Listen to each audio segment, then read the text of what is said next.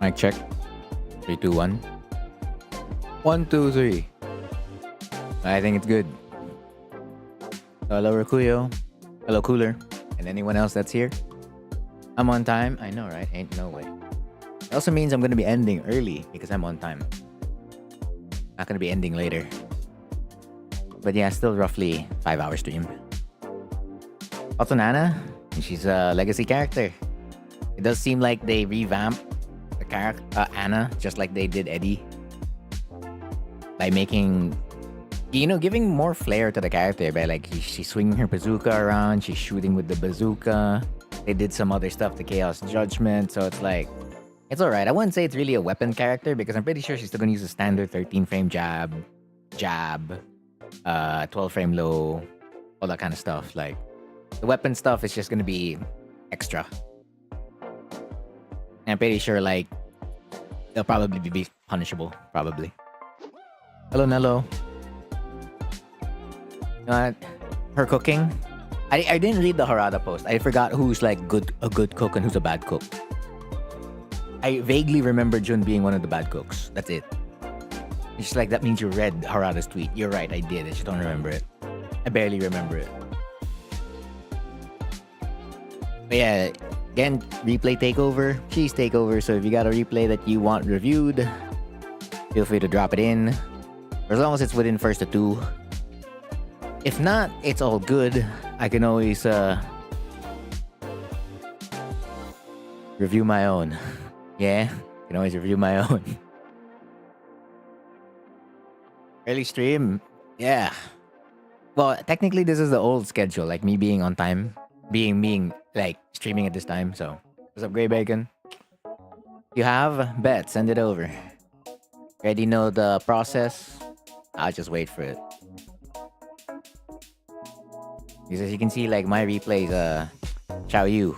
Playing Xiao Yu. This is just basically for the dailies. Like even if you see Steve here, this is also for the dailies.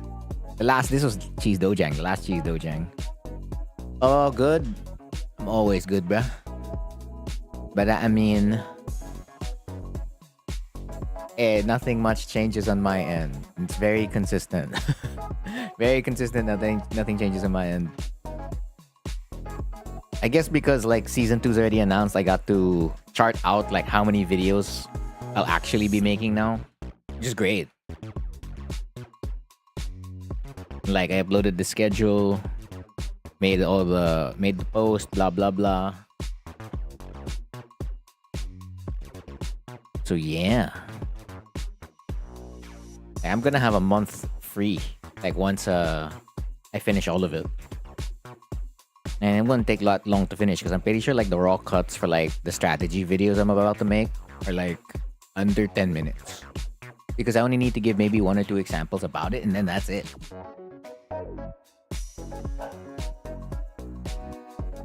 I'm looking for Feng Wei. Got him. 3-2, 2-3, 3-2. Oh damn, close set. Close set, hella close set. Whoa, okay, I did not want to look at the profile.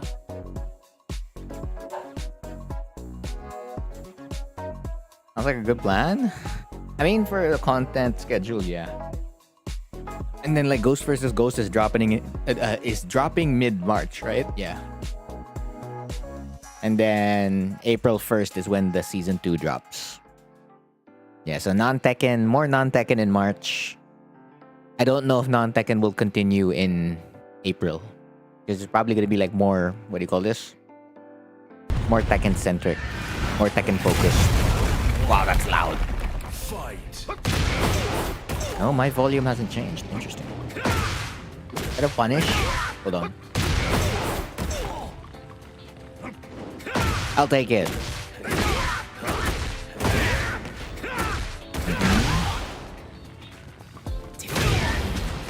Soul Splash.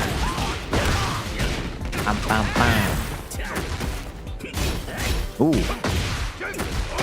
14. Is it risky? Oh no, yeah, you just get hit by Iron Fortress. You just get hit by his back one plus 2. Ooh! I didn't go in? Gonna put Huarang in a great ball. You don't have to make Ghost versus Ghost? No, Ghost versus Ghost is gonna be fun. I can really like imagine a niche little community for it. And then like imagine this kind of title and thumbnail, Gray Bacon, like when you're scrolling on YouTube. I made a ghost that is as good as me. I made Y player's ghost. I made a ghost that blah blah blah. It's like amiibos in Smash. It's I can see it. I can see it. It has a place. It's gonna survive. Because again, majority of the player base is casual. And like the fact that you can even coach your ghosts later in a later update, right? They showed it when Dragunov and Jin were fighting, and then you could tell a ghost to like do a high, do a mid, do a low, to do a rage art, to do a power crush, stuff like that. And like I'm pretty sure latency is not gonna hurt you as much like if you're gonna like play somebody on like the ghost versus ghost cabinet. It should hurt less. Which means I guess we don't have to play real Tekken anymore, nah? Yeah, we don't have to play real Tekken anymore. Woo! Instead we'll play real ghost battles. Yeah! And like you can imagine another YouTube video being like, I coached the greatest ghost of all time, or I coached myself, except like the player was using their own ghost. Like I can just see it. It's gonna live. Ghost versus ghost is gonna live. And you know, the fact that you can do it in the lounge, it gives another reason to like be in the lounge, yeah? I need people in the lounge. That way we can actually get people playing Tekken Ball, right?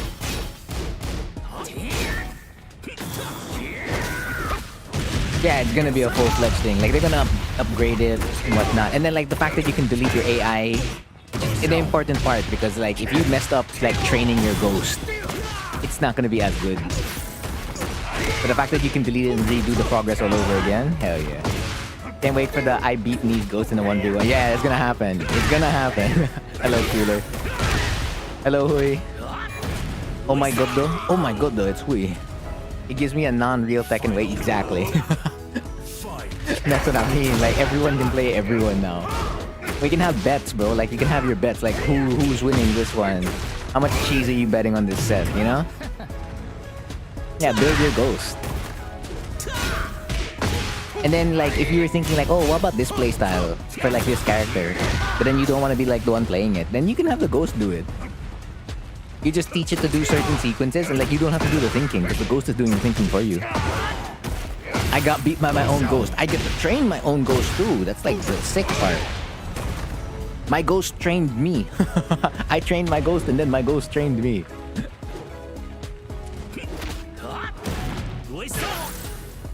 Like the Smash Brothers community.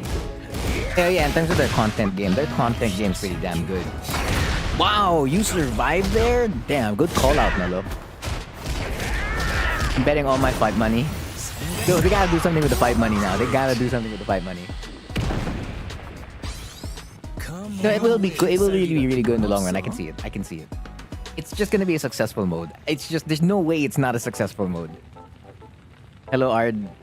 Early stream. I know, right? I'm on time. Can't believe it. Old schedule. Lamau. Hey, if it works, it works, right? Let's see. There were a couple of things wherein I was like, as I was talking about Ghost for Ghost, I was like, huh, okay, you could have lived more there. And I think in the first round, there wasn't that much. It was too rash. Well, that's one of the things you always want to be like doing versus Feng. Not always. Oh, well, the things you don't want to do against Feng, like being rash. You want to be patient. You want to be composed. And like, if you want to speed up your gameplay, that's fine. But for as long as like you're covering your bases, right? That's all that matters. Technically, you are early, so I'm not on time. Ah, you're right. Okay, but if like I use my old schedule, technically I'm on time. Yeah? I know I'm early. No? No, actually, it'd still be late. Lamau. The German way of thinking. Oh, yeah. I saw some shorts about that. Like, if you say like let's meet at 8, they're gonna be there earlier or something like that, right? Like, way earlier. We're gonna have a cheese ghost takeover. Hell no. Okay, let's not do that. That's gonna be like really hard. Ghost tournament, hell yes, but like ghost takeover, I'm not sure about that. I like how when Frontier starts on time, it's considered early. Yes. I mean, it's something they're gonna improve over time, right? I know that was an error in the combo, so I don't need to tell you that, right, Nello? You already know like that was a combo error, misinput or whatnot. And then you were really patient on this end. This one,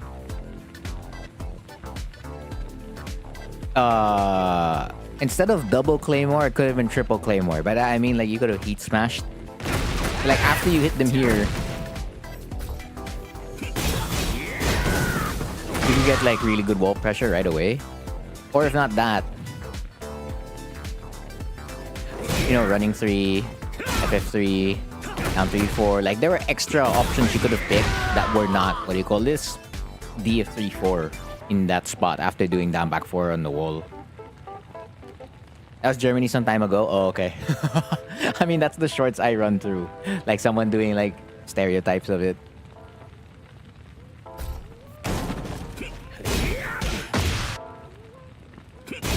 Yeah, so because 14 means you're getting hit by a heat engager.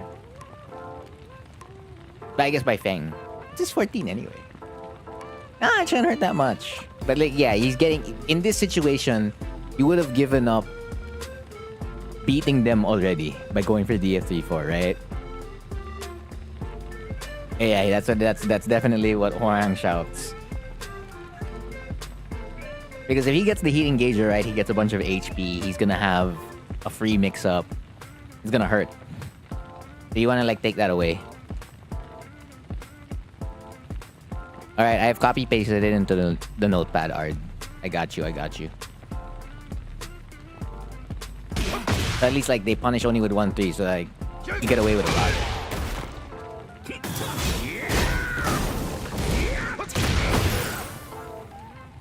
Could you back one that?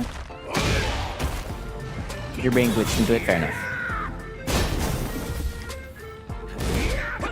Oh, you can back one that. Whoa! Oh, okay. Oh! If I do a forward 4. No!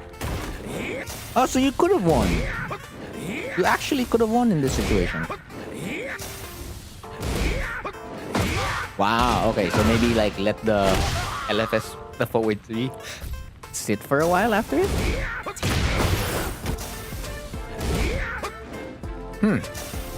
It's better than this fish is my dish. You can't unhear it anymore. I wasn't even doing an SSR, I was just doing forward 3. Like, it actually avoids Feng's down back 3 at +3. Or maybe it's because of like the wall, maybe? But yeah, if I add the SSR, all the more. Although you're not supposed to be stepping that low. Hey, you know what? I'll take it.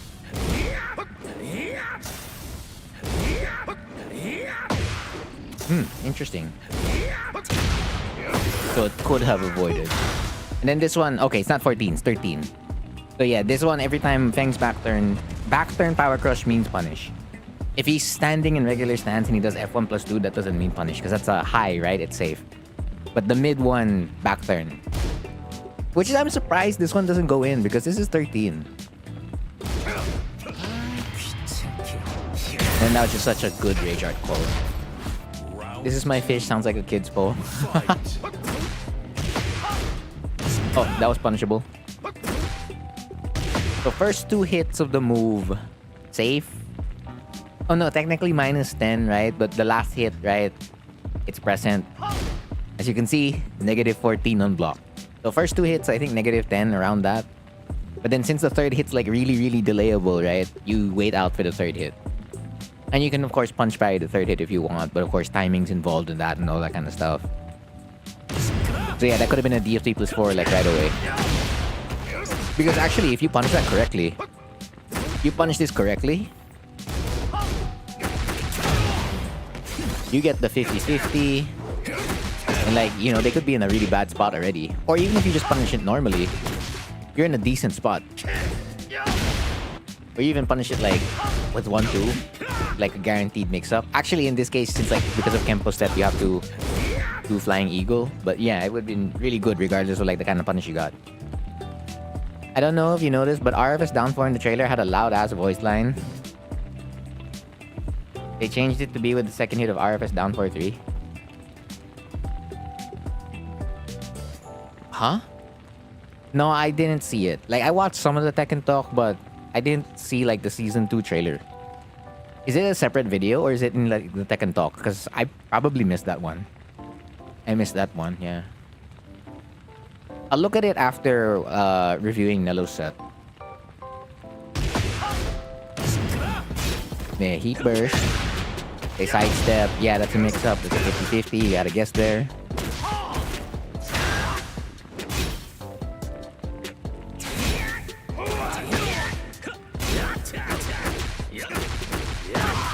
They get hit, which is good.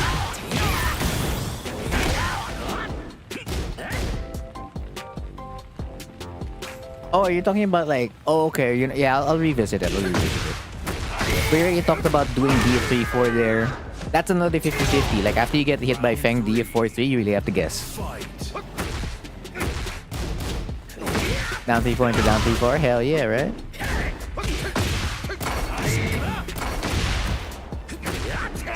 That's fine. That was a risk you had to, like, take.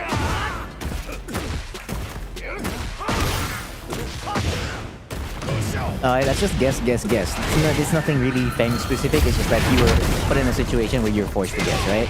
Nothing to look there. I haven't really done... How many Feng stuff have I even covered? Like 2 things? Yeah, this is the high power crush I'm talking about. This one, again, for as long as he's in regular stance, you see this power crush, don't punish. Take your frames, and then if it's the back turn one, yeah, negative 13. Ignition barrage.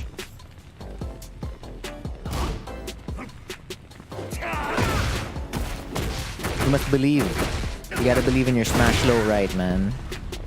I believe that's what the name of down 3-4 was in older games. Smash low right. I know now it's like different. Feng? Oh, well, Feng's in the game, man. You can't avoid him. Hello, Heart. Okay. That was risk. Actually, there are a lot of risks here. So you get the DF4. You don't take the Oki. Because... Yeah, there's a parry follow-up as well. But like, right over here, right? After you get DF4...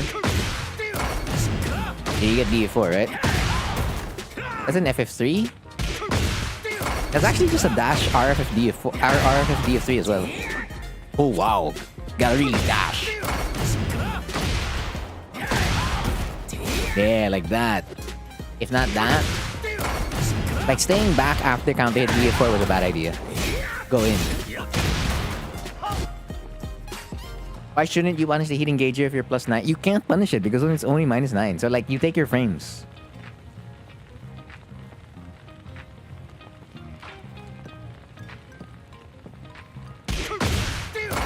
Like, most of Hwoarang's stuff that knock down, or if it's like on counter hit, instantly means Waivu Oki.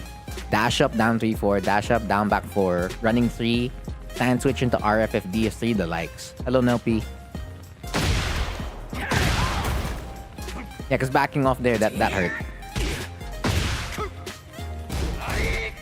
And then, right, Feng goes -4 here after DF4-3. So you check with a high.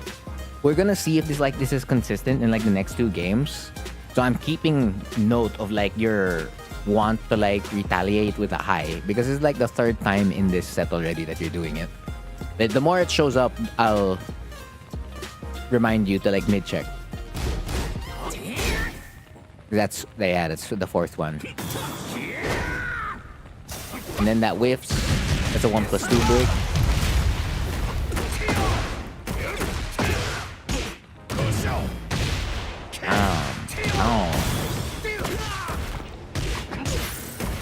You asked about this low, right? Was it you who asked about this low or was it another player? Yeah, because the way you deal with Feng's down back to 1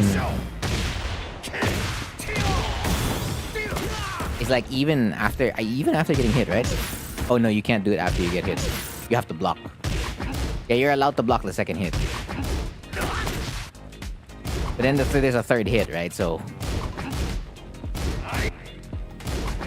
if you're able to block it, that becomes a low parry. If you get hit, you just have to wait. Because you're not allowed to low parry on hit on the 2nd hit. But you're allowed to block, so you take that and like just wait for him to like do the whole thing. But yeah, when you block the hit, But yeah, since in this case you get hit, it's just block. And then you wait for the third hit. Whether you potentially parry that or not. Or even bet on like, what do you call this? Punishing down back 2-2. Yeah, low parry, very good for this.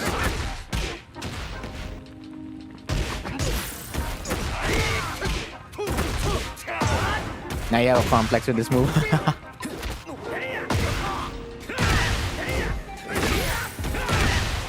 Let's review that. It wasn't bad, but it could be better. So you switch sides, right, with 2+4 generic throw, and then you get the FF3 on the Oki. You're +6 force crouch. This is not season 2 yet where they can sidestep to either side, but even if they could sidestep to either side right now, you'd still be in a good spot. Even if the opponent could sidestep to either side. But in season 1 right now, before this legacy mechanic disappears, this is easily an RFF DF4, an RFF back 2, a down 3-4, a down back 4, a DF2. Yeah, because they can sidestep left now, right? And they cannot... They gotta sidewalk it. They have to sidewalk left in order to, like, to avoid DF2. You can F1 plus 2, but your life's too low, so DF1. You have no heat, so you're not allowed to do DF3 plus 4. Because you go for up 4. So if you're already thinking of, like, the opponent potentially pressing a button, RFF DF4 would have done the same thing and you'd have more frames. Because by transferring yourself from +6 force crouch to now +3 in a spot where you can't block and you're forced to play the mini game of RFS F4 and RFS 3 slide 4, it makes it more dangerous. So, like, imagine moving from, like, here, right, to this. It's like safer. Not that. See, they can't even backdash it. They won't be able to backdash RFF back 2 either. And then, like, you're still in a way safer spot compared to, what do you call this? Doing FF3 into up 4. So anytime you get, like, really, really big frames there, you either go all in with, like, your 50-50, or you pick the safest option. Up 4, I guess, can fall under a safer category, but you want to run with, like, faster moves or moves that would not get beat. Because at +6, can I control Feng? I can control Feng, right? At +6, I should be able to step that. I can't step that? Hello? Oh no, that's on block. It has to be on hit. I can't. Okay. I can't, but... So in actuality, they can't step it? Which... I guess it's a Feng thing, because I keep testing everything on Lily. So maybe a Feng thing where he can't step up 4. But in theory, they should be able to step it. And again, right, the situation you transfer yourself over to, it's a tough spot compared to, like, going to a place where you're a lot safer. Most especially given, like, your HP, it only takes 1 power crusher, 1 random down jab, or 1 random magic 4 or back 1 to, like, kill you.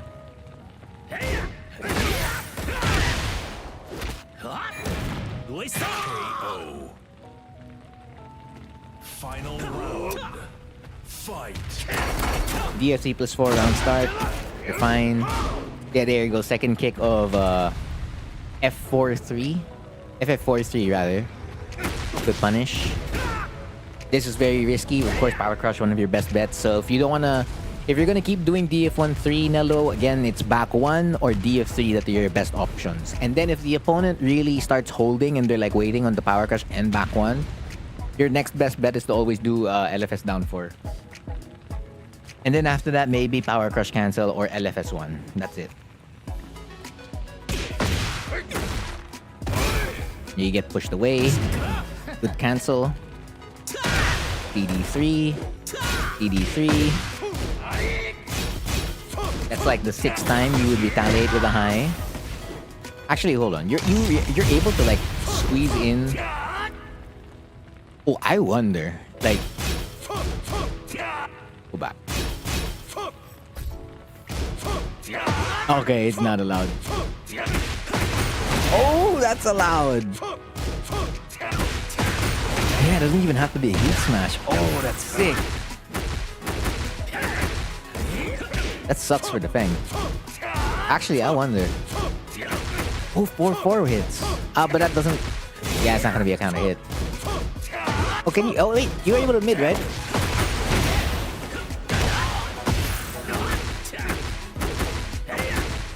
Ah. Yeah, so it doesn't have to be a heat smash.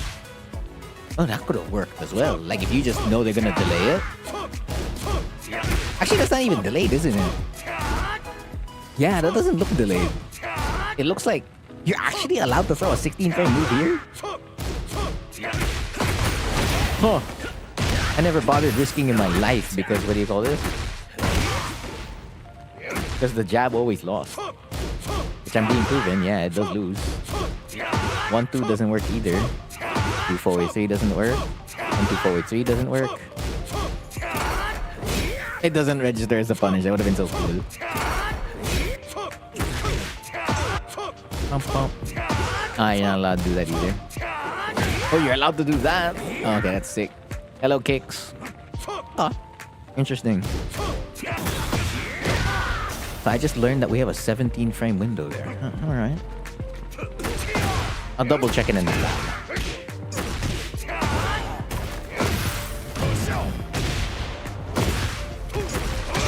And then they push you away. They don't take the running Oki. That would have been really good for them if they took the running Oki.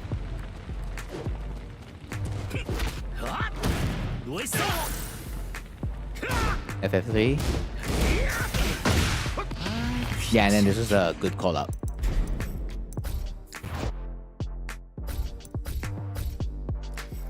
Is it just my bias or Horn doesn't have any annoying voice lines? For the next battle. I mean, toi. Toi. Or chua. What he says during Flying Eagle, what he says during Lightning Halberd, what he says when he does just Spring Skyrocket. I mean, I guess it's not, yeah, I guess it's not annoying. I don't know.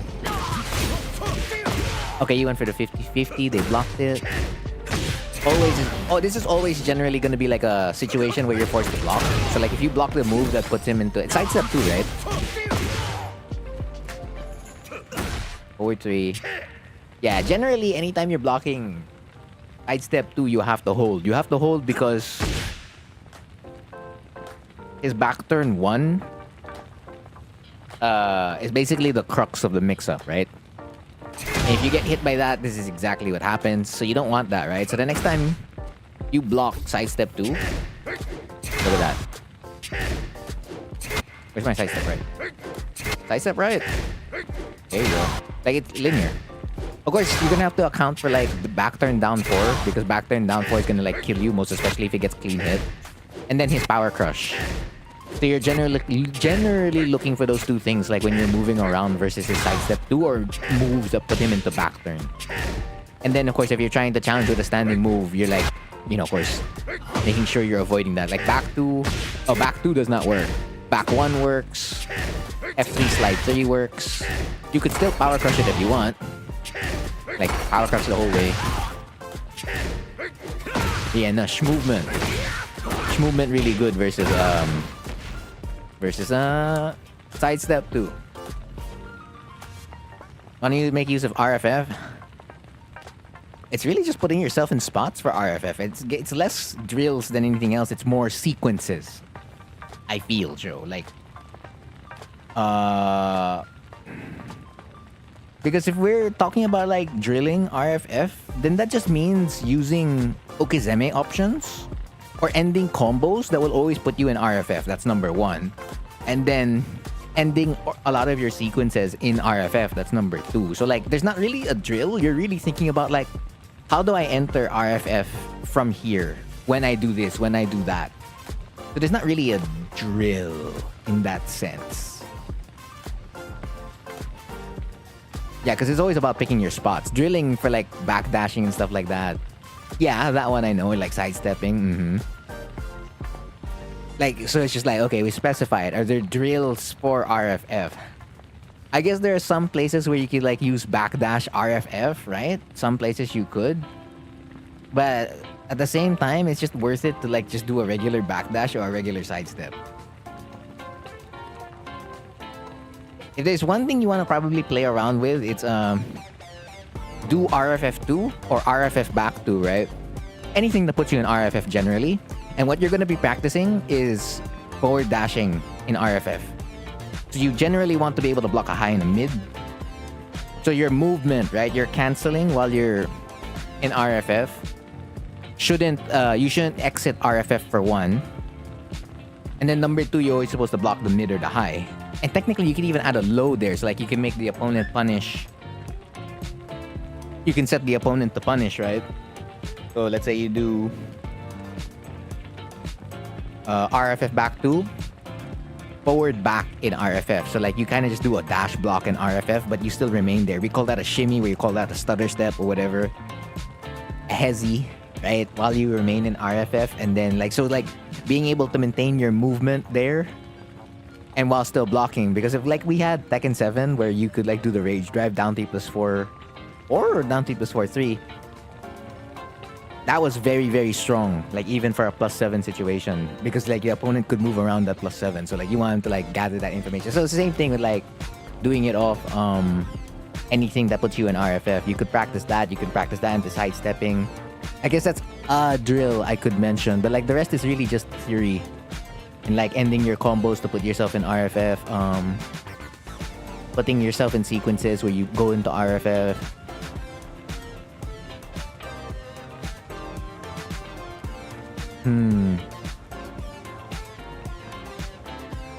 Well, Oki, right? So like, let's say you get RFF back 2 on counter hit. You have to do a mini dash first before you do RFF TF3. That's another thing to like drill for RFF if you want to. Yeah, that's the most I can think of off the top of my head. Hello, Prog. Greetings. He was warming up and you told your opponents. You told not your opponents. Get well soon, Kicks. Yeah, so yeah, that's another thing. Oh yeah, and of course, like after tornadoes, RFF forward 3, dash forward 3. So like, it's another thing to like drill for RFF, yeah. But yeah, again, Nello, that's about sidestep 2. You can walk, and then you're always generally looking for back turn 1+2 and back turn down 4. Again, we already talked about the 2 kicks. Okay, that must be online. That looked like it was on time. Same thing here. So this is like his brand new move, F3-2. And if you want, Nello, you can practice a fuzzy. So you record Feng doing F3-4 and F3-2. You can practice it. Like, there's not much of a delay. He can't delay it. I mean, off the top, from what I remember, Feng can't delay it.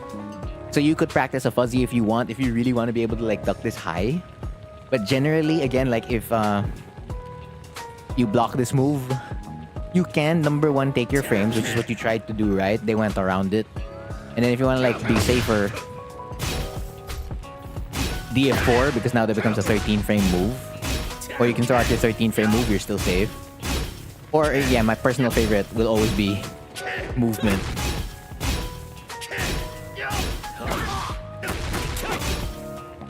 Joe, that's frames. So basically, almost every situation on block that transitions Hwoarang into right flamingo stance, you can always press RFS F4 for. There's like one situation where you can't. What is that situation? No, I'm thinking it wrong. You can do it on all. It's just that against a rage art, you won't be able to protect yourself in some. But for as long as they're not pressing a rage art, or for as long as they're not pressing a power crush, anything you do, 2-4, up 4, down back 4, up forward 4, up forward 4, 4, up forward 4, 4, 4, RFF 4 forward, RFF DF 4 forward. Like, you can just press RFS F4 anytime. It's not a problem. How many in queue? There's only 2 people. Counting Nello.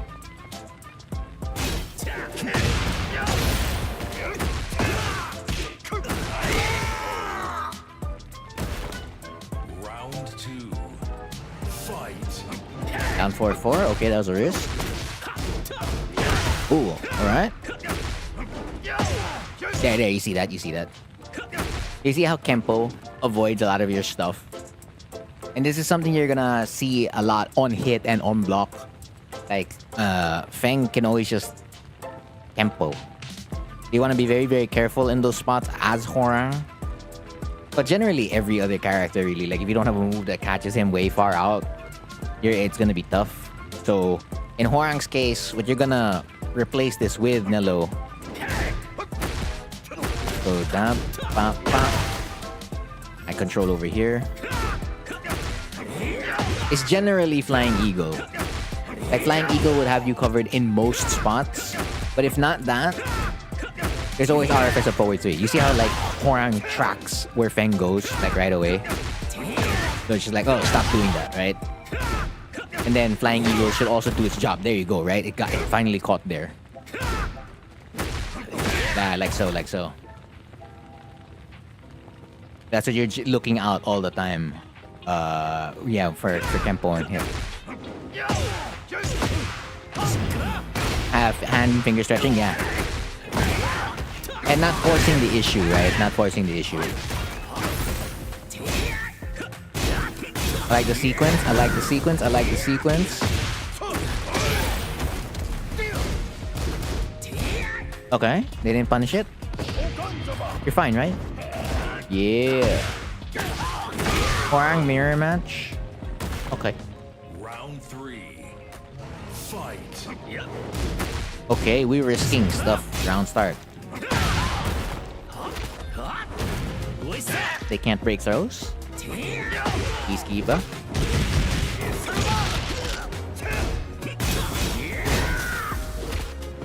Uh-huh.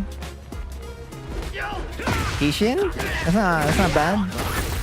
You're higher than me when I first started on Hwoarang.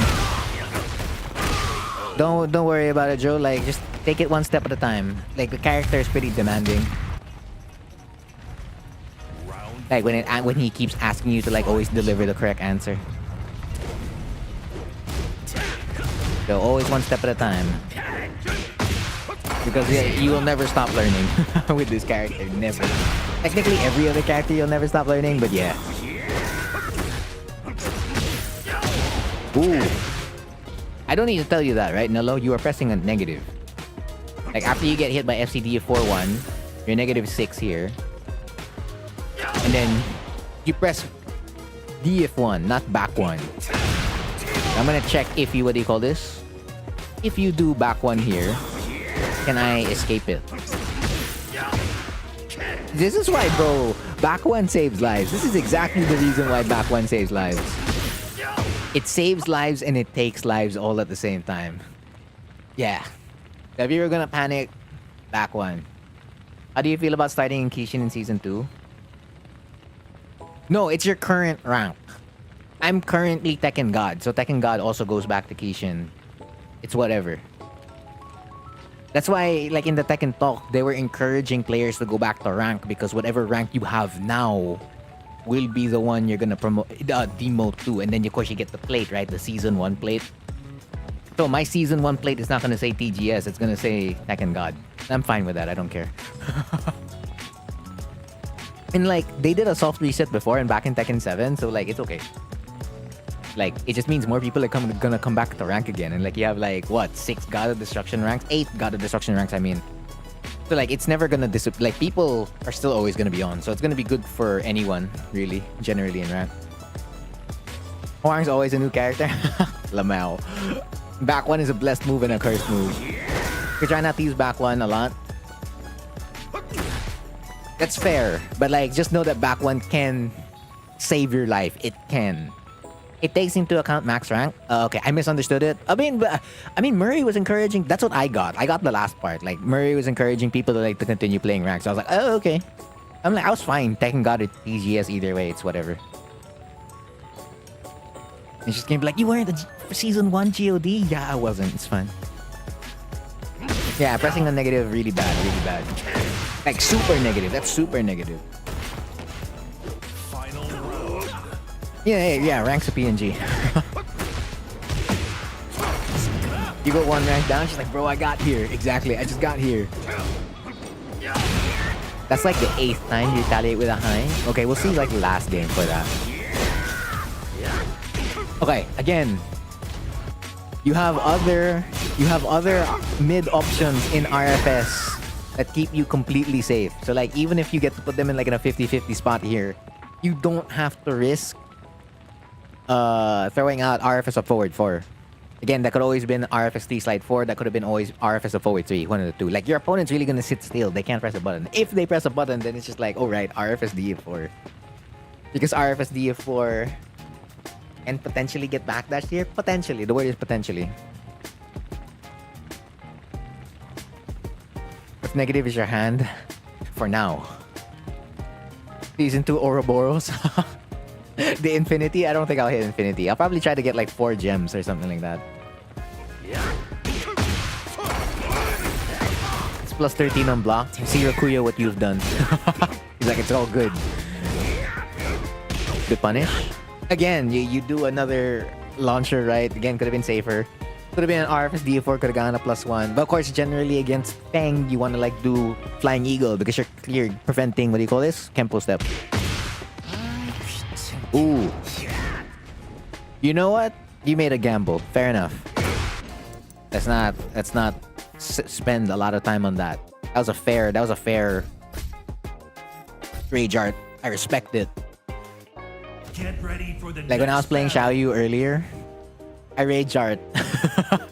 Like as soon as I got rage, I mashed rage art already. Why are they so damn expensive? Depends on where'd you buy it from? Fight. Was it custom made? Ooh. Okay. I can touch on another Feng thing now. Do we need more mid ranks? You know, when they said they were adding 8 more ranks, I was actually just assuming that they were gonna fill out the ranks. Like yellow is gonna get another rank because they only have 3 ranks. So I was like, oh okay, they're gonna make everything have 4 ranks again. And then they'll add like an additional high rank, right? Like what they did in Tekken 7. And then no, they said basically here's competitive mode for the competitive players. I thought that's what they were gonna do. I feel like that's what they should have done. Well, with the competitive mode. But I mean, it's a start. My PGS PNG is guaranteed. Oh, okay. Okay. The U43, right? You see that? Basically, how Feng's shifting clouds works is that if it absorbs 2 hits or 3, basically 2 or more, right? You basically end up dead, right? So for as long as it only absorbs, where do you do it? Around here, right? If it only absorbs 1 hit, you see how you live? That's what you want. Because even if I just do a 1-1, I still die. And if I do like 1-2, try to do 1-2 forward 3, it won't go in either. Of course, Power Crush will win here. And of course, like it can't take lows, right? But basically, anytime you start attempting to do strings versus shifting clouds, it's painful. That's why every time you're trying to fight Feng, you keep it really safe. Once you have like the tendencies of like when the Feng would shifting clouds and when they Kempo step, that's when you work around that. But when you don't know it, again, you just like keep it. Yeah, so again, like lessen it, right? In certain spots, because he can like shifting clouds or Kempo anywhere. Imagine attacking God of Fire. I don't know, like Ouroboros was not the name I was thinking, but like they put gems too, so like there's Infinity Stones. It's pretty neat. It's an okay design. I wouldn't say it was bad. It was alright. They gotta use a gift. Actually, that would have been sick. That actually would have been sick if it was a gift. You're right. That would have been so sick. Or like nameplates with gifts. Okay, but that also might distract you from the game. Not gonna lie, it might distract you from the game too. It's just like, bro, your shiny PNG was like, it was blocking my vision, bro. Okay, I get it that you have the shiny PNG, but bro, turn off the gift thing. That could be a distraction. Fair enough. It's a Vitrix. That is expensive. Vitrix is expensive.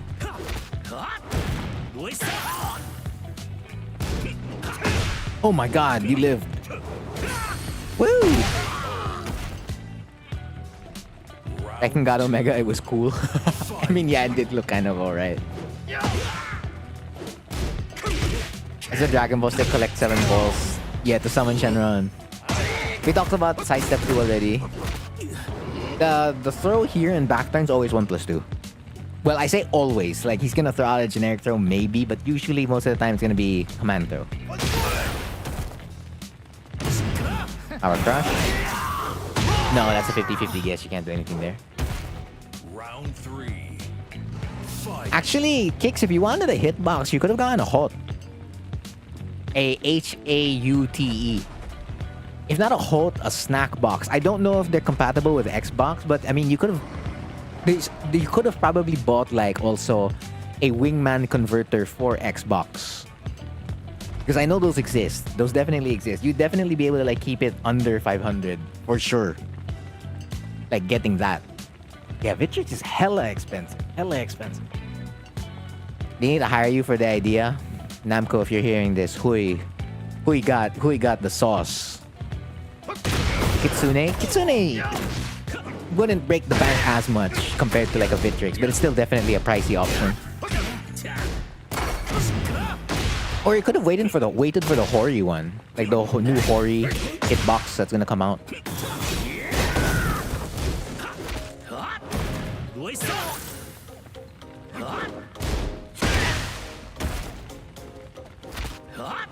Man, we're really abusing roll and choke, huh? Good recognition, Nello.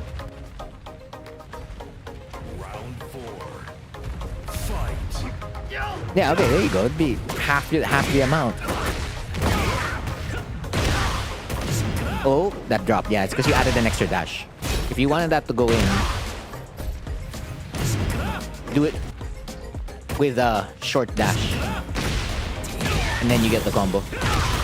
You ran a bit too much. Yeah, Hori's making a new one. I'm waiting for that one. But then you need to get a converter with it as well, so it's like...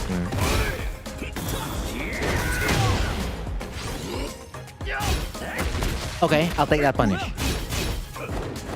We talked about shifting clouds already. Boss plan? Oh, it doesn't. Okay. Oh, they actually punish you. You have no HP. Okay, fair enough. That's another 50-50 spot you're stuck in. I wonder if Horan can do Heat Burst and Flamingo Stance. They said for some characters, not all characters. So I don't know if Horang's gonna get the ability to like do a Heat Burst in left Flamingo or right Flamingo. It's actually gonna look weird if you can do it there. Also would up our combo game by a lot. But like, do we need that? I don't think we do. No, they announced like the newer hitbox that they're making is PS4. Unless that changes in the future. If Zafina can get a whole shit too. But they should give us a high crush in left Flamingo stance. That's what we need. But yeah, Nello, that's everything about your set. So if you have any questions, let me know. And let me check. I want to check that DF4 1+2. I want to see if like we really have a 17 frame window. Do you really notice the difference between sticks and leverless? Yes. Because one, you're holding a lever, and the other one, you're pressing buttons. That's like the main difference. Oh, well, I guess your whatever hand you use for movement will feel that difference. Whether you make it standard, which is your left hand, or you get a custom version of it and then you put it on your right hand, whether that be for the lever or the buttons.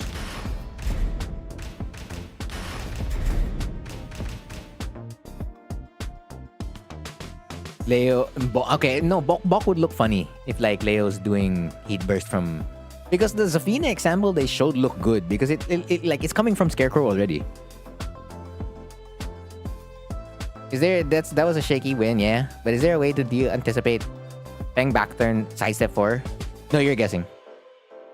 For back turn 4, you can time it based on like the move they do that puts them in back turn. But at the end of the day, it's still a timing thing. So like if they delay their timing, then it's the same thing. Like if for sidestep 4 as well, like if they do, let's say sidestep 1+2, you're stuck at the wall because of back 1. And then they can still sidestep or backdash most of our options like to retaliate. And then interrupt us if we try to like go for a homing move. It's all timing based. It's really all timing based. Yeah, you're guessing for the most part. I know what I meant was like, does one stick feel different to another stick? Yes, because it's the buttons that they use or the lever that they use. So like, if you buy, let's say, a stock Hori and a stock Quanba stick, so like a Hori wrap end, right, and a Quanba obsidian. The stock parts of the Quanba versus the stock parts of the stock parts of the Quanba is using Sanwa already, right? And then the stock parts of the Hori, like the Hayabusa lever is different from the Quanba lever and the Sanwa lever. So like you're gonna feel that difference, including the buttons. So like those stock buttons make up the difference, but like the base of like the lever or the stick, I mean, that'll be different too based on the shape, but like if you're gonna ignore that, just the buttons and the lever, then yeah, they're still gonna be different until like you mod it to like whatever parts you want.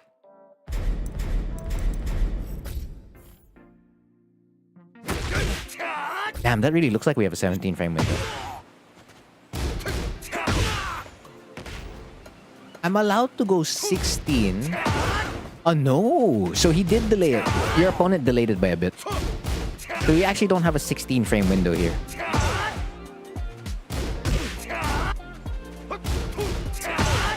We trade at 15. We win at 14. So there's a 15 trade window, not 16, which means this idea of throwing out Heat Smash wouldn't have worked. Yeah, it doesn't. But that means also throwing out down back 4 doesn't. Yep, it doesn't. Wait a minute, if he's doing it faster, can I get 2-4? No, he does the high crush state still messes it up. Which means I can only get this. That's fine. You can't get 4-4. That's not a trade launch. You guys both trade, it sucks. Don't do DF2. That's better. Yeah, that's better.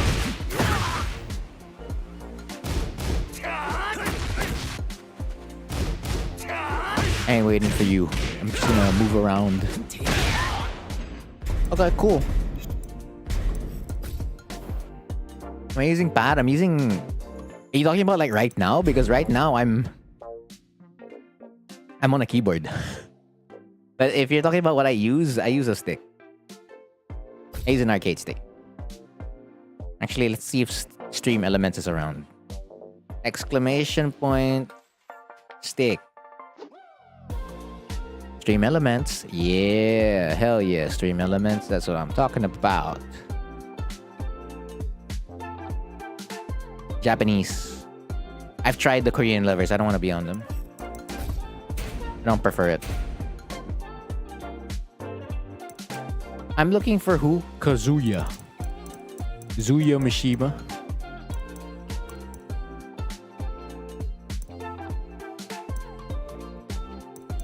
Zuya. This Zuya?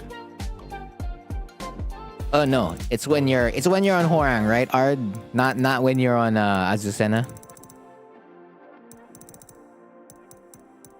It's this one.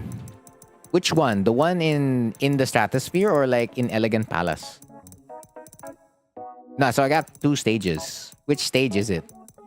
Into the Stratosphere, which is this one, or is it Elegant Palace? Oh, there's also you play this guy a lot, huh? You also have the beach. You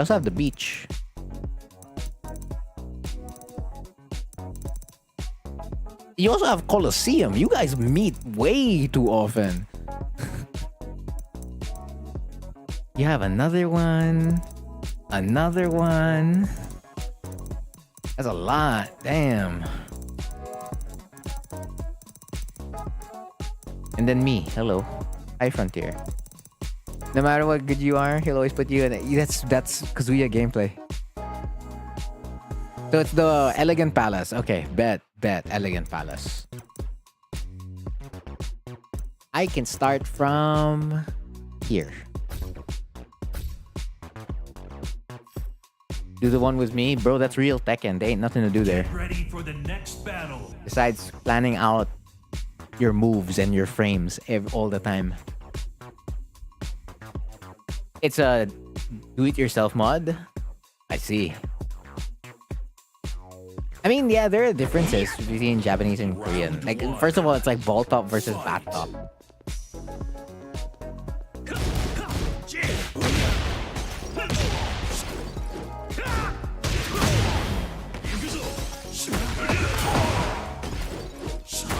Yeah, because that goes for the first of two. So you win one game and then what do you call this? They win the next two.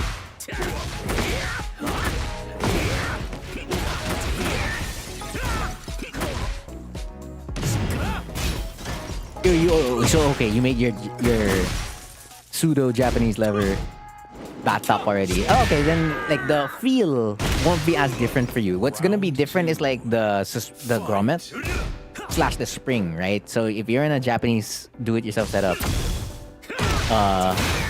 you're gonna be changing the spring with the grommet, which is the one that's gonna make it like heavier or lighter. And then there's like the switches and all that kind of stuff. Yeah. I'm like the worst person to ask what the differences are.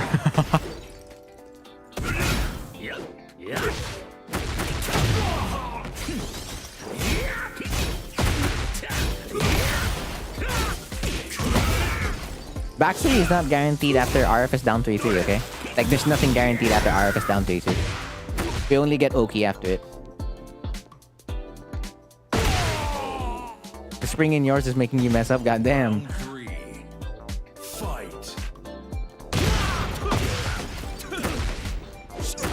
I'll sweep. I'll sweep.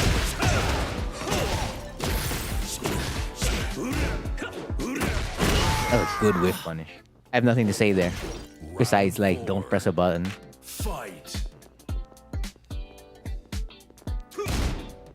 Wind God fists are -10, but like, yeah, it's a question of like if you're gonna punish them or not. Burst. Running Oki. Yeah. Damn, that should have been RFS at 4. But okay, you checked with RFS 1, fair enough.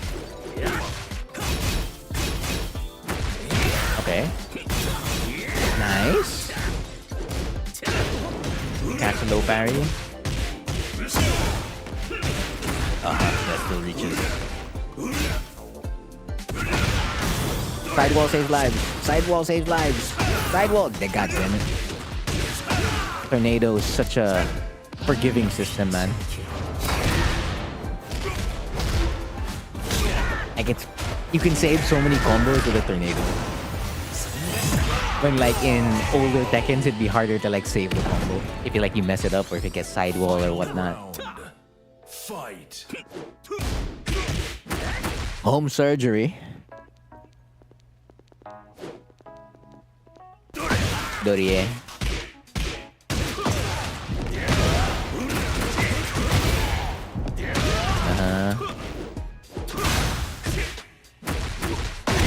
Okay, that pays off.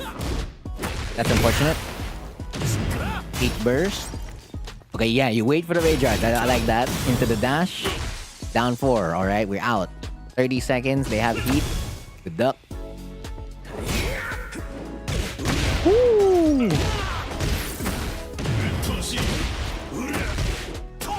Oh, yeah, that was supposed to be DF1 too. They don't complete the punish. Oh, the bravery. Oh! Alright, we'll take that.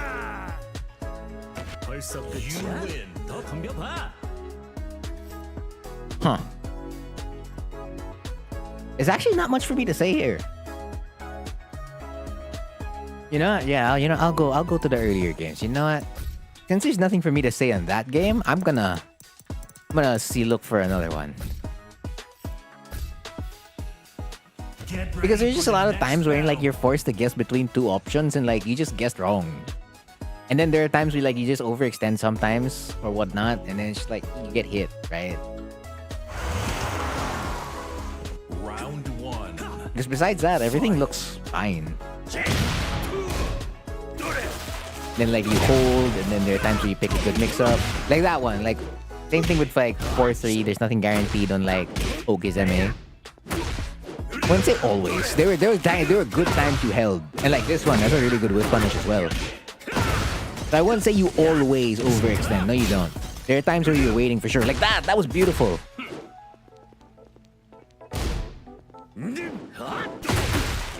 Commitment issues, it be. Why are you down 3-4? I mean, if you're fighting against Hwoarang, should always be. Because if you let Hwoarang do that, you're just gonna lose. Right, you know that random ass meme that, what do you call this? It skips the character's win pose after they get their win condition.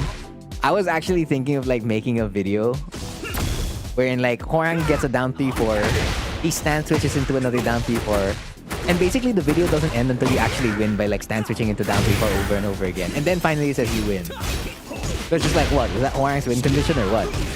So, I mean, the win condition is like, they don't dunk. Like, it's not instant.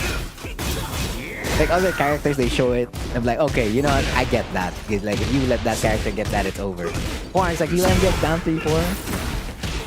I mean, it's okay. 15! Hello, A. Yeah, it could be pretty funny. For me, it sounds really funny. I don't know if like other people would find it funny as well.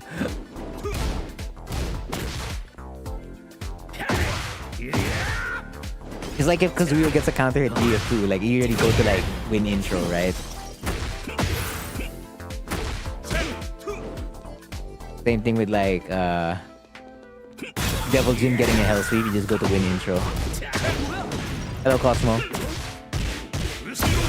It's the placement of down 3-4. I mean, like, and as Hui mentioned it earlier, your opponent's already looking for it. Fight. But then there are places where like where you throw out a different mix. So like that's why I'm not, what do you call this, too worried about it at the moment. Like the way you're playing seems completely fine.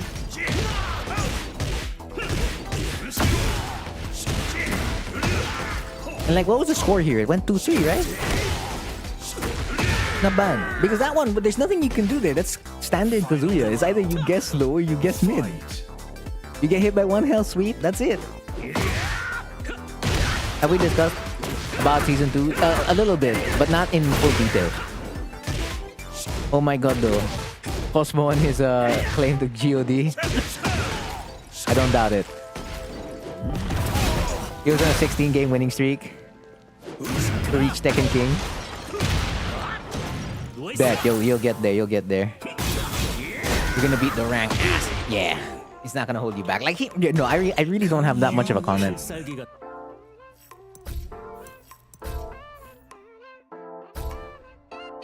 Yeah, you go 2-3. It's not bad. So I watched these two games, right? The ones where you went 3-2. So when you win, according to this set, you had to earn it. If we were to interpret it in that way, you had to earn it like because the Kazuya was able to get another 2 rounds. When the Kazuya is able to go on a roll, something's up, right? Something's up. So maybe we'll be able to review something within these 3 sets, right? In season 2, you see I'll get like 1 gem and then I'm out. Like if there's no rank decay, I'll be alright. No, yeah, so it's just to like see what you're doing less, right? Because if the answer is really press buttons, then don't stop pressing buttons.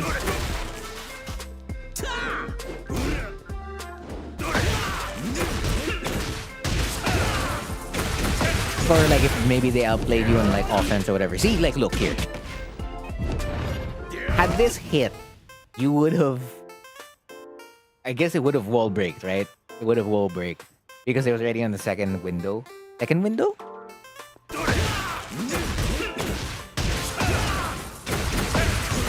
No, it's still on the first window. But that would have activated the first window.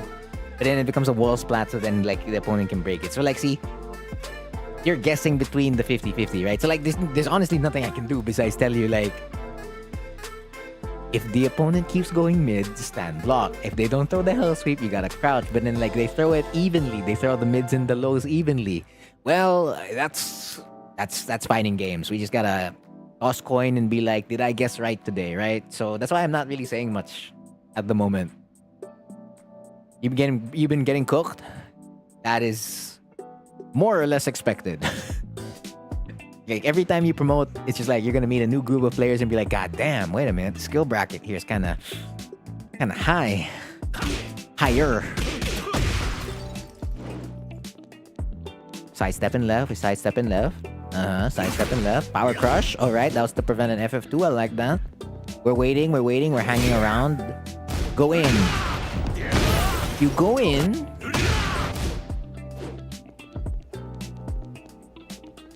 You gain the +6. Okay, so you have 6 whole frames. You jab. And then you go for a high crush. Fair? Matchmaking decided you should always play 250k prowess. Yeah, so it's the stronger players, generally. It's okay, prowess matchmaking is going to be gone soon. Instead, it's going to be rank matchmaking. So it's always going to be based on like what the opponent's highest rank is. And it's supposed to be similar to like your highest rank. So it's still like, going to be a different skill bracket nonetheless. Until like, I guess you hit like Tekken King minimum. Back 3?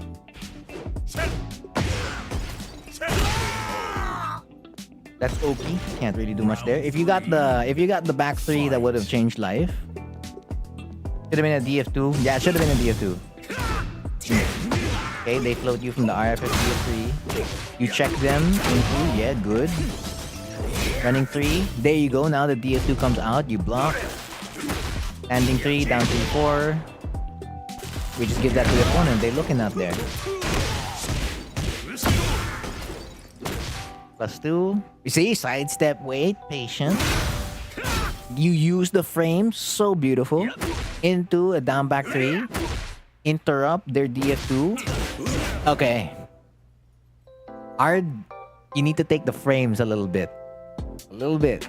Not all the time. Like you're throwing out mix-ups, and I like it. But there are times where instead of throwing out the mix-up, throwing out the frame trap would have been beautiful. Would have been beautiful. So it's just dancing around frame traps and mix-ups, right? Besides that, it seems fine. Like, no, punishment will get better for as long as you continue to attempt it. Like, again, anything you block, standing, you mash 1-1, or 1-2, or 4-3, you block any low while standing 4-4. And then when you see a whiff, you try to throw out DF3 +4 or back 3. You don't mind, you're learning? Fair. I thought I was getting not bad, and then suddenly, like, I'm still bad. Well, technically, you are not bad. But yeah, there's, like, levels to it, right? Levels to it.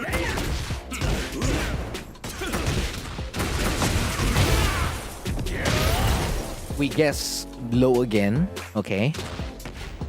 And then they get the down back 4. You wait. Oh, you stood up at the last moment. Okay.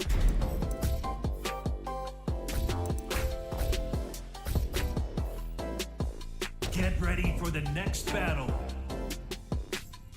But yeah, you definitely press lesser buttons there compared to the ones where you went 3-2. That's for sure. Round 1.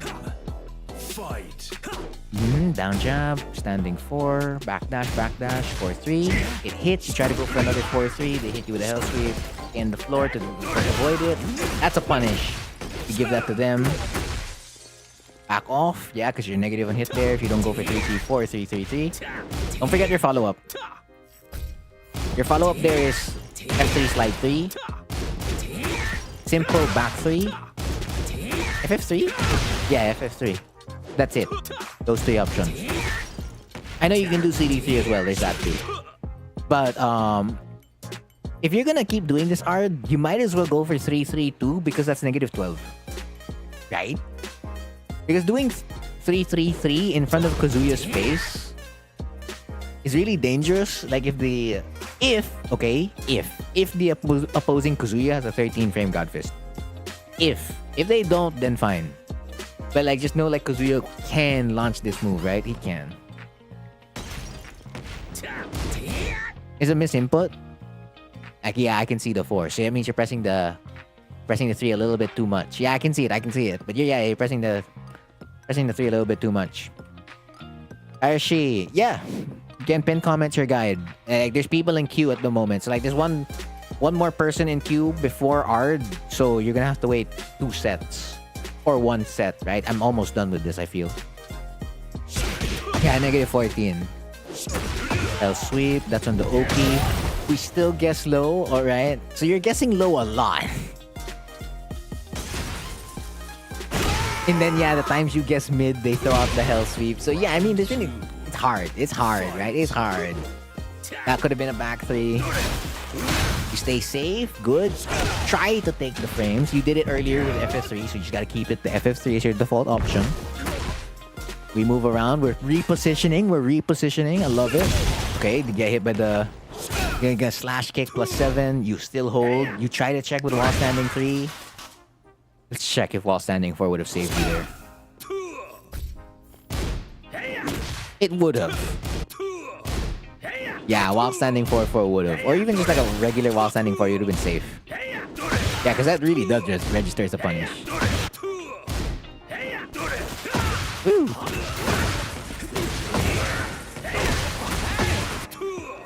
Yeah, but while standing 4-4, yeah, that would have saved.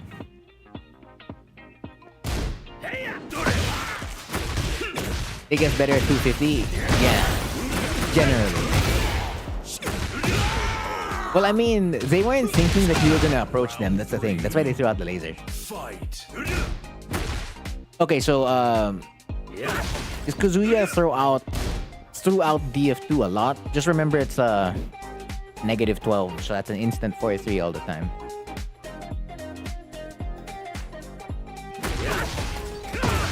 I mean, sometimes you're just guessing right?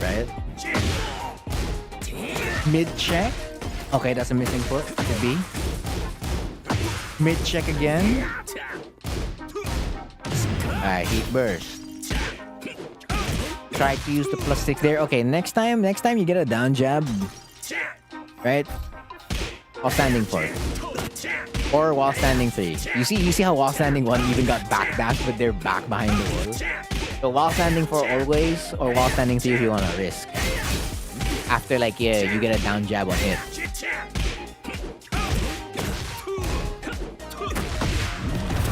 Hold back. You take the frames, good job. You try to do what afterwards? So you heat smash, RFS1, you go -2. You try to throw. Yeah, it's too slow. But yeah, if they press the slower move... let's see, if I was Kazuya, would I press a slower move here? No. Which means a throw would never go in. But yeah, if they did throw a slower move, this could have gone in. Yeah. FF3, that's the time you guess low. Again, so mid, successful.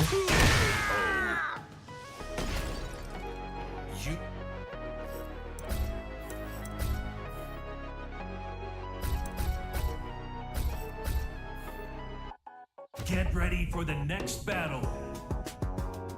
Yeah, frame usage. That's the most I can come up with right now. Round 1. Fight. DF4 into backlash. Save. -18 move. Could have been a DF2, but or a standard 1-1. Whatever punish you can get.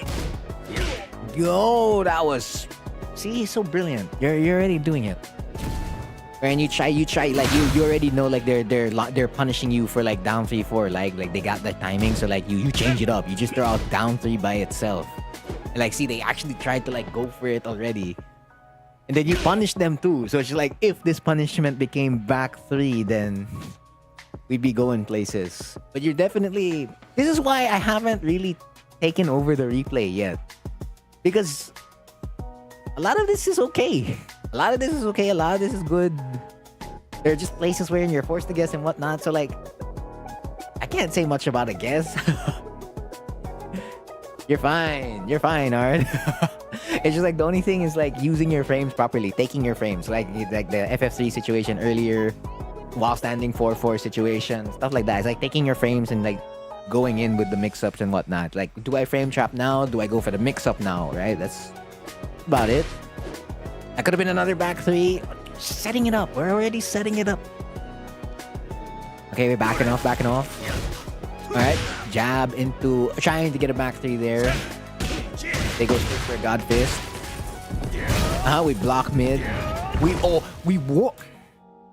Not even we. You walk like, bro. I can't say anything. I really can't. I'm just like, yep, you're doing a lot of stuff well. That's really it. You're doing a lot of stuff well.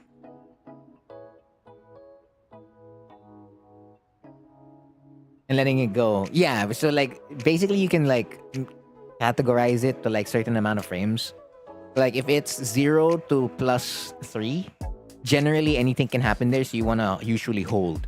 The moment it goes +4 to +6, there's a clear. Oh no, my bad.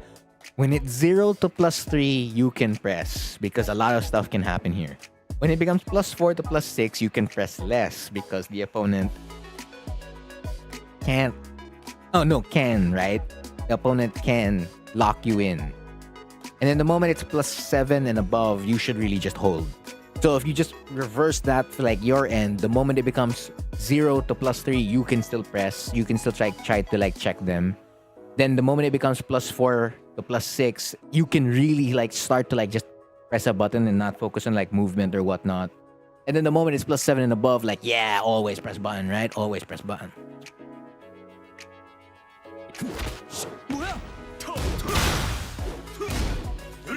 Back three again. It's because Kazuya is your best matchup? I see.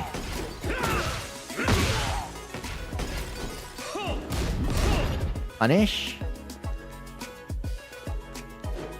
Well, I'd say like it's because they have some of your timing on like when you want to like down 3-4. So like your adjustment to like do down 3 or even like throw out a mid is a really good call.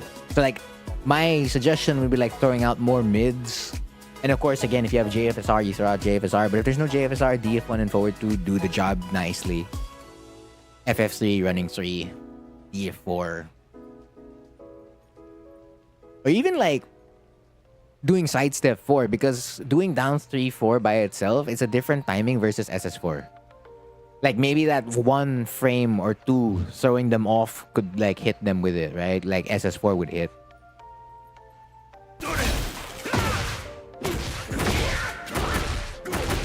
And of course, yeah, again, taking your frames. You gotta take your frames.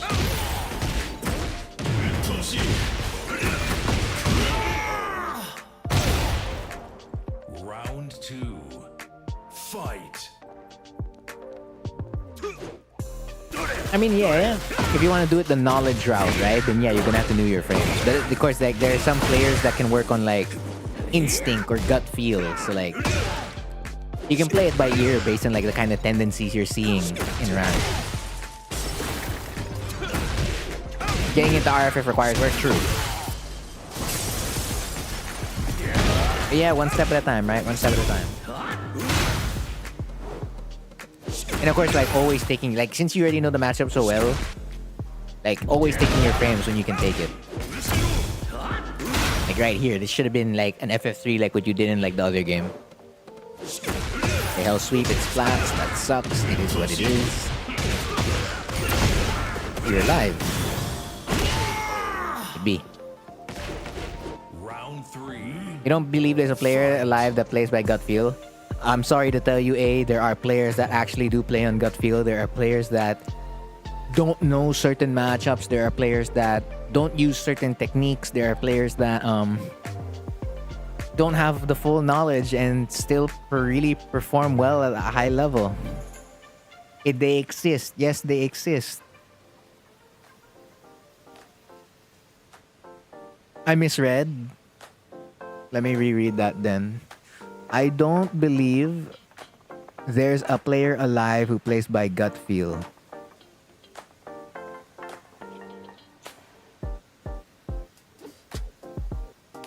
That's the first part of the sentence. Who wouldn't play better if they knew the frames?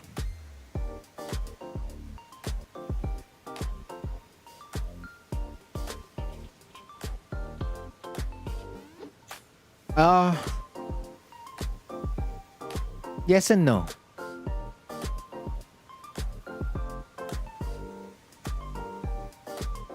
It's like, what's a good analogy I can grab for it? I'm not sure if swimming's a good analogy. But I'm gonna use it anyway. Like, let's say you have a young kid that just jumps in the pool, doesn't even know like he's in the adult side where like it's how many feet deep, right? And they're just swimming. They're completely fine. And then you tell them how much feet it is, and then they start to realize how deep that is, and then that just messes up like they're swimming and they start to drown. I don't know. It doesn't sound like a really good analogy. It doesn't. But like I know players as well that when you tell them the frames of some stuff, it actually hampers their decision making. Of course, they have to work through it to like go out of like, you know, being scared because like, oh wow, what do you mean it's actually that plus? Or you mean my move is actually that negative? I shouldn't have been pressing here all the time. So it can make them worse in quotation marks. Depends on the player, usually.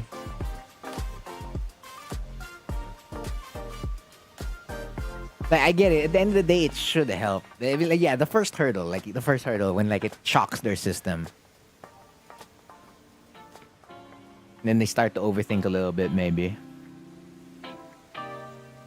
Yeah, so it's the after they get through that hurdle, then yeah, the numbers they're gonna be good.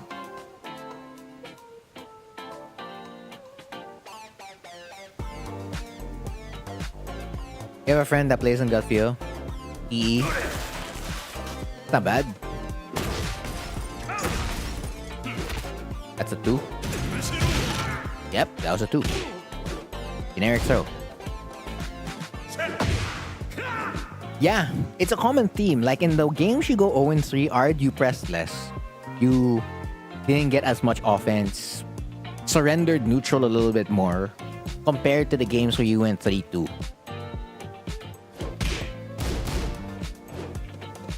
Yeah, so press more buttons, use your frames, and attempt to punish as much as you can. Yeah? Yeah.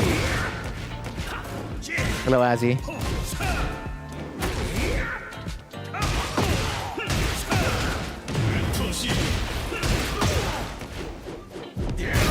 Yeah, guess right, guess wrong. Yeah. Don't really have much to say here. And like you're already stepping left, so you already have the general weak side of Kazuya.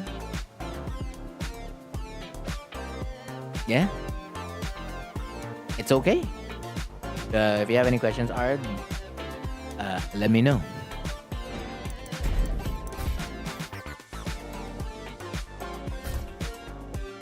And move on to Hui.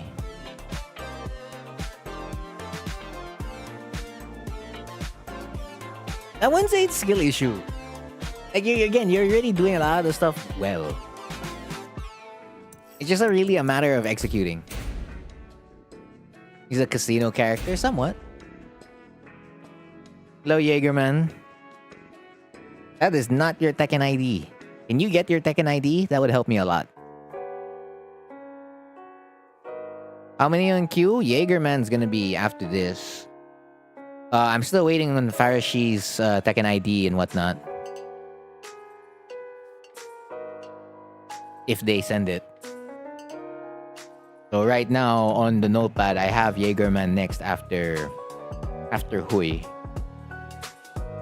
Farishi's a question mark, and then yeah, there's nobody after that. Yeah, nobody after that. Hello, Dia. I am looking for a Horang mirror. You're not a Horang mirror. You're not a Horang mirror. You're not a Horang mirror. You are a Horang mirror. You said there were 2 Horang mirrors, right, Hui? You know how it goes, Dia. I'll wait for the Tekken ID and stuff. Wait, is it just one long Horang mirror? You said there was a second one, right? Reina, Azucena.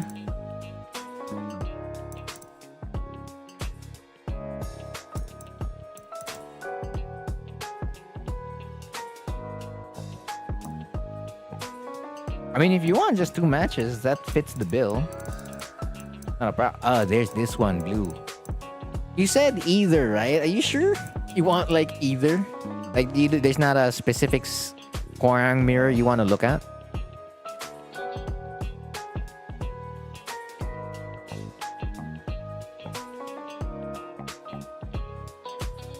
I have it copy pasted, dear.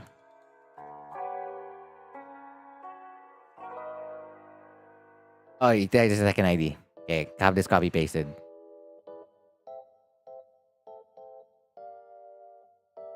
Hui, paging Hui. Which Hwarang mirror is it? The first one, the second one? Like, they're two, and they're long. They both went pretty far. And I'll only be able to look like at a couple of games. This one definitely has a... There's also Azzy. There's 3 Hwarang mirrors. Uh-huh.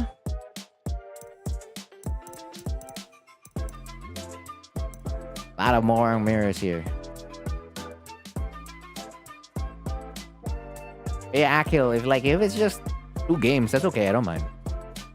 Still falls under the first 2. Like the season 2 changes, yeah, they're okay. They're all right. Promo boost applies on the first promo? Yeah. And then, oh, there's me. Okay. So I stay up here. You're a bit laggy right now? Okay. It's okay, I'm not in a hurry. The season stuff, Anna, rank reset. Soft reset, not a full reset. Soft reset. Foreground from... Yeah, you can SS either way now.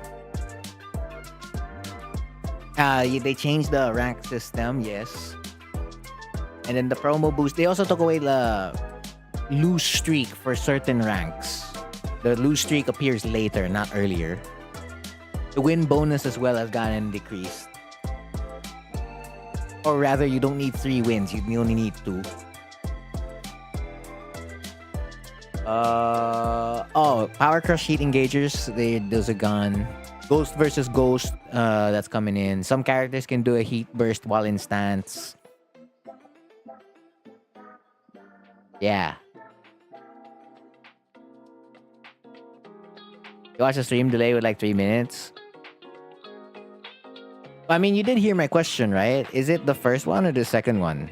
Or like, is there something that you want to see from either set? Which game is it, Akil? Ahikil. I don't know which pronunciation is right. But like you said, it's 2 matches, right? Could you like give me the character, including you, Dia?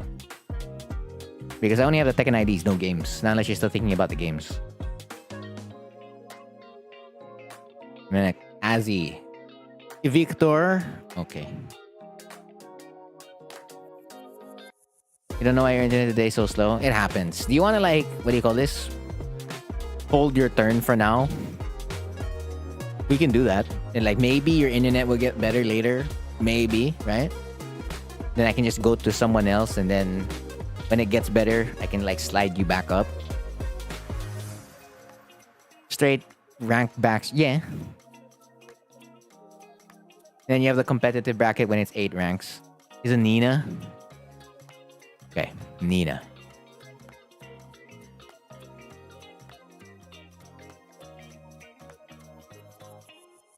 If you could look over the last 2 games, is it so? It's basically still against the Lily, right? Okay. You got bodied so badly there. It's all right, Azzy. I can watch someone else first. Okay, I'll hold this. I'll keep you in my notepad. I'll just put a asterisk beside it.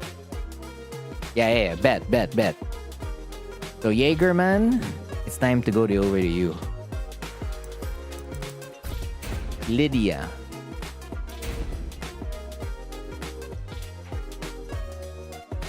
It's Lydia, right? Yeah. Lydia. Oh, there you go. Woo! This one, there are specific things you should know against DF2 and FF2. For as long as you can make Lydia work for like her stances, it's fine. Like it actually balances out if you can make her work for the stances. Then you just return in neutral over and over and over again. It's Tifa. Fight. Okay. Alright. Alright. Oh, you canceled it. Interesting.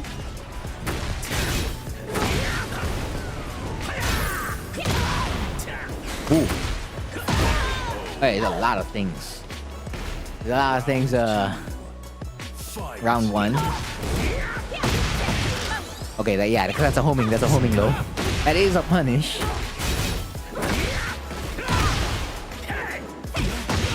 Two. Ooh, that's a risk. Yeah, this one, that's where you want to like win the mini game over and over again.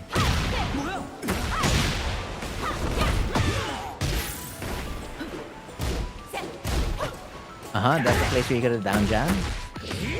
You win, right? Yeah. Round 3. Fight. Up forward T plus 4. Ooh, jump over. Yeah, you have no frames there to do FFC. They can suddenly break those. I wouldn't say consistently. You went downhill from here. You were playing very fast for one. Like really, really fast. That is a whip punish. Alright. Like you're gonna take away all the recoverable health, that's good. And then you're gonna gain some HP back as well. Wow, okay, that's a big chunk. Gain some health. Step left or step right after that. Round 4. Fight. Your round start again on forward T plus 4, okay. Yeah, don't challenge that, that's plus 5.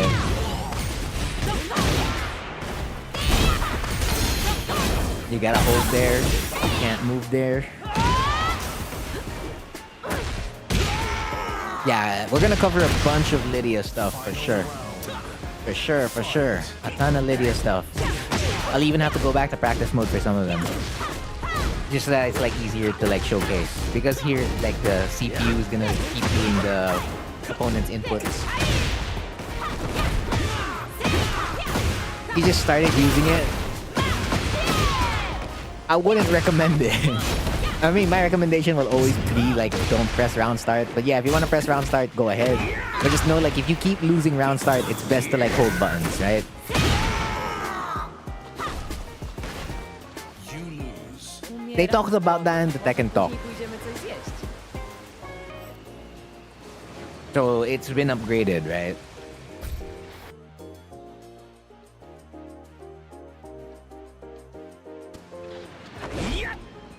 Round 1. Fight. You recommend backstage around start? No. Up forward G plus 4. You risk down 4-4, which gets punished by 2-2. So here's the thing, Jaeger. If you get hit by any move that puts Lydia into a stance, don't press. But I mean hit, okay? Hit, not block. So basically the Horang rules apply. So like if Horang gets something that puts him in left flamingo, right foot forward, on hit, right? Your opponent can never do anything, right? Usually. Because you can always frame trap them, no problemo. Same thing with Lydia. If she hits you into anything that goes into cat or tiger, those are the name of the stances, right? She can frame trap you, no problemo. So it's usually on block, and like hers on block is way worse than Horang's. So like we'll get to it like when there's a situation you block it. But generally that's what you want to remember with like moves that put Lydia in stance. So here you block the safe mid, which is that cat a bad? I'm not a Lydia player. I forgot already. But it's definitely just the safe mid from that stance. 1-2 into down 3-4. You stance switch into 2-4. No, way worse for Lydia, not way worse for us. Also, if you're in front of the opponent's face, don't cancel your heat burst. Because this puts you in an actually a really, really bad situation. Like if your opponent actually reacts to you here for doing that, that's a punish. So like what you want to do is like when you're gonna do the heat burst, it's like just do the heat burst. No, okay, yeah. If it's a misinput, right? It's just like generally reminding of like why heat burst cancels in front of an opponent's face are bad. Like if you're far away for like during Oki or like mid combo, that's fine. But like when you have an opportunity to like do it, so maybe watch the number of backs. Like the moment you see like the cutscene come out and like you see Hwoarang do the huh and you see his hands, right? Like okay, he's got like, am I holding back or not?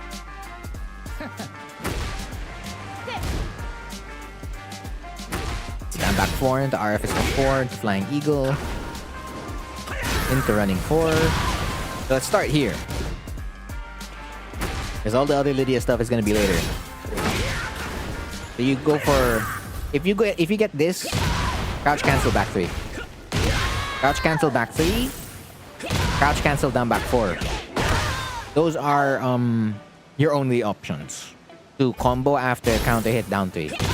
Literally your only options. So you're gonna have to get used to either one of these. Take your pick. Yeah?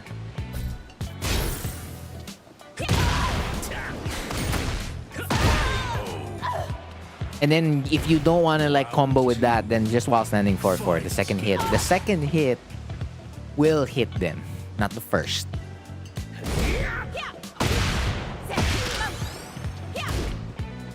And then this is Lydia's Hell Sweep. It's a homing low kick. First of its kind, homing low kick. But also, this homing low kick is negative 18? Negative 18 on block.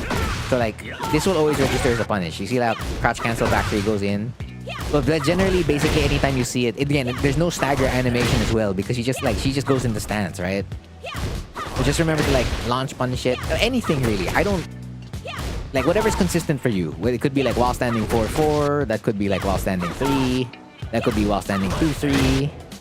That could be crouch cancel back 3. Right? Oh, I'm so slow. Now, oh, whoa, I'm really slow. Why am I slow now? Okay, we'll just change it up 3. Bro, I was getting it. There you go. Yeah, I mean, Heihachi's down back 2 also doesn't stagger on block, so it's one of those lows where you're gonna have to be like a little bit more awake for it. But yeah, but generally for as long as you block it, punish it, right? But yeah, it's launch punishable even if there's no staggers. You go for the right Oki. Unfortunately, that whiffs there. 2-2, again, you're gonna have to hold. This one, you're gonna have to hold again. You block that, you see it's +2. So you challenge, that's all good. 2-4-2. You want to change it to law? Say less. Now, here you go. Let's start with this. This is the little mini game you're always gonna have to do with a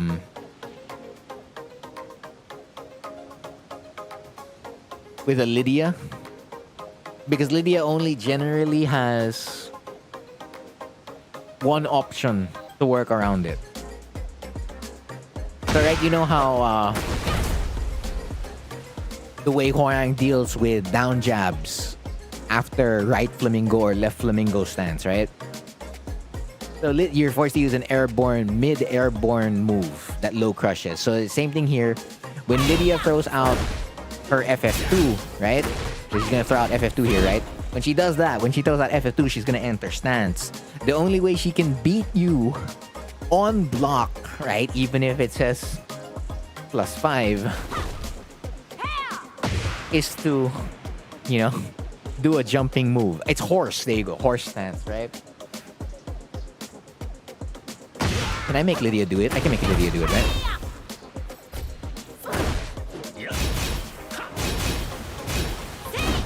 It's this move. She has to do horse 3.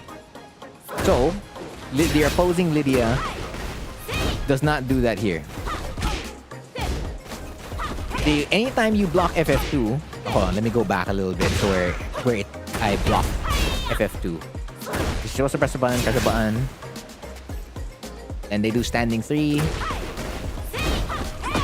So jab will lose to the high crush and the power crush. Well, not necessarily lose to the power crush, but like it can absorb it.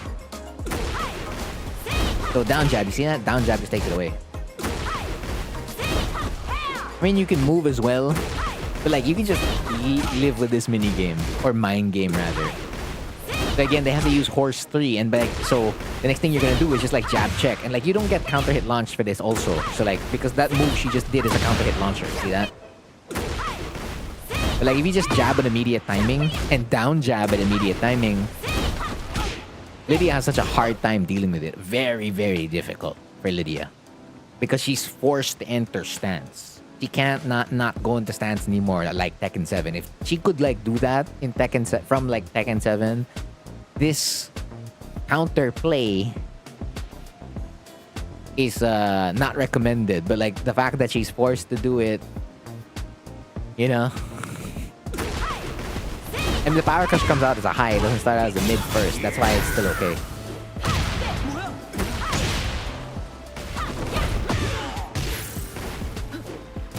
Standing 4. Same thing here. Like now this is 2-2, right? So we talked about FF2. So here Lydia's gonna do 2-2. Down jab. You see the move? Down jab. I'm serious. Like take it away. You don't want to deal with it at all. Just like prevent Lydia from actually being able to do stuff in stance.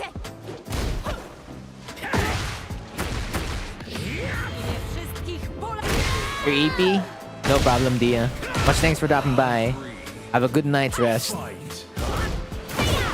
Down jab's really powerful. Again, it's like the way Hwoarang's forced to play around down jab. But like Lydia's is way worse compared to what do you call this? Hwoarang's. Because again, Hwoarang can choose not to enter stance, right? Anytime Lydia does one of those moves, she's entering stance. It is what it is. Like here again, right? So she does FF2, down jab was gonna beat horse 2 right over there. Also here, you should have just used your frames. So you go +4, right? Then you go +4. Well, +5 because they were a little bit off axis. And then you go for a 27 frame move. Again, you're only +4 or +5. So please use your frames because your frames will save you. Yes? So if you go for frame traps, right over there, if I go for DF2, I would win. But if we think that it's +4 most of the time, then DF1 would win here. Actually, even DF3 +4 if you're feeling a little bit risky. But like even 1-2s would be fine. Like even up forward 3 +4, right? If you're like liking flashing trident right now. But yeah, just generally don't go for like a really, really slow move. Just go for the stuff wherein they're way faster or similar in frames. Like even forward 2 could do the job here if needed. Not bad. But don't forget your frame traps.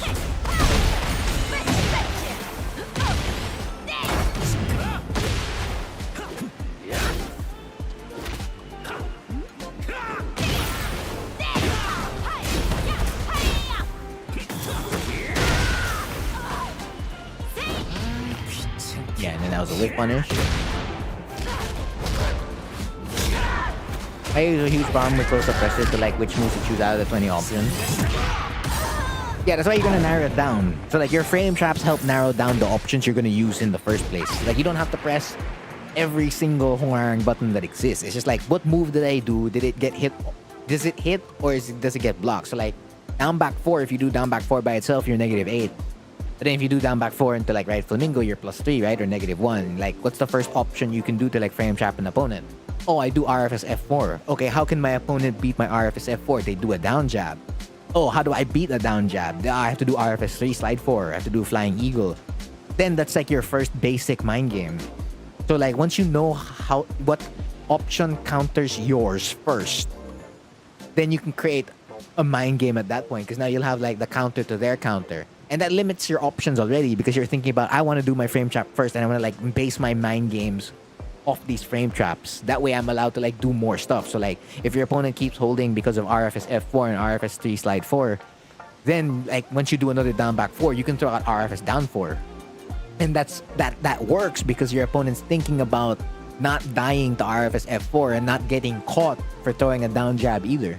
So now they get caught in the middle, they get hit by a big low, and then now you can like, you're +7 Again, what's like one of the faster moves you can throw out here? You can throw out the 16 frame mid, RFF back 2. Now you transfer to a +4 on block or even a potential +6 on hit, force crouch. And the situation starts to look, you know, like we can break it down. You can break down your options like that just on pure math alone if you want to do it on pure math. But yeah, generally that's what I mean by like frame traps. And then you can even connect your neutral to that as well. Like, okay, I want to do like DF1 as like my mid check, and like they keep ducking here. If they keep getting hit by my DF1, then I'm gonna start throwing out JFSR. So it's always just about switching the options, like when something is green lit and when something's red light, right? Or even yellow. Do you hate math? I mean, fair enough. You know, if you feel something's gonna hit, just press it, right?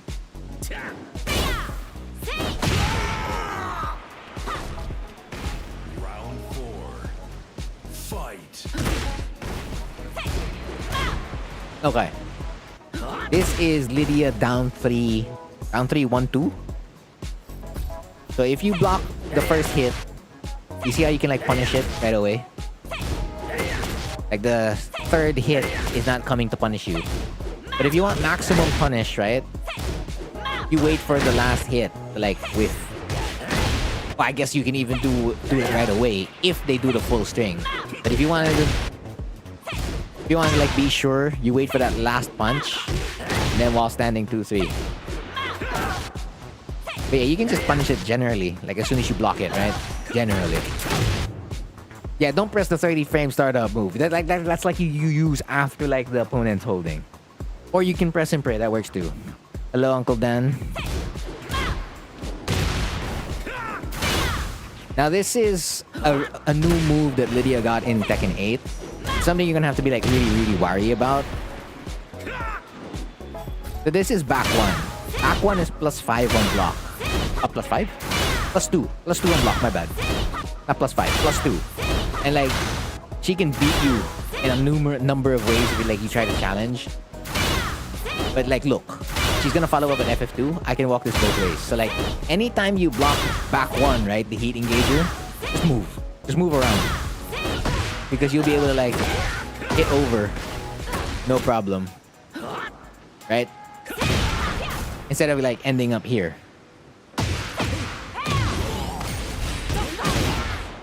I mean, if you have a set wherein you're playing Leo, I can review it. Like, again, it doesn't have to be Hwoarang. I can do other characters as well. But there'll just be some stuff I'll tell you to lab because I don't play the character. Now, Jaeger, this is Heat. This is a Heaven and Earth 2. This is a +6 mid on block. As much as possible, do not press a button afterwards. Because this is exactly what happens if you press a button. Like, she could still beat your Power Crush even if she didn't have to press Heat Smash in order to beat your Power Crush. She could have beaten it in another way. So like, anytime you see this, right? Hold, right?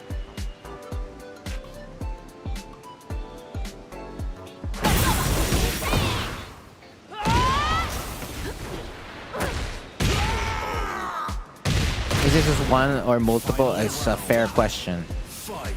The pinned comment in the chat will serve as your guide. Lydia with heat active, yes. You kind of have to like just wait it out.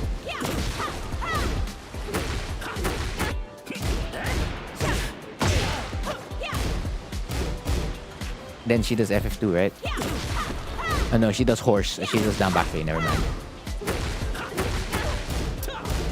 Air raid. 3-2.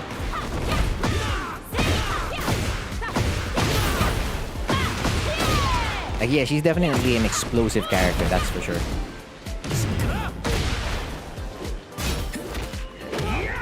Jackknife? I mean, if they stood up, that would have been a fair decision. They just didn't stand up.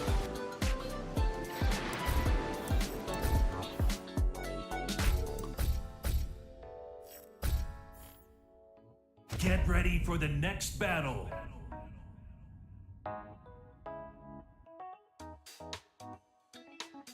So this one for sure there's gonna be like more Round one. Lydia things, I feel. Fight. They try to hop kick right away. We talked about back one. You challenge, you choose the challenge. Good punish. So this kick. This is 3-2. This is high. It's a high, it doesn't jail. So like the moment you see the first kick, you can duck that. No problem. And it actually becomes a free launch. For as long as like you're, what do you call this? For as long as you're waiting for it, right?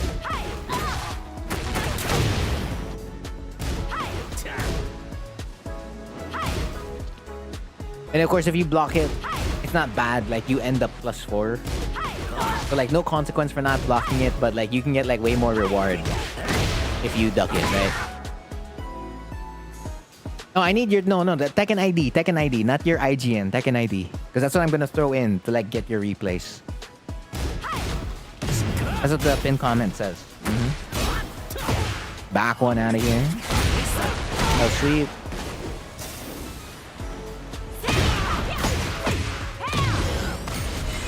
Jaeger, you just earned the wall. After the hell sweep, you earned the wall. And you wait. And you keep waiting. Don't wait. Like as soon as you get it, go for your Oki. See that? It's GG's.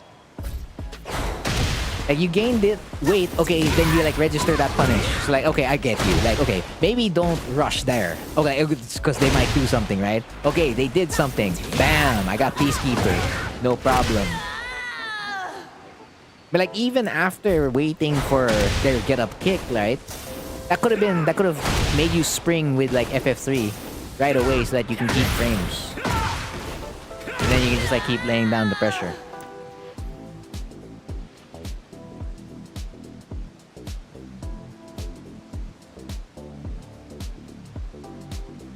Socializing with your co-workers is bad. I wouldn't say it's bad. It's okay. Just not too much. Yeah, you can like, yeah, work and whatnot, right? You separate, yeah, but like you can't not socialize. I mean, it's fine.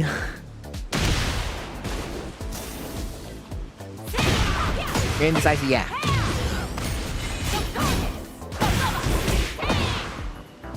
We already talked about this one. Yeah, that's where you hold. That's a string that you have to hold on as well. Like you have to wait for her to do the full string. DF3-4 round start. We talked about FF2 already. There. Okay, they do the power crush. I want to show you.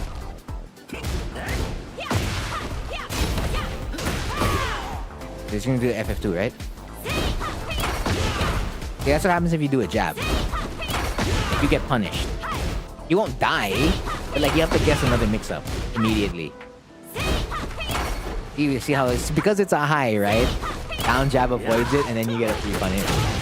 That's why this really puts Lydia in a big problem, because Horse 3 is her only answer out of this. So then it becomes a game of whether you're supposed to jab or whether you're supposed to down jab, right? I'm so slow. That's not crouch cancel.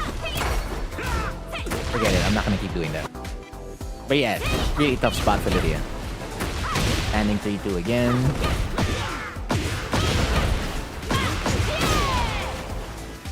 Same place. Okay, we're looking to see if they're gonna press a button there. Okay, 1-2-4. We do the Dragon of Flow. Offense. Okay, you went for an unsafe mid. Again, you can replace all the RFS of forward 4s with RFS 3 slide 4. Or RFS DF4. Just to keep it safer.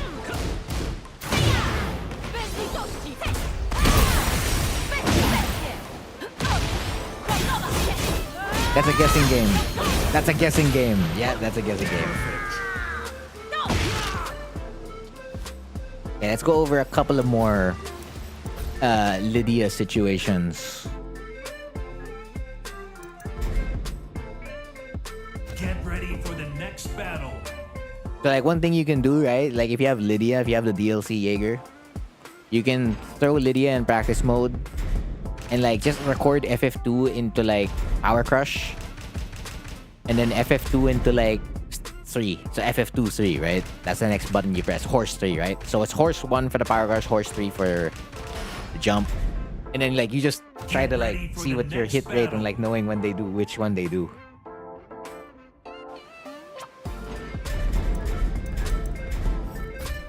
So just to show they put this on block. This is one of the safest options they can do, right? So if you try to sidestep left after DF1, depending on the distance of when you block it, you can or cannot step it, right? But generally, you're looking to step what they can do. Like one SSL takes that away. And that's already one of like their safer mid. So like just step in once means freedom for you. Generally, right? Not necessarily all the time. Because if we do something as basic as like a down 4 right after this, and we try to step either way, I get caught.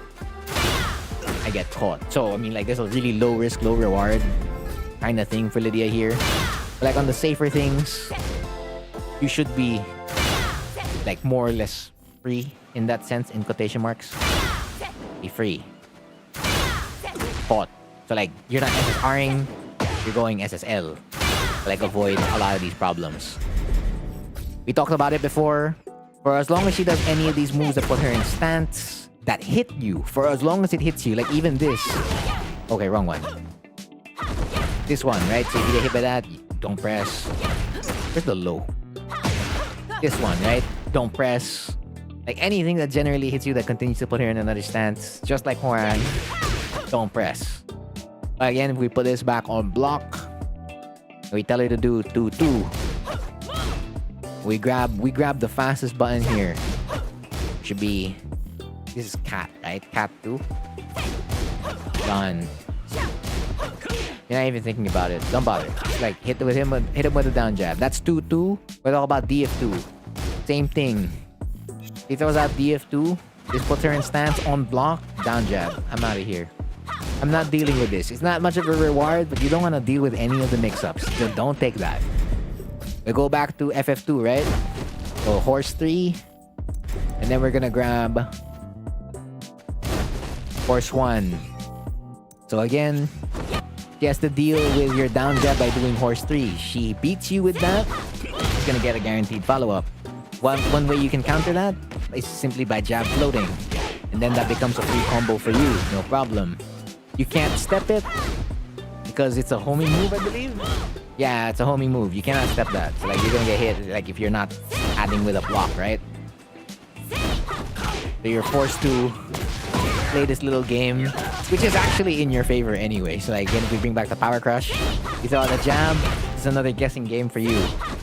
Throw out the down jab, completely free. Now let's turn on both at the same time, right? Oh, that's free. You can actually like practice to see whether she's like jumping or not, if you want to. There you go. I was waiting for that. Really just waiting for it. That's another thing. Right. We talked about all the other, right, again, move that puts her in stance, like hits, right? Don't bother. Now let's look a little bit on heat, because heat is one of her more dangerous sides.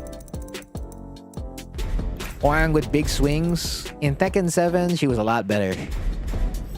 But in Tekken 8, she's still... I mean, when she gets hits, man, she gets hits.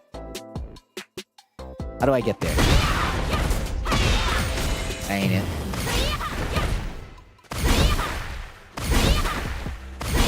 Where's Heaven and Earth? Okay, there you go. That's what I wanted.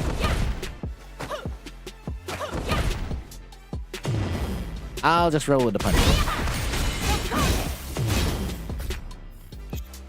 So if she does that big mid, right, that gives her +6,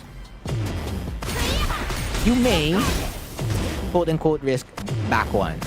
You may risk it, because it can beat out a lot of her options on block. This is just one of the options that's really going to keep you in place. But like, it's not that bad, right? You throw out back 2. You see how you can still beat her? Even if she's +6? There's a chance, right? There's a chance you can still beat her. So if like they're not doing the safest thing in the world, which would, what do you call this, end their turn or like give you frames to like move around, then yeah, you can even challenge her +6. So there's a lot of challenging that you're supposed to be doing.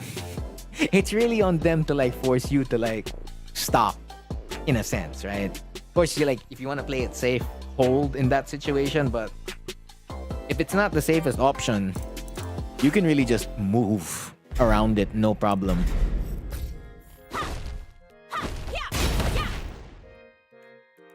But yeah, again, 3-2, high, that doesn't jail. Nah, not much else to add because they didn't spam the other stuff. So yeah, Jaeger, if you have any questions about it, let me know. But that wraps up your set. Well, I'm waiting on Farashi's and Blue Guy's Tekken IDs because they haven't sent it. Or I haven't seen it in my OBS chat, right? I don't know if it's in like the YouTube version of the chat. There you go. It is in the YouTube version chat. Wait, that's your Steam ID, not Tekken ID. Tekken ID is a lot different. That's your Steam ID. Tekken ID is something you can find in you can find it here. You go here, you go over to Play Data. You can find it in Play Data, right? Yeah, in Play Data, right? You can find your Tekken IDs right over here. That's the one you send. This is the one I need sent. Not your Steam ID. This one's enough. Okay, there you go. Now you go. Now we got it. You got it. I've now seen it.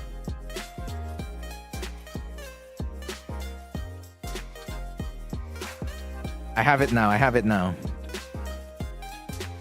You just send the corrected version. Yeah. I was looking over the YouTube chat because the OBS chat doesn't, what do you call this? It doesn't usually get that kind of stuff.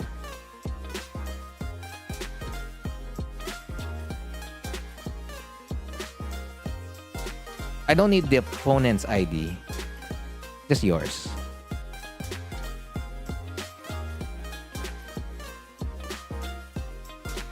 And then Mo, I have it copy pasted. Mo.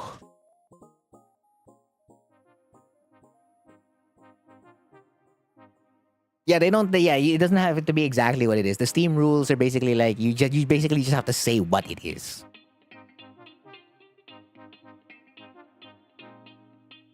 I mean, I prefer that that they would reveal it.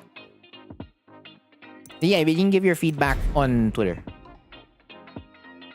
Like, there's a poll I think Murray or Harada made on their accounts. So, like, go vote on that.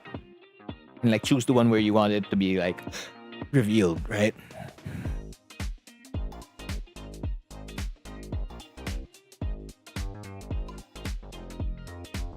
Okay, yeah, so that finishes Jaeger's set. Ahikil. I still don't know which pronunciation we're rocking with. I'm completely guessing. How many people do you have in front of me? You are right now. Are you sure this is Tekken ID? Why does it not work? This is the correct one. AJ is cool. I'll take that. What? Huh? This is the one I have copy pasted. Right? Right.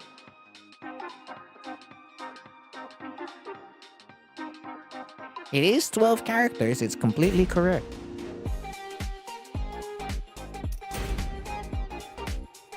Yeah, I'll stay on the YouTube chat so that I can see it. That just in case like YouTube holds the message for review. Who's pinging me?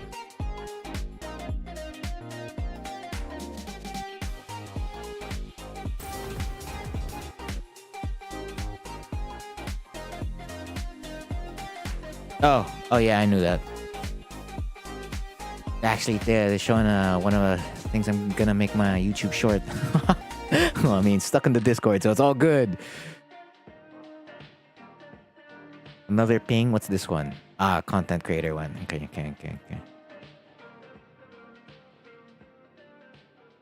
Yeah, that's the same one, isn't it? No, you don't need the dash. The dashes eat up the characters. If I throw in the dashes, it's not gonna work. 42MD, 8ADR, R5D. Yeah, this is the one. So why is Tekken being like, hey, that ain't you?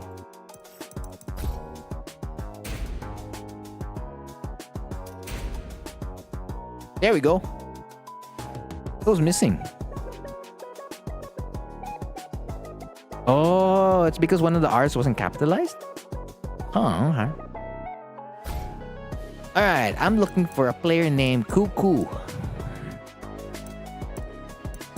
Cuckoo, where are you? Your name's Refuse to Lab, huh? Fair enough.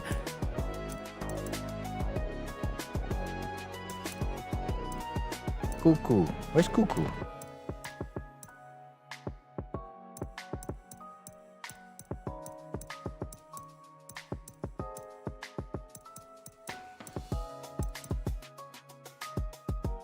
Last two matches? Okay.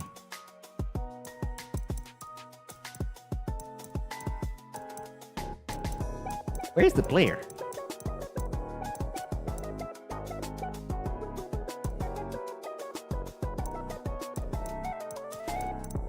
The player you're asking is... Yeah, it's KUKU, right? Where is this person? I'm blind or something?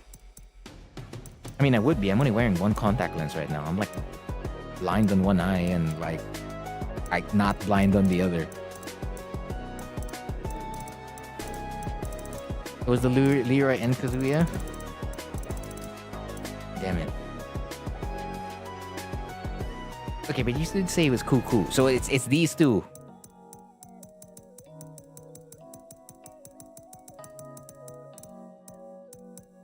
One Leroy and one Kazuya. And then they're both one and done's question mark. Lily was the one you mentioned earlier. Well, I didn't see it. I was looking for a name. Doesn't destroy eyes? No.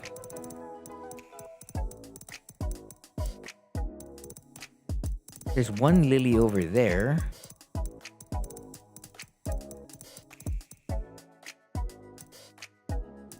You want my ass performance stats? Not my better ones? You can just go to my community tab for like my performance stats in TGS. Where ink is?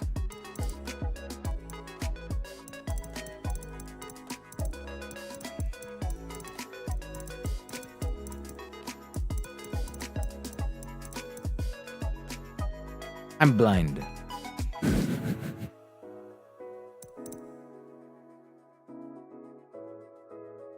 Okay, wait, hold on. I'm at the top now. So there's the Kazuya, there's the Leroy. These are the two games, yes. You shouldn't sleep with them. Yeah, you're recommended not to sleep with it. You're supposed to remove it and put it on all the time. Alright, so Shurix, yeah, this is the one. They said 2 games, right? I'm just confirming that the 2 games. I got this one, which is number 5. Alright, I'm gonna remember it. Actually, I'm not gonna remember it. I'm gonna put it in the notepad so that it remembers it for me. And then Leroy and Kazuya. Just going off like what you mentioned in the comments earlier. Okay, wait. So, Lily and Law instead. Alright, Lily and Law, final. I mean, it is 1 game apiece. Not first to 2, but it is still 2 games. Works out. Instead of going for the... Whoops, the first 2 over here. Right?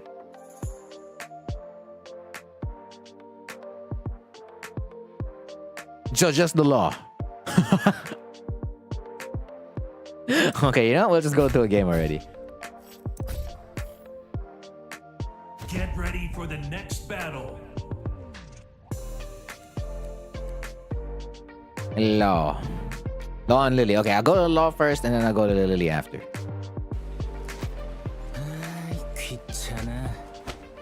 Round 1. Fight. Could have been a back 3. Yeah, that was kind of hit. That was a back 3. It is in the community tab. Go all the way down. Go to the one where, what do you call this? I promote the TGS. And then there should be 2 images there. One with the TGS promotion, and then the next one should be the stats. It's there, it's there, it's there. Ball range is ridiculous. Is it? Round 2. I mean, guys really just more in your face all the time. It's kind of annoying. Yeah, RFF back 2 is expected to lose to backdash though.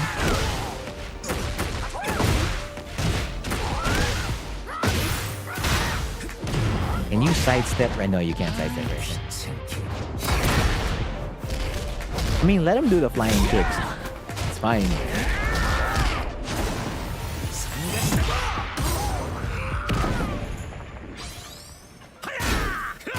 Okay. You got a guess here?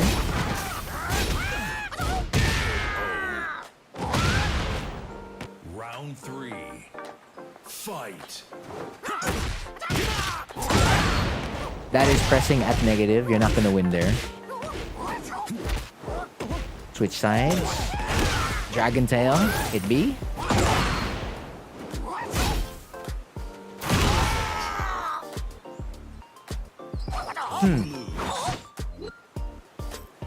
Okay. One at a time. One at a time.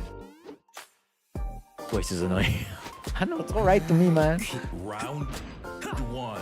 Fight. So right over here, number 1, this could have been a back 3. Easily. Without even labbing your opponent. If the opponent whiffs something within Hwoarang's range, and this is well within Hwoarang range, that's a back 3. Easily. That's free damage. You didn't even have to work for it. No problemo. As long as it's within range, it could even be DF3+4, completely fine.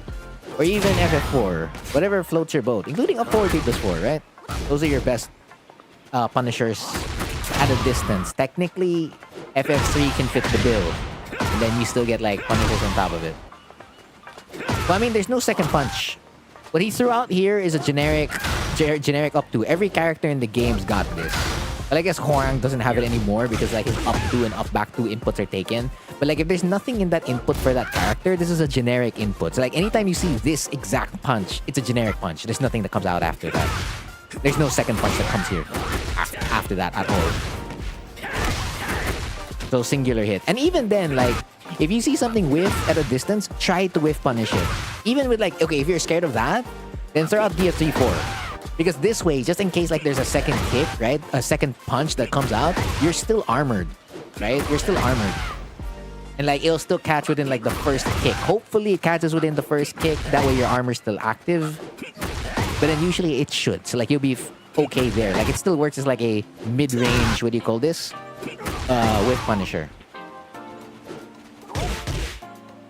And this is a back 1-2-2. You get here. This is only a natural combo on counter hit. So you get hit here because you press F4. Control right side. While standing 2. Launch punishable. You see Law try to fish for this with his 50-50s every time. Whether he's going for a slide or if he's going to try to hit you with like a big mid. This is the big mid he's always going to try to hit you with. Your punish for this move is always going to be back 3. Anytime you see it, back 3. Back 3 every single time. Don't do anything else. Always just do back 3 and get your combo. And be on your way.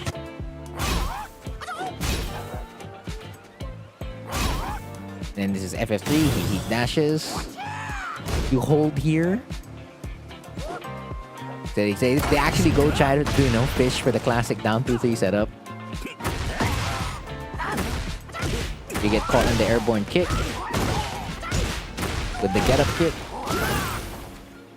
So now you're at the corner after the slide. They slide again. Yeah, and they'll get a guaranteed hit. It is what it is. So you're gonna have to like guess whether they were gonna like slide or not as you wake up on the Oki. So now you're -6 after getting hit by 1-1-2. So you're praying that back 1 works. Back 1 works. It avoids 4-3. But again, that's generally a risk. Then you go to FS3. RFF back 2 does lose to backdash here. So it's like, okay, how do I avoid losing to backdash right after this? Down back 4 doesn't work. Down 4 doesn't work. Down back 3 works. So against Law, after FS3 on block, 1 down back 3, no problemo. You want to risk it? DF3 plus 4, you go negative 14. I mean, he can't launch you, so that's fine. RFS3 whiffs. But of course, you can do your double claymore in right foot forward. And the first kick will catch them. And you're fine. Or if you want, go straight into running 3 right away. Like, take away the backdash. Or dash up and then, like, do RFF back 2. That'll catch the backdash also. Or go straight for RFF DF3. That's okay. But yeah, generally that's what you're doing for, like, the mix-up on FF3 unblock. But yeah, this misses. RFF back 2. Then they get 1-1-2-1 hit. They're plus 8. So this is one common setup you're gonna have to worry about a lot. Generally, it happens on block, right? Not on hit. But like anytime a Law does a move on block, 80, I wouldn't say 80, maybe 70. 70% of the time, expect them to do down 2-3. Down 2-3 is exactly what happens here. Wherein they get a free launch, right? Because they counter hit you with this move. But like expect them to do it anytime you do a move, they do a move on block. And if you do block this move, right, and you were patient, like look for it, that's a launch punish. It's a DF2 punish every single time. But then it's always gonna be part of the mind game on like if after they do a jab or they do any other move that's safe on block, will they throw out down 2-3? So they have to take an equal amount of risk for the amount of reward that they can potentially get. Then remember, it only launches on counter hit. So like here, you press a button, it becomes counter hit, right? If I get hit, hold forward, and then hold back, I can't get launched. So only on counter. So like even if you get hit by the down jab, you can still block it and punish them for it, no problem. But if again you press a button and like it's counter hit, that's it. But yeah, again, generally look for it most of the time because like a lot of the time they're gonna be throwing out. They're gonna be going for like this thing every single time. They're gonna fish for it. 4. This is sidestep 3, I believe. You're just gonna have to guess here. Best option they can always throw out is DSS forward 1. So you need to hold every time that happens. You need to hold. And you can sidestep, right? But like the wall's right over there, so there's no stepping. So good job on holding. Goes for DF2. The heat burst. Fast forward. You go for the plasma blade mix-up. They don't punish you, which is fine. But of course, they go for the heat smash. They take their frames. This is a 50-50 situation. After you block this is another 50-50 situation. The most especially since it hit the wall. If that was without the wall, you could probably backdash potentially. But like since it hit the wall, you can't go anywhere. So this is where you press back 1 again. So this is a situation where you don't have the frames. Or rather, not necessarily the frames, because the frames were the same in the first time you threw out back 1. But like the option they're pressing doesn't lose to back 1 here. So like they actually go straight for 1+2, which is like their tornado/launcher on counter hit. And yeah, you get hit for it, right? So like if just like hold, like generally if you get hit by anything from your opponent, it doesn't even have to be like Law. If you get hit by something, hold. Because like you know, they're gonna go for like a frame trap or whatever, right? And if you block his nunchucks, it's negative 13. So like again, that's a DFP plus 4 right away. No problemo.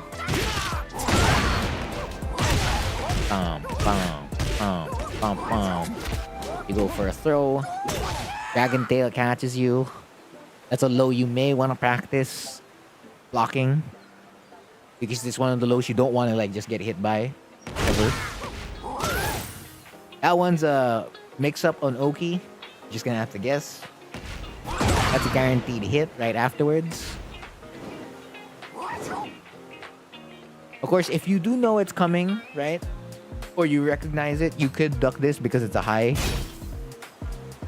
But you see, like, if you block this in open space, you know, it's completely okay. But like at the wall, you know, you're forced to guess. Yeah, that's about it. That goes over for like all the law stuff they did. And we'll go to Lily. Get ready for the next battle.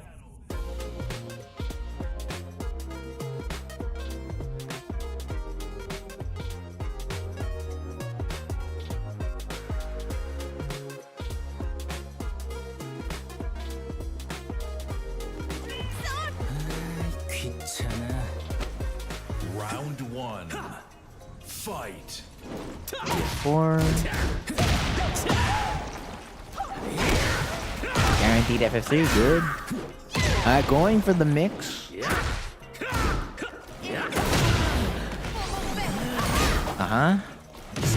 Airborne. Actually, okay, that works too. If they stayed on the floor. Save some space. Alright. Okay. Round two. Fight. FF4. Okay, spacing. Yeah, that's a legitimate punish. Because you did cancel the heat burst. Not sure if you were in range for like your heat burst to even hit them.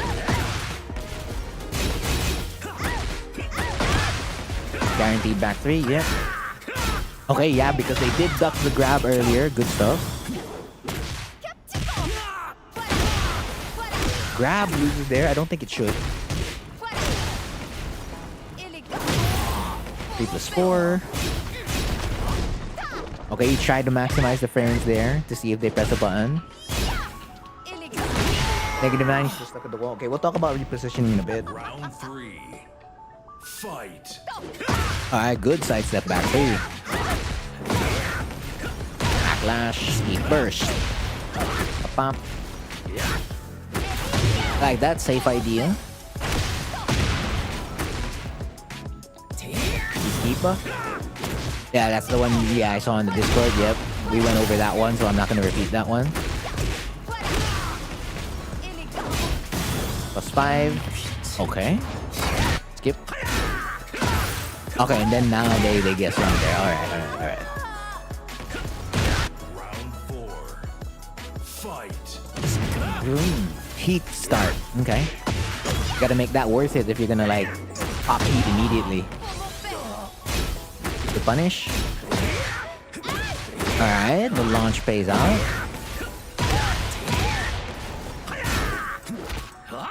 Nice. Should have been a heat burst right away. No need to do the 2-4. Or 2-3 rather. Heat burst right away. Heat smash right away rather. +6 lock. Okay, 50-50. Final round. How's this end? Fight.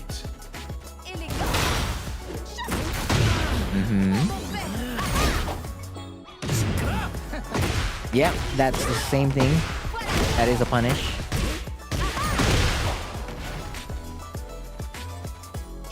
Okay, we're hanging around. Okay. Back to round 1. Round one. Fight.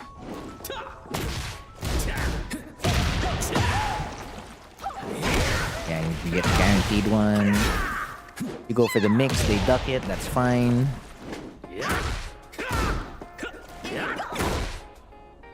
Okay. Remember, I guess it's gonna be hard to do in the heat of the moment, right? Because when you block this FF3, or when this FF3 gets blocked, you end at range 2.3. And then you do backlash. So like if the opponent does challenge, this option is not bad. Actually, it's designed for like keeping the opponent out, because it's just like if they go in, they're gonna become -4. If they try to press a button that isn't a grab or a low, they're gonna lose, generally speaking. But like they didn't do nothing. So like it's keeping track of like the distance of FF3 on block. But then you're gonna have to toy around with like throwing out RFFDF3 or RFFC slide 4, which is backlash, and like just mixing the two at, you know, farther ranges.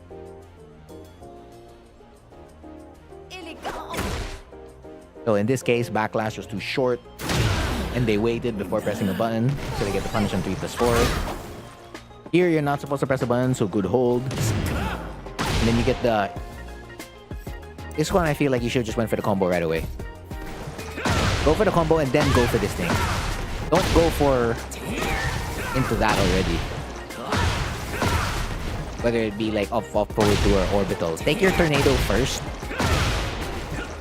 And then do something with the tornado. Actually, you can even get running Oki off this. No problem.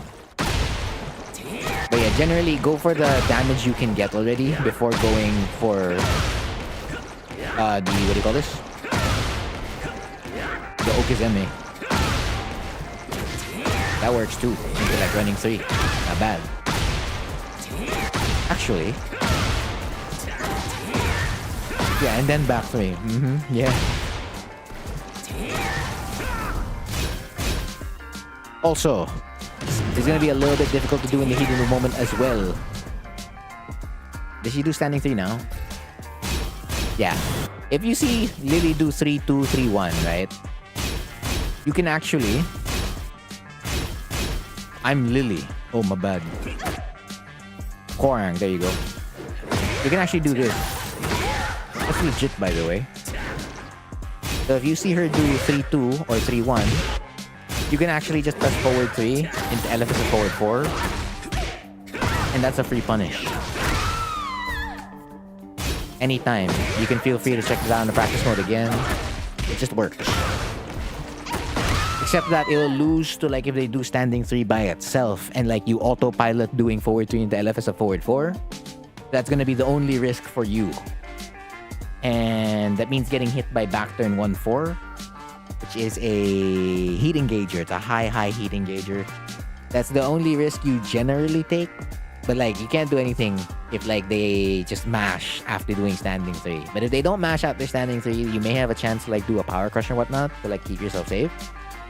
But yeah, if you have this practiced and down and you're like able to react to the second hit, whether that be the high or the mid, this is really good.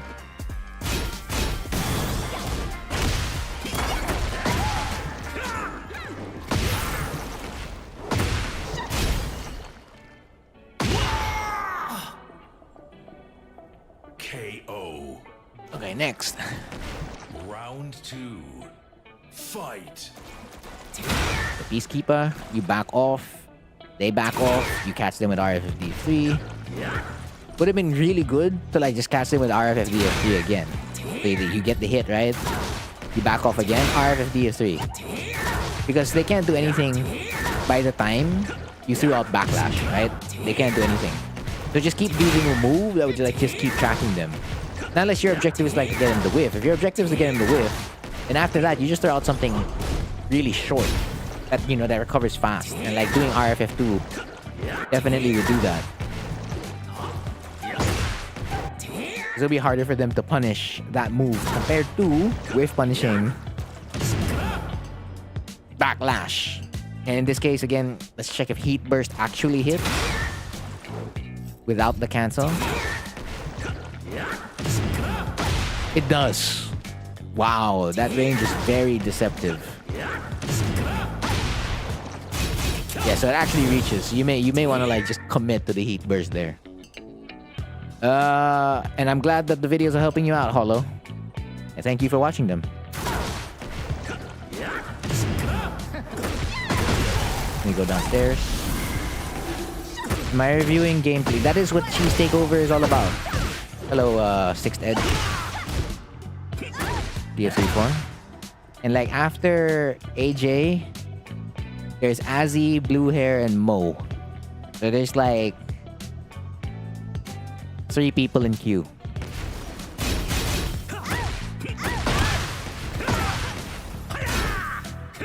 Then you go for the, which is good. We talked about standing 3 already. Sometimes Heat Burst loves you. Same thing with back 1. Okay, let me check that one. That doesn't look right.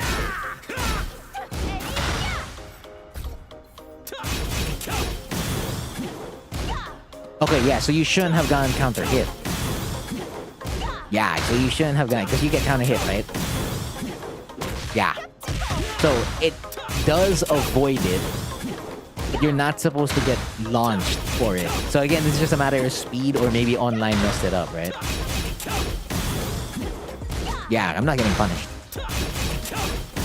Like just grabbing immediately, right after it.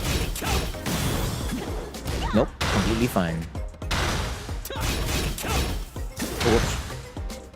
Damn it, dash. Yeah. Supposed to be safe. Supposed to be completely safe. Follow the pin comment, 6 Edge, and I'll get back to you. You definitely can be added to the queue. I just need the details.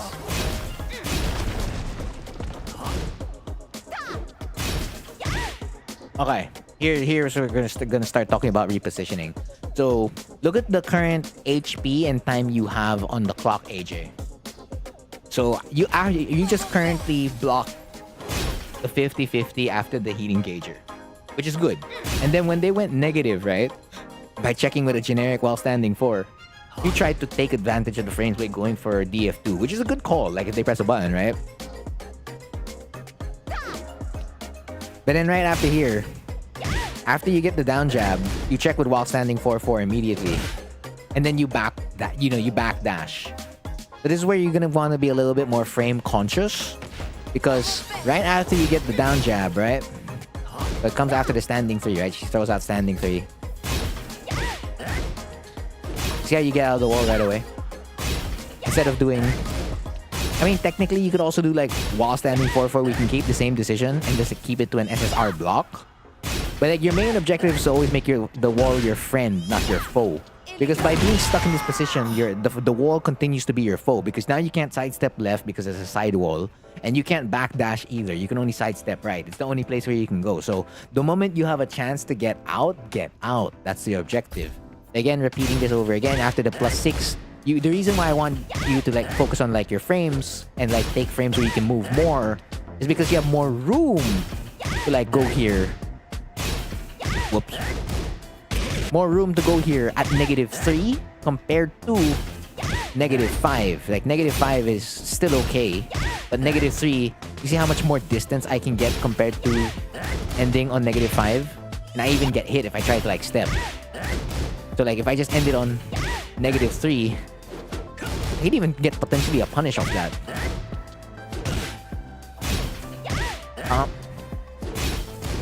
Let me try to get a punish off that.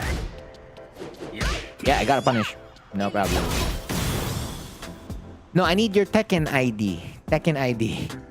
Not unless you sent it here. No, I'm looking at the YouTube chat. I have not seen one yet. So I'll wait for like the Tekken ID are numbers, right? They're numbers. So it was a Jin. Okay, I'll put that on the list. I need the ID. That's something you can find in the play data, your play data, if you boot up the game, or maybe go to like Weibo Wiki, type your IGN, you'll find it there, or any other site that grabs details from the game. Yeah. But yeah, this is like again positioning, because again you don't want to like have the wall beating you up, right? You don't have the wall beating you up at all.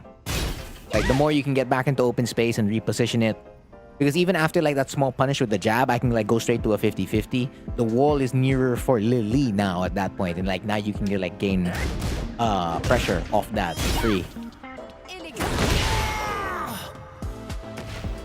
Round 3. Fight. And then here, beautiful sidestep, right? Into the heat burst, bam. And you go for a really safe mid option, which is fine. The issue is you press a button right afterwards. So if the command history is correct, you do forward 3. And as you back, it says here you press back into DF3. Just remember that you press like a punishable move. So if it's like the frames you want to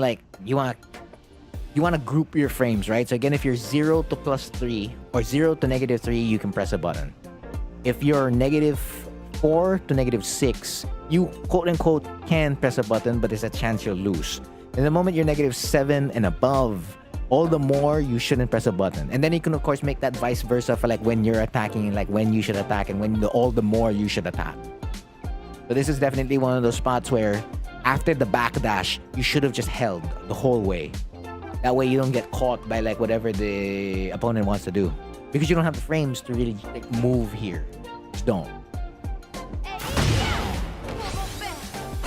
They go FF4.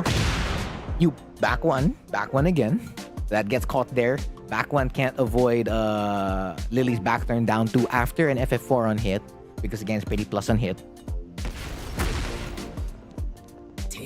And then the Peacekeeper into back 3. We reviewed this already way back, so I'm not gonna go back to that.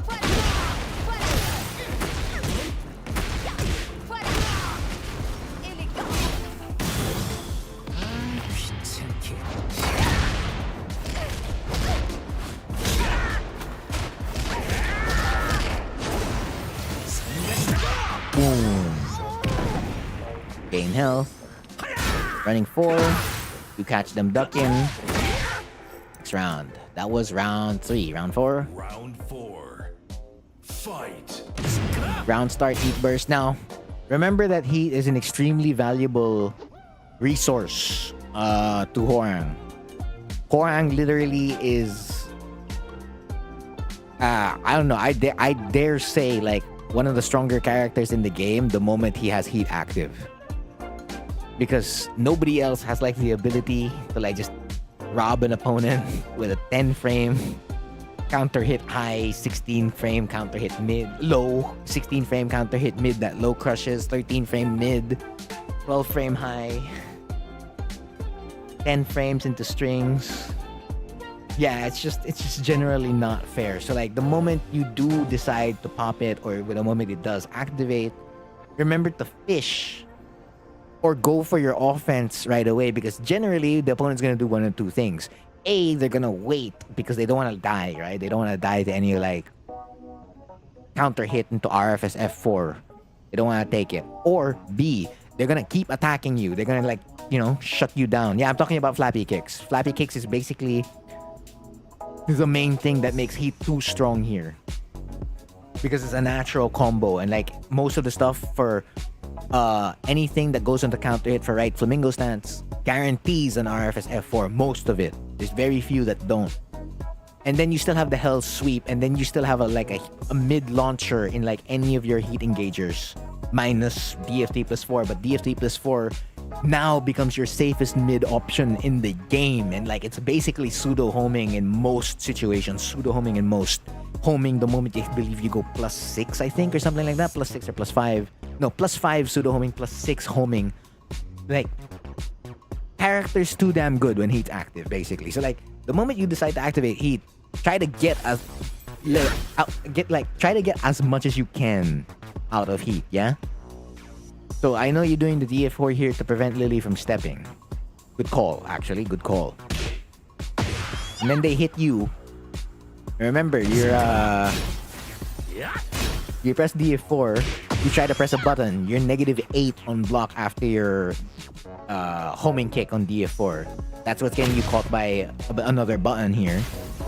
As you look here, when you do activate through heat burst, you have lesser time. So like, you're gonna be forced to rush at that point, and that's gonna hurt. Also, especially if your opponent keeps running like option B and like trying to take you away from like your ability to use heat. Like it pans out here when you go for a big mid with LFS up forward 4 after RFF forward 3.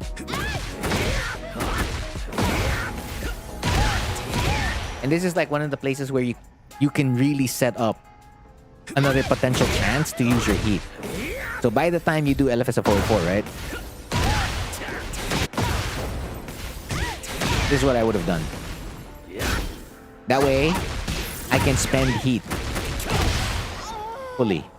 So I'm looking for like running Okizeme, like right about here. If not running Okizeme and like right after the backlash, I would have done this, into that.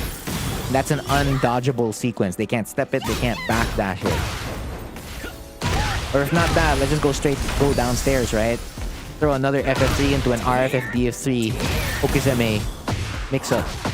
And if they get hit there, right, the heat dash just kills them. So I'm trying to spend heat already because I'm running out of time to like use it, because I got hit earlier, I pressed the button earlier, or like, yeah, if I'm in your shoes, right?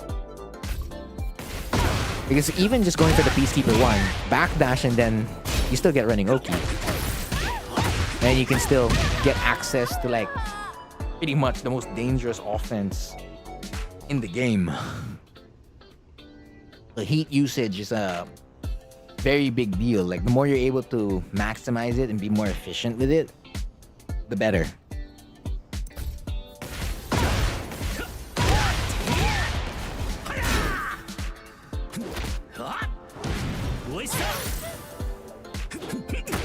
And then here, right? I remember saying just like go straight up heat burst. So we're gonna control over here.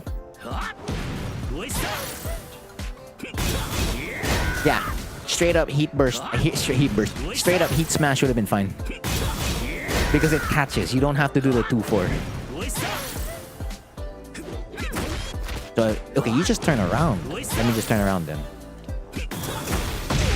Okay, now that will lose. No, yeah, hold forward after the roll and choke. And then heat smash.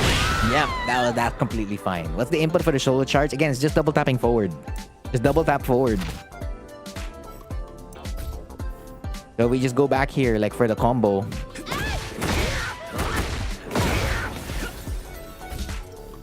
After the Peacekeeper. Back. And then just double tap forward. Again, make sure to hold the second forward of when you do the run. That way Horang actually runs. But I'm telling you, like, go hop back in RFF a little bit after FF4. That way you can get this. And yes, there is a video on that. I mean, I did cover it. So like you can check out the running Okizeme video if you'd like after this. Or maybe a couple of others as well. Whatever will help you like get more info to work out more of the stuff needed. Yeah, we talked about this one already.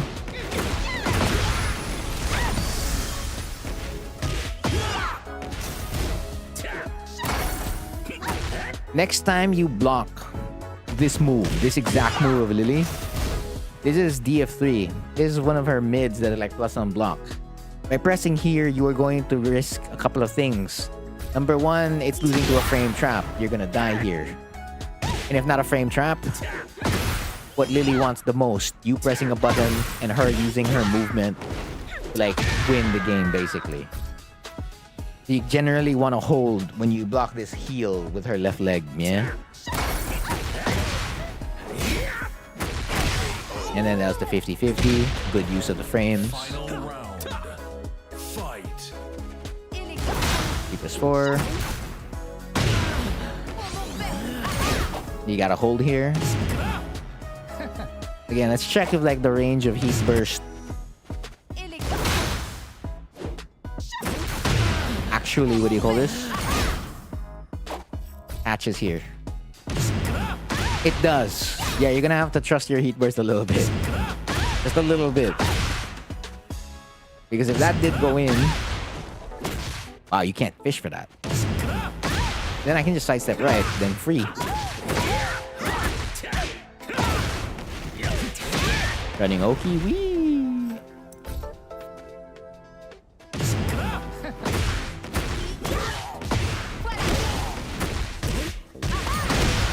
They push on. You have heat. Yeah. So, I mean, yeah, even if it's a panic heat pop, you may want to trust the long ass range of heat burst.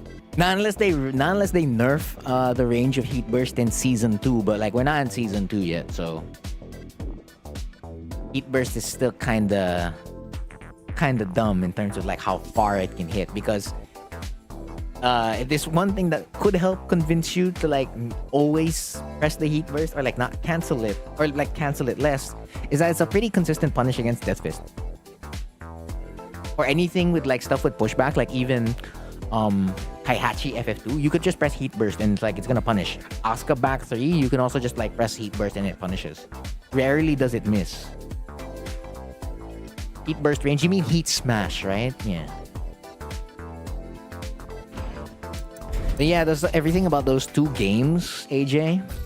If you have any other questions, feel free to let me know. Azzy, it is your time to shine. No, again, every burst has that kind of range. It's not just Jin. We have that too. It's the same. So we're looking at law, right? Law.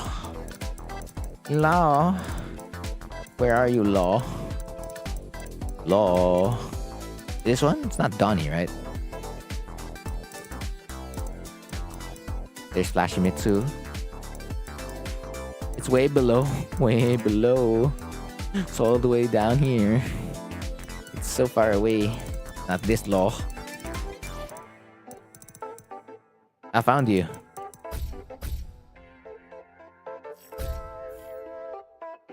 Get ready for the next battle.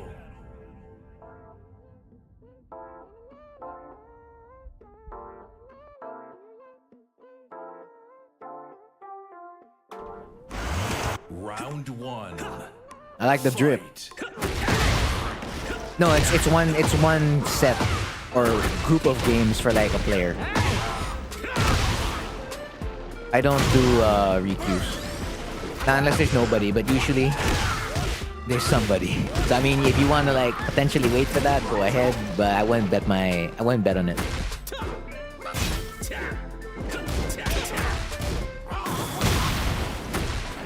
Down back 4-4. Down back 4-4 would have like resplatted this. Or would have gotten you the wall you needed. Round 2. Fight.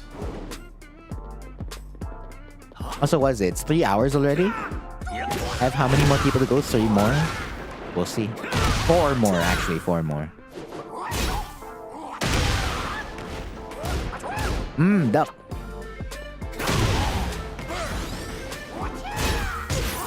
Weird.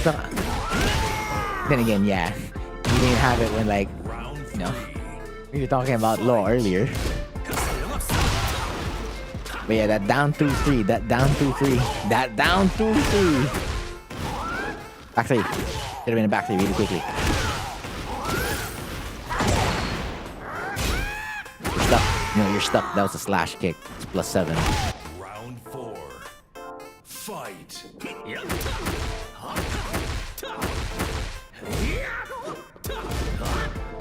Okay. Back 3. I'll take it.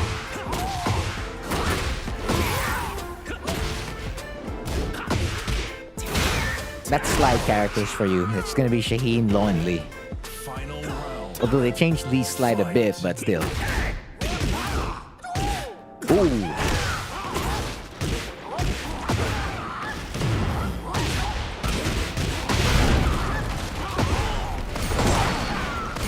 Yeah, when he's active, that move is just one of their best mids ever.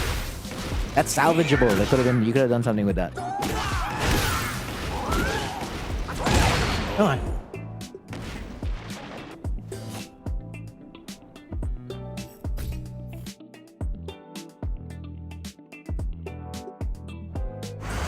Round 1. Fight. Hear it? It's risks. It goes in.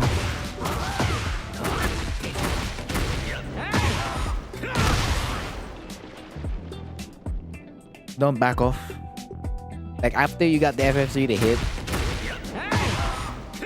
you're still at an advantage here. Don't let go. Don't let go, Azzy. Like the next thing you could have done either was RFF3 or down back 4. One of the two. Don't let go. Like you got the FF3 to hit, keep hitting them. Until they actually get up or whatnot, right? That's a 1+2 break.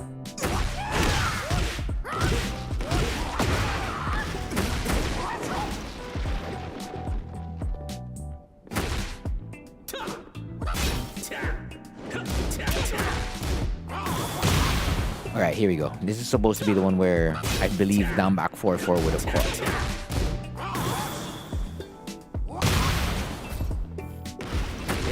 Yep, I'm right. If not down back 4, that doesn't work. How about down 3-4? Oh, that works too. Down 3-4 or down back 4-4, that works. Down 4-4? Yep, down 4-4. Oh, you haven't spent tornado, right? Let's do a tornado then. Yeah. That would have been the fastest way to adjust. Just do a tornado right away. Or even down back 4 into harvest a forward 4. Yeah, just do that right away. Would have been really, really quick.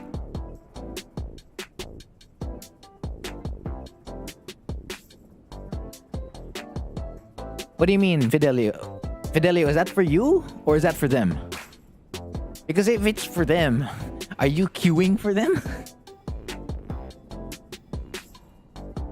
Why is Lost grab? Very few characters have grabs that are launchers. Very few. And usually the grab launchers are 1+2 breaks. So like they're quote unquote easy to break. Quote unquote. The word is quote unquote. Very few characters have it. Very few. It's not a big list. You know, Azzy, since you're gonna be like always looking out for down 2-3, whether that be on their offense, like when they go negative, or like on your offense when like you're super plus. While backlash is a good option to like keep yourself safe. What about just mid-check them? Like take it away. Like most especially at the wall, they can't do it. They can't throw out down 2 at all. They can't down jab. You don't gotta deal with it.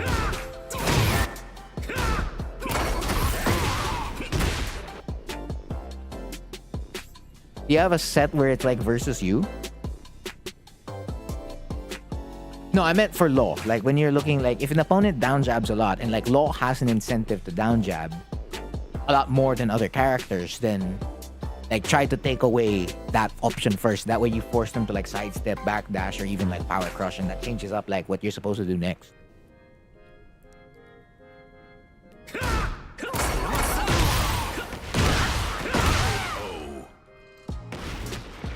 Round 2. Fight. But yeah, if you have a set Fidelio versus that player, it would help a lot more. Because I know you. Ish. I know you ish. The problem is if I watch that player versus somebody else, I won't know that much.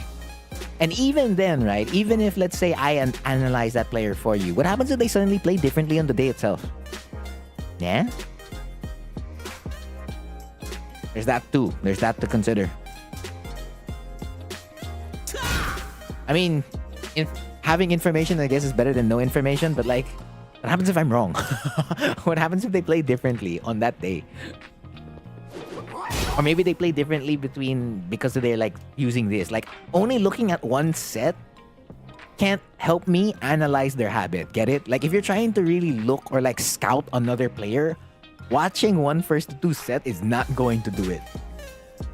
Like, you're gonna actually have to like have a long ass history with this player, or like know how they play versus X playstyle, Y playstyle, versus with like another character, blah blah blah, all that kind of crap. One first 2 set can only tell you so much. Like, if someone reviewed one of my sets, right, and they took the set where like I was garbage, and they could dismiss me like, hey yo, that Horror player is garbage, you know, no problem. Like, you got this in the bag. And then suddenly on that day I play differently, or like I play better, and then like you're gonna go, you know, that guy's gonna go over to his friends and be like, I thought you said he was garbage, bro. I thought, like, bro, we watched the sets. Like, bro, see, because you can't tell the whole picture. So it's a little bit dangerous, you know, if that's gonna become like your scouting report. You feel me?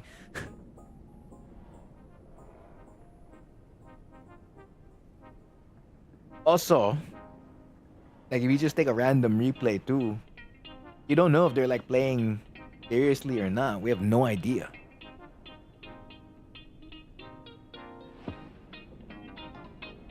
Right? What the hell did this player do? So they go +7. Why? And you do SS4. Okay, well, number 1, Azzy, you blocked Legend Kick. Legend Kick is +7. Generally, don't press a button, because if I wanted to press a button as low, I could catch you. Number 1. Number 2. Number 3. Number 4, supposedly. Does that catch? No. This will always catch. Homing move. I have all the freedom to throw out this homing move because it comes out 14 frames. That catches DF4. DF1? Nope. Yeah, back 2, the second hit. DF3. Back 3. Yeah, so generally you don't want to risk. What you kind of like want to do in this spot is just step. Or like you try to step. But like they throw out... They basically threw out a launch punishable. Yeah, they threw out a launch punishable backswing blow. I don't know why they wasted their frames like that, but...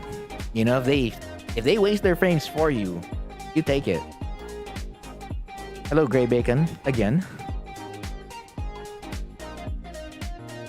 No, even then, Fidelio, this is what I'm saying. That scouting report is not...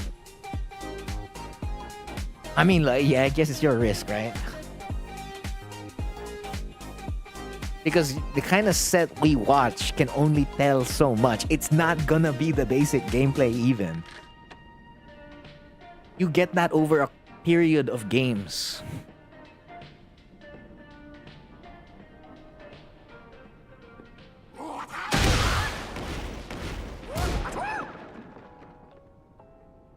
So it is very risky to like run it off one set. It really is.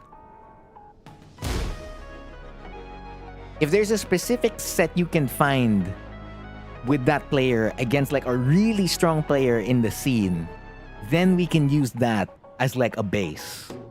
And we can just bet on it because they were like playing against a really, really strong player. If you can find a set like that, or if we find a set like that, then fine, right? Like if you see like a well-known name and you're like, okay, that guy, then okay, we'll run that one. There has to be a set like that. That's the most you can do if you're like gonna run on limited data.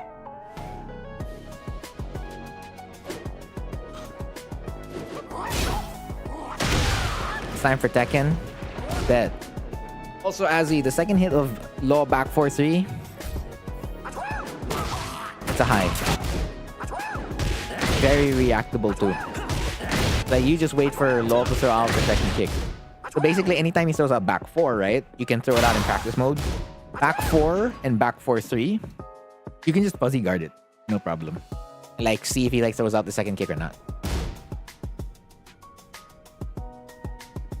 Someone good. Like someone where like you're guaranteed, like, yeah, this guy's a hella good player. And like if this player plays bad, like they're supposed to lose, like badly. Can he cancel the second hit? No, I mean, hold on. Yeah. There's no canceling the second kick. There's just doing back 4 and then just doing back 4-3. So he can do back 4 and remain in regular stance. Or he can do back 4 back and that puts him in back turn. So I guess there's 3 options you can record, but generally it's just back 4 and back 4-3. You can record him doing back 4 in the back, right? But yeah, like you're just really looking for the second kick most of the time. He doesn't cancel the second kick at all. No, he doesn't. There's no inputs to cancel the second kick. Oh, he's just back 4 back, back 4. And then back 4-3.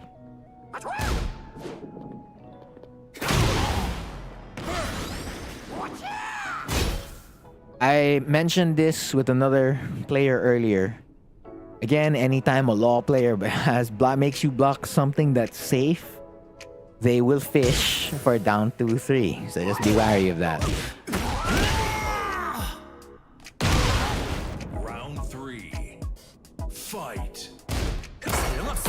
Backlash. That's a bunch of misinputs. Again, even on offense. Gotta watch out for it. No, okay, now you should have back 3'd here, right? Because I think that should have been a combo.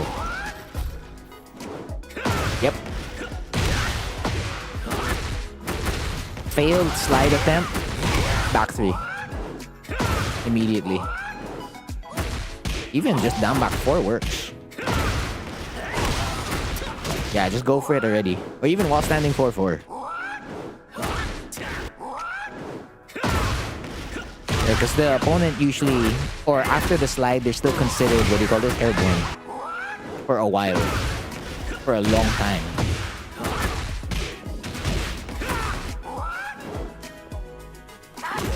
But no, it's forward 3. You went for FF3. There was no down back 4. But yeah, no. Again, any failed slide attempt, go for the punish right away. Down back 4 or back 3. That one, that was a real guess. Now this one, you have to block this. Like, guess again. Hello, Dusty. Round 4. Fight. Down 3-4. Down 3-4. Down 3-4. You almost got it.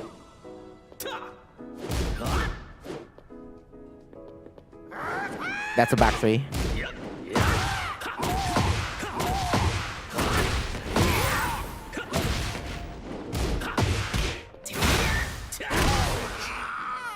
Beautiful. Final round. Fight. Where's the risk didn't pay out there? You down 2. What? Why? Aren't they like -3 or something?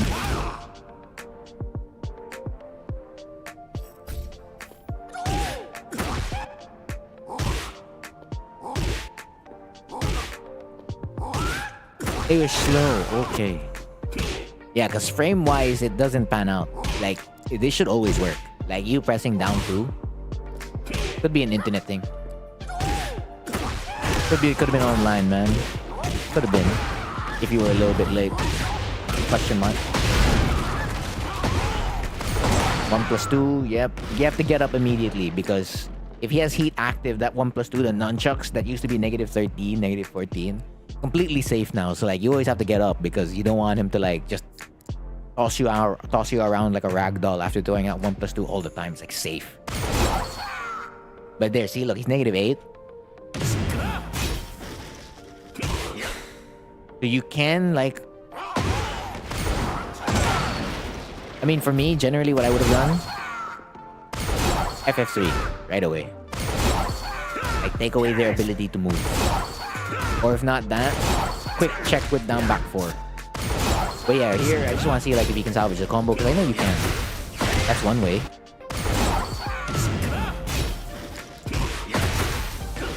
That doesn't work. That doesn't work.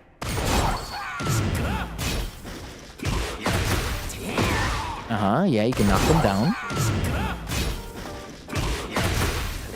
That does not work. That's so sad. No, it does work.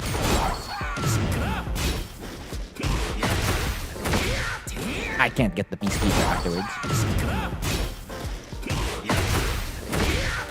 No Peacekeeper afterwards. No hell sweep.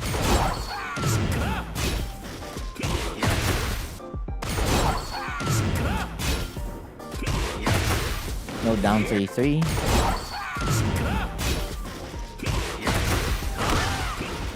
That works. So he has 3 options. They're all basically knockdowns. RFS back 4, RFS a forward 3. Flying Eagle also works for like Oki. So 4 options. And then RFS 3 for like left flamingo stance, Okizeme. So you can't get a combo, but you can still salvage it for like Okizeme.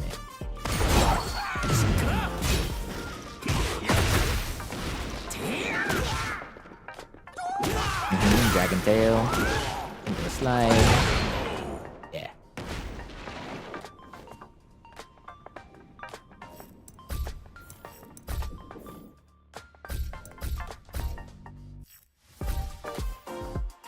Get ready for the next battle.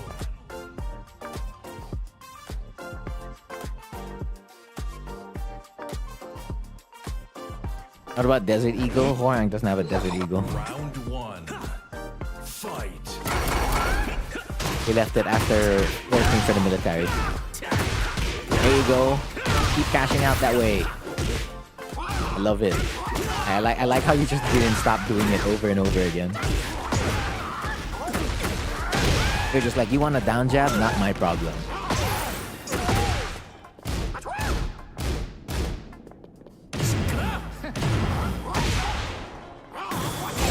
Fine.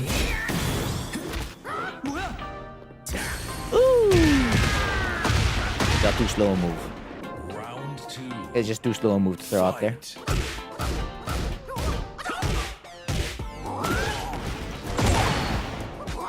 Good step.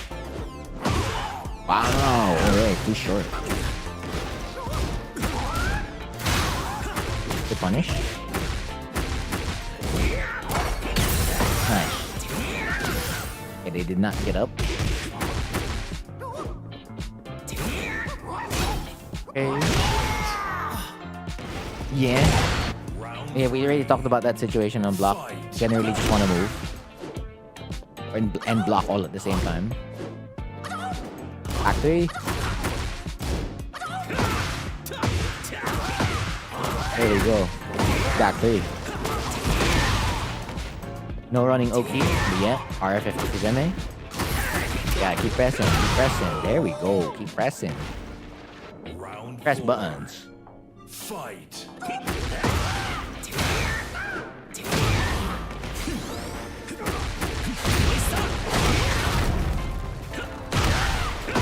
Are you talking about from Law?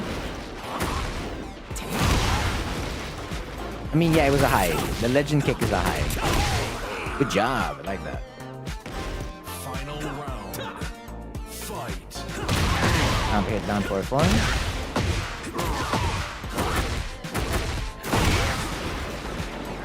No, yeah, he had no space for the running Oki. 4. Keep 2. We already talked about that. It's negative 15.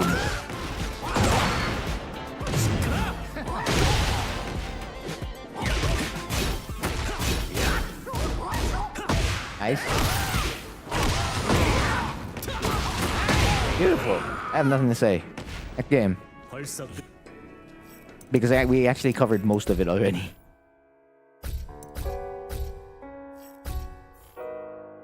Get ready for the next battle.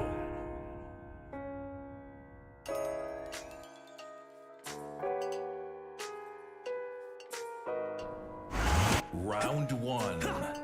Fight. Okay. You waited a long time before going for your... Before going for that. Or even going for that. Or even going for that. Go for it right away. Take your counter hit D4 Okizeme. Alright, that takes away down 2-3. Ah, okay, you thought they were gonna do down 2-3. Fair, fair, fair, fair.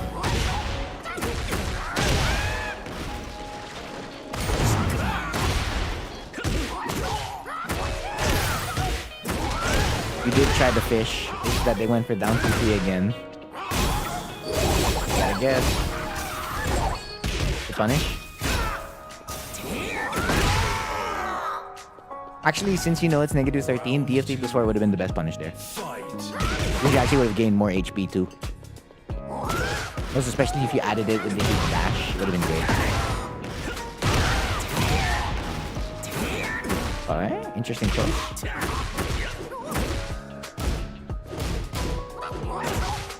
That's you already said to me that's your habit, right? The SS4? Yeah. Whoa! FF3. Ah, you dashed forward before doing the button, okay. Good. Round 3. Fight.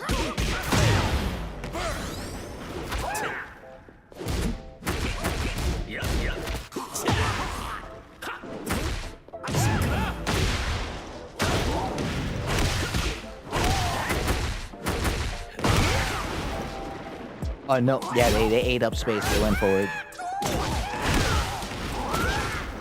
Second hit tracks? Who? Yours? Them. They baited that one. Round 4. Fight. Punish. Nice. Nice! Well, down 2-3. Not so much, really. 8 tracks, you know, ish, but like, it's not really that good in terms of tracking. Final round. It's okay. Fight.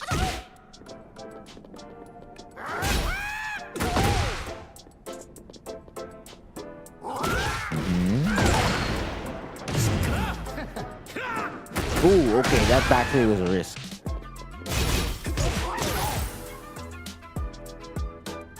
That last game was all about down 2-3. Like the second game, the law, what do you call this? had to do a little bit more outside of down 2-3. But that last game, all the 5 rounds there are all about down 2-3. So if you stayed the course of like mid-checking when you had plus frames, or even like watching out for like when they're gonna do it more consistently, because you did catch a low parry, you did catch a backdash and a sidestep versus down 2. Could have had it. Yeah, so we covered most of it. Excuse me. So if you have any other questions, Azzy, just let me know.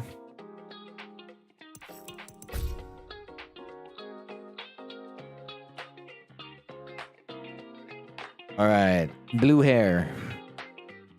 This is your time to shine. You did say Kazuya. Is there only like one Kazuya in your replay list? I would guess so. You have Kuma. You have Jin, Paul, Reina. Is it this Kazuya? Or is there another Kazuya somewhere down here in this? There's another Kazuya.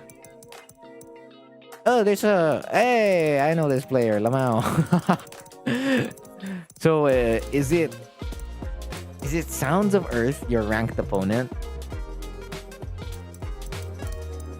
Or is it...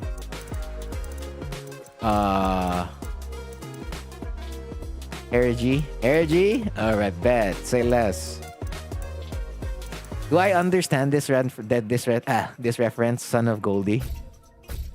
Do I understand it? Am I supposed to understand it? I feel like I'm supposed to understand it. Is this the same player we're referring to? Yeah? Yeah?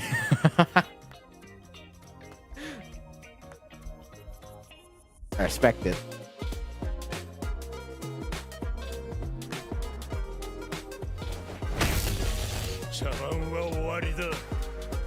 Round 1. Yeah, we're here. Two. Okay, tried to go for the combo. Down 2. Alright, our combos are all over the place. Okay, but the neutral kind of nice. Yeah, I like the backdashing. I like the spacing too. They gave me that name. Oh, I see. You want to run with this name? I mean, it's fine. Good step. I like the movement. The movement's nice. Round 2. I fought one of my locals on rank earlier. That's called progress, Azzy. We take it. Yeah. Okay, trying to mix it up with the QCFP4. I mean, so are you. Aren't you one of the rising players as well?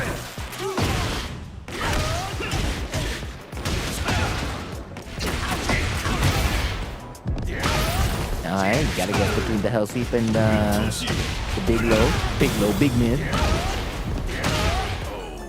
That's a guessing game. And Round 3. Fight. Down 1+2.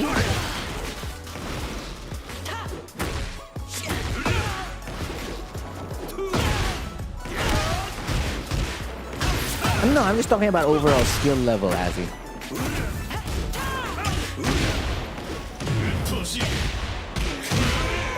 Okay.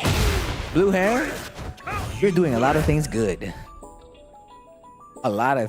Hella good. I know this looks like an 0-3 loss, but that definitely won't look like an 0-3 loss if we just add a couple of things. Of course, this is something that you're probably gonna have to get better at over time, but you're creating a lot of the situations already. So here around start, right, you're looking to like play neutral, see how the spacing goes on. So yeah, the Kazuya does FF2. This is generally just a safe mid, so you check out with a jab, right? After the jab, you back off immediately. See, look, this is already round start, right? First 2 seconds, and right away there's like brilliance already in this. Whether that brilliance is intentional or not, right? It's beautiful. I'm gonna control right over here.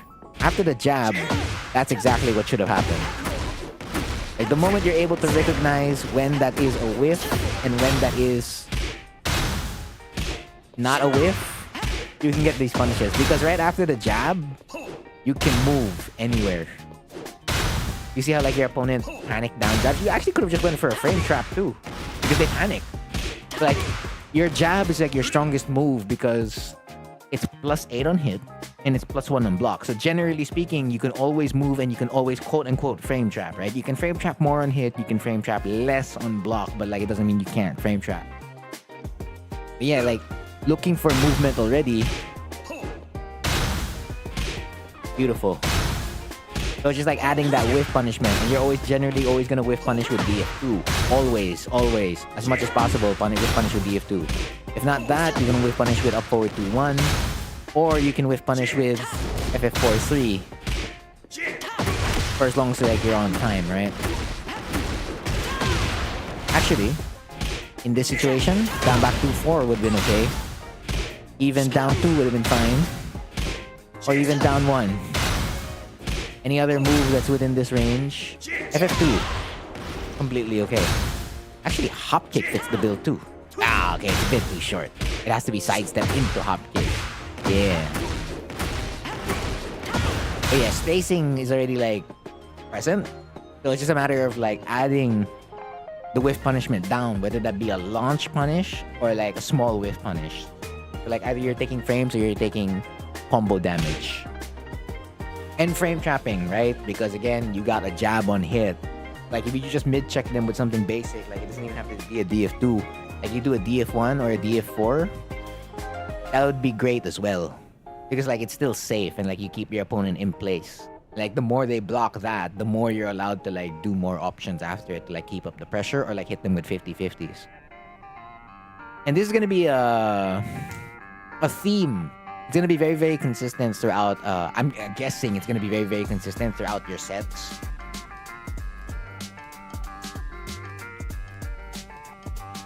Yeah, whiff punishment recognition. So, when opponent whiffs after your move, bam, you get a hit on. You get a move on hit. Frame trap.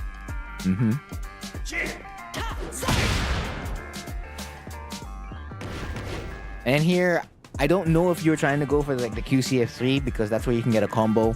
But generally, if you get this move to counter hit, you can just go for an FF3 right away. If not an FF3, like a dash down T +4. I guess a frame perfect FF2 doesn't work. Yeah, so FF3 is just fine to like get guaranteed damage because the actual one you're supposed to go here is for what do you call this? QCF3. And if you get the timing right, this is a full combo. I never get the timing right on this, so like FF3 is an okay default. Or you can just go for Oki like that. That's completely okay. So you back off, you're waiting again. Grab check. That can't be whiff punished. You throw out down 2, opponent's locked in place, +4. Can you do F1 +2? Let's check.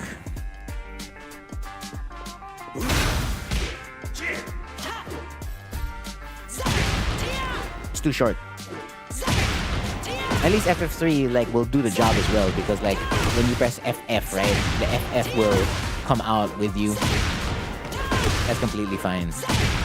Yeah, but F1 +2 doesn't hit. I mean, I was trying to go for FF2 also. Fortunately, it doesn't catch. Down 4 doesn't catch either. Down 3 doesn't catch either. Maybe if you dash into down 4, right, to make it simpler. I mean, there's definitely a simple option that exists, but FF3 definitely sounds like the simplest. Then you down 2 again, frame trap. Again, this is one of like Leo's best moves for like the game plus frames. You back off again, so you know, as they're approaching you, slam dunk with a down 2. You definitely mess up the combo here. I don't know what combo they taught you. Or the combo you're currently using. Whoops. Let me go back. But one thing you can do, like after anything like combos, is to do the sample combo that they give in the game. So it launches, right? down 2, back 1, 1 plus 2, jab, back 1, 1 plus 2 down, and then, or if you want to make it even simpler, right? Back 1, 1 plus 2, bam, bam.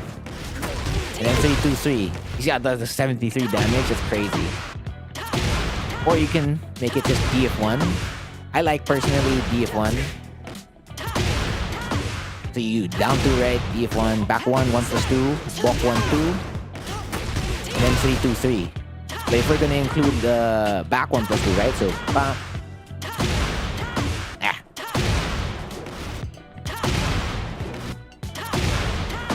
I'm just gonna back 1, 1 plus 2, walk, pop, pop. Back 1, 2. That's still 72 damage. Like, that's really good.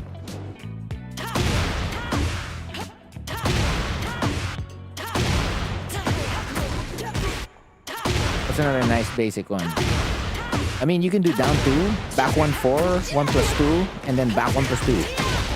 That's 68, 67. It's a little bit weaker compared to like just doing this one.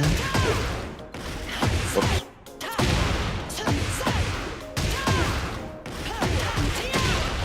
I mean, like, whatever's more comfortable for you, right? And then here again, like, see, you mess this up. You recognize that you should get as safe as you can right away, right? So you backdash. And look, look, look. The opponent whiffs their get-up kick as like you backdash.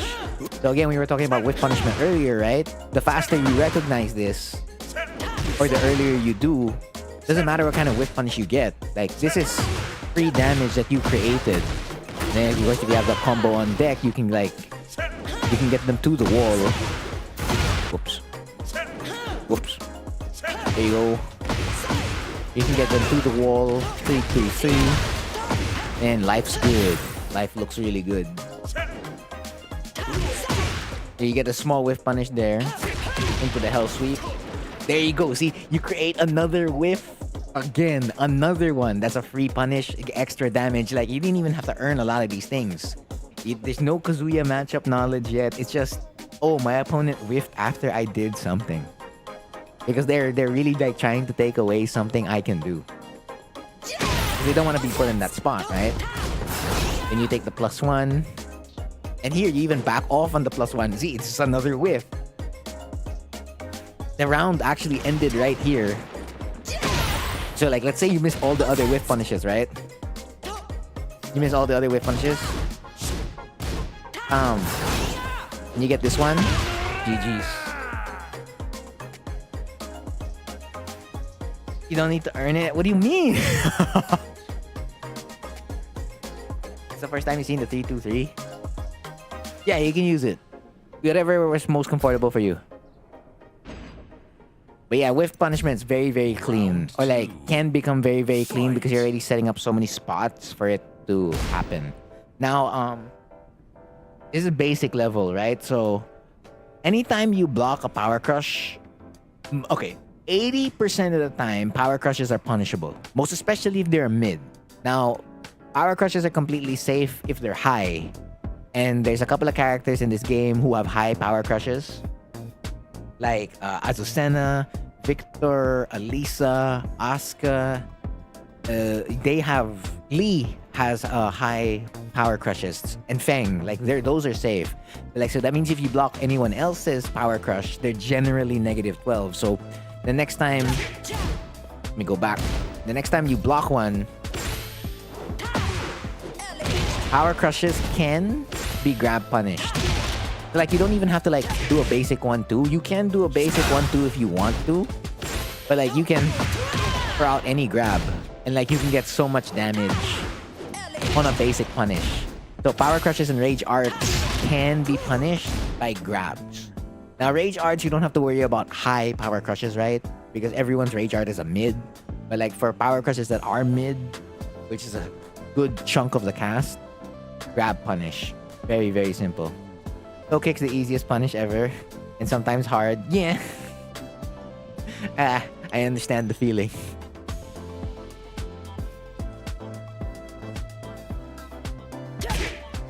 But yeah, because you can get a jab punish. But at the same time, again, better to upgrade to the grab punish over a regular jab punish. See, another whiff created by movement. You weren't doing much here, right? So you punish, you jab check, you back off, you back off, you back off again. You forward dash into like a little block. So like that's another DF2. We haven't touched anything about Kazuya yet. We really haven't touched anything about Kazuya yet. This is just all really like just patience and movement and like potential whiff punishment that could happen. Beautiful. It brings tears to my eyes. Movement gameplay. I'm like, sick. So right now it seems like your neutral is QCF21, and QCF21 is a really good thing. You can mix it up with QCF24, but honestly, I recommend not even going for QCF24. Because you can delay QCF21 so much. Like you don't have, you see how like they're gonna duck here? It's because they're actually looking for QCF24. And the only reward you get on QCF24 is like a knockdown. Which I guess is fine, like knockdown, more damage. But like you don't even have to go for it. Because they increased the buffer window on like how much you can delay QCF21. Like, so this is like a regular QCF21, right? Which is the one you've been doing. Yeah. Like that's how it looks like, right? And then if I delay QCF21, excuse me. You see how much slower that looks? My QCF. Like it's so long. I don't know why they gave Leo this ability, but they did. And like if they press on the second hit, right? That's a counter hit. Well, counter hit launcher, but at this level at the moment, that's a counter hit follow up. So like you can always gain free damage. So like you can always just throw out QCF2, go back to neutral, and then QCF2-1. And then you can always just keep changing up the timing on your QCF2-1 as much as you like. And you never have to throw out QCF2-4 ever in your life. You just don't. You want to touch Kazuya? I see. The only way to touch him is to get into a fight, Rikuya. Besides that, if you're not Jun, I don't think he wants to be touched now.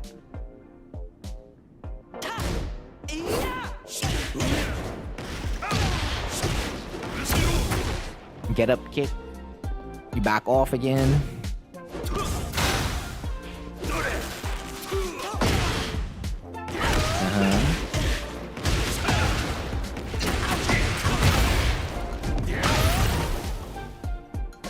Good time to...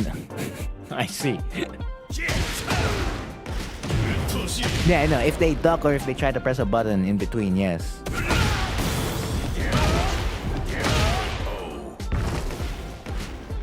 Round 3. Fight. Down 1+2. There, see?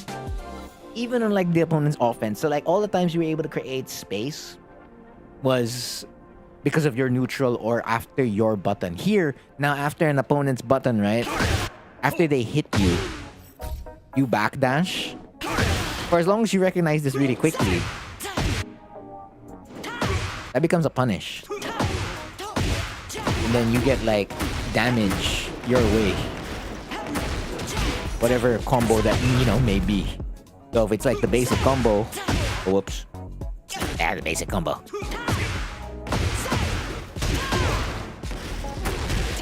That's 60 damage. That's not bad. And then like you have a space, like, so let's say, imagine it, right? Let's say it happens.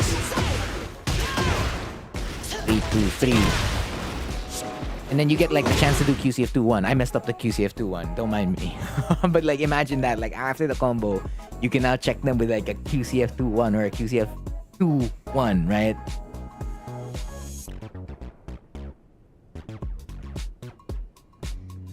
How come you rarely see any Leos? I don't know. Maybe I guess people don't want to play Leo. It is what it is. I mean, it's the same thing in 7. Like the usage rate is quite low.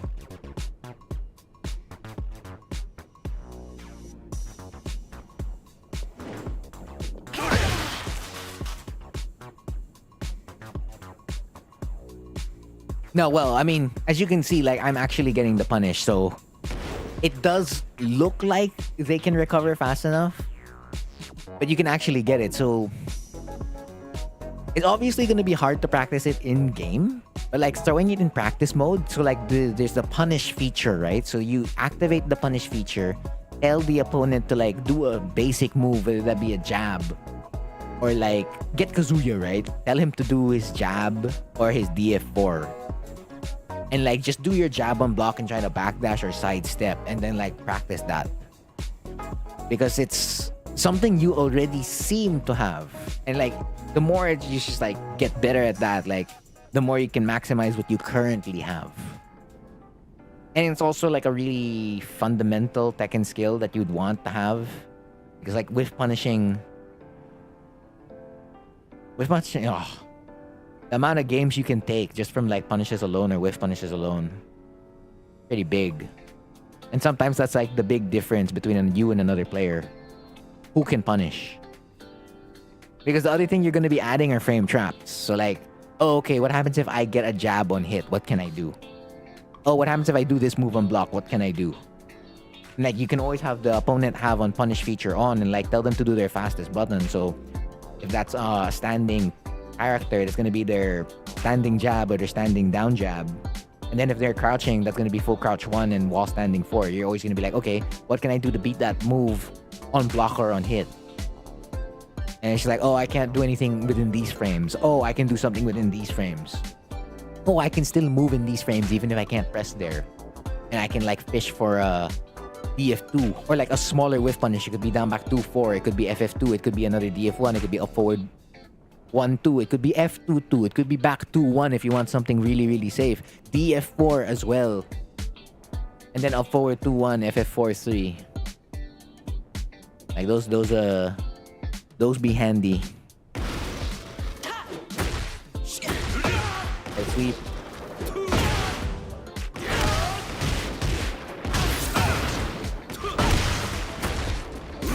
See, you create space, you do the recovery kick, they rush in to do an attack, it whiffs completely. Right over here, small whiff punish, big whiff punish. So that was a little bit late, so if I take over, right?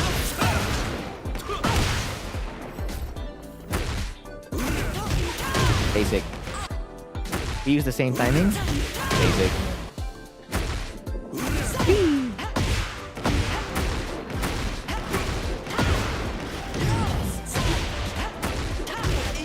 Nice.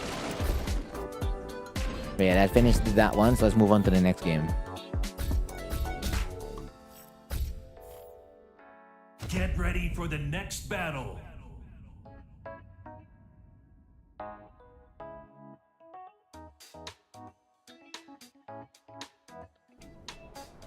Round 1. Round 1. Fight. Good punish. Yeah. And we talked about that. You can get an FF3. Okay, you go for the heat engager.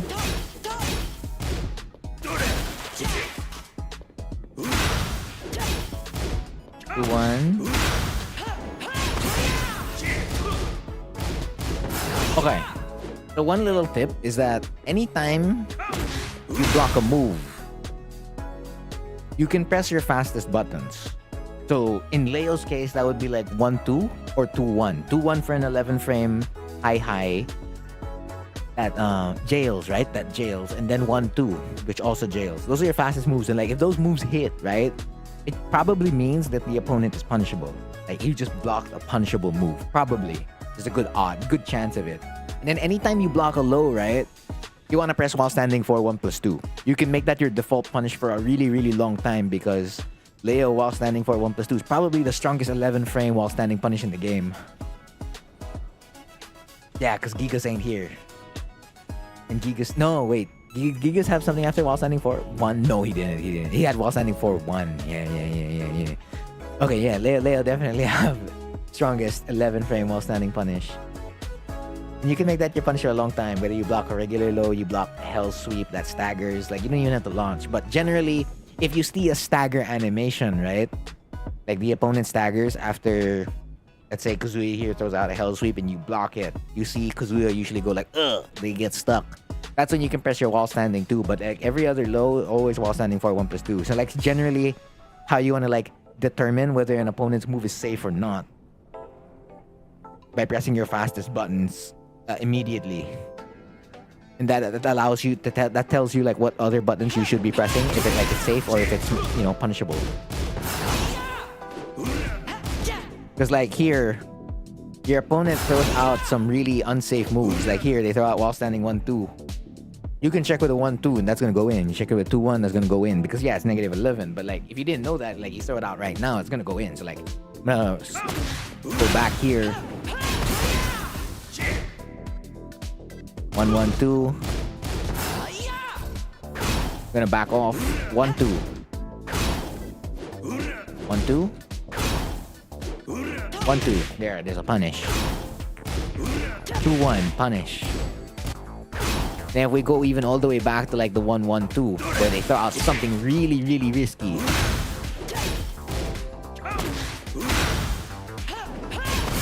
So you throw out your full hell sweep. Like that still goes in. 1-2. 2-1.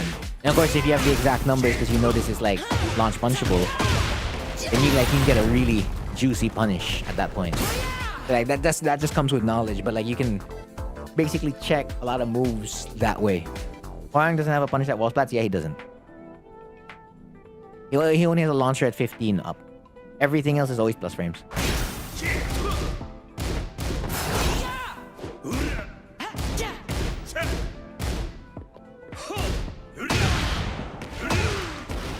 Is that plus? It is plus, okay. Okay, now I can show you the stagger animation. You see that? You see how he like waits? That's your cue to like while standing 2 at that point. But of course, if you want to just while standing for 1+2, that's completely fine. Like when you block a low, again, it's just to get that muscle memory kicked in. That you can do a lot more with it. You're back. Welcome back, Hui.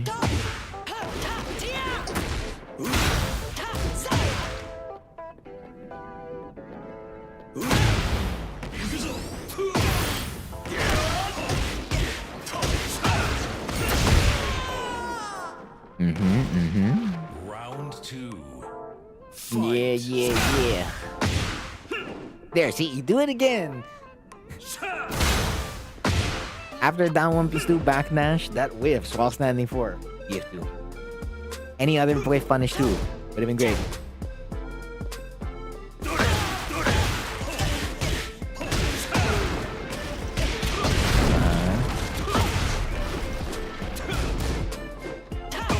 That was a good check. That was a good try.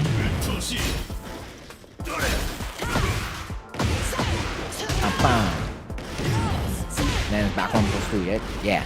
Okay, good try. That's another opportunity.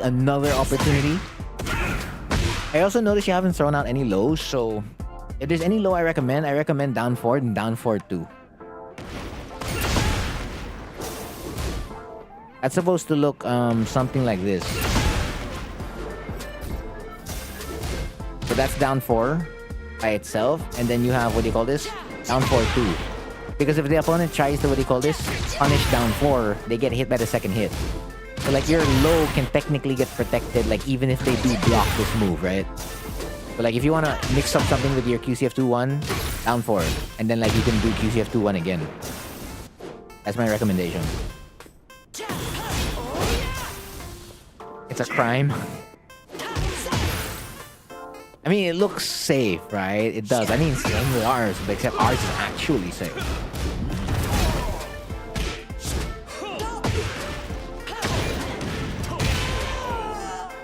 Man, hell sweeps, no. Round 3. I mean, if you need offense, sure.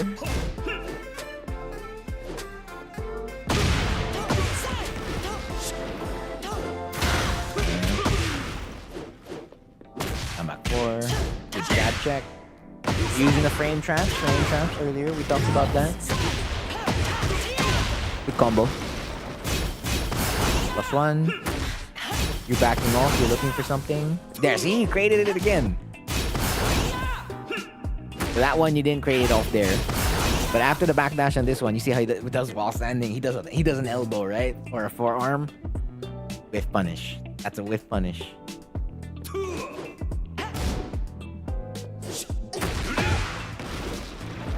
Mm-hmm.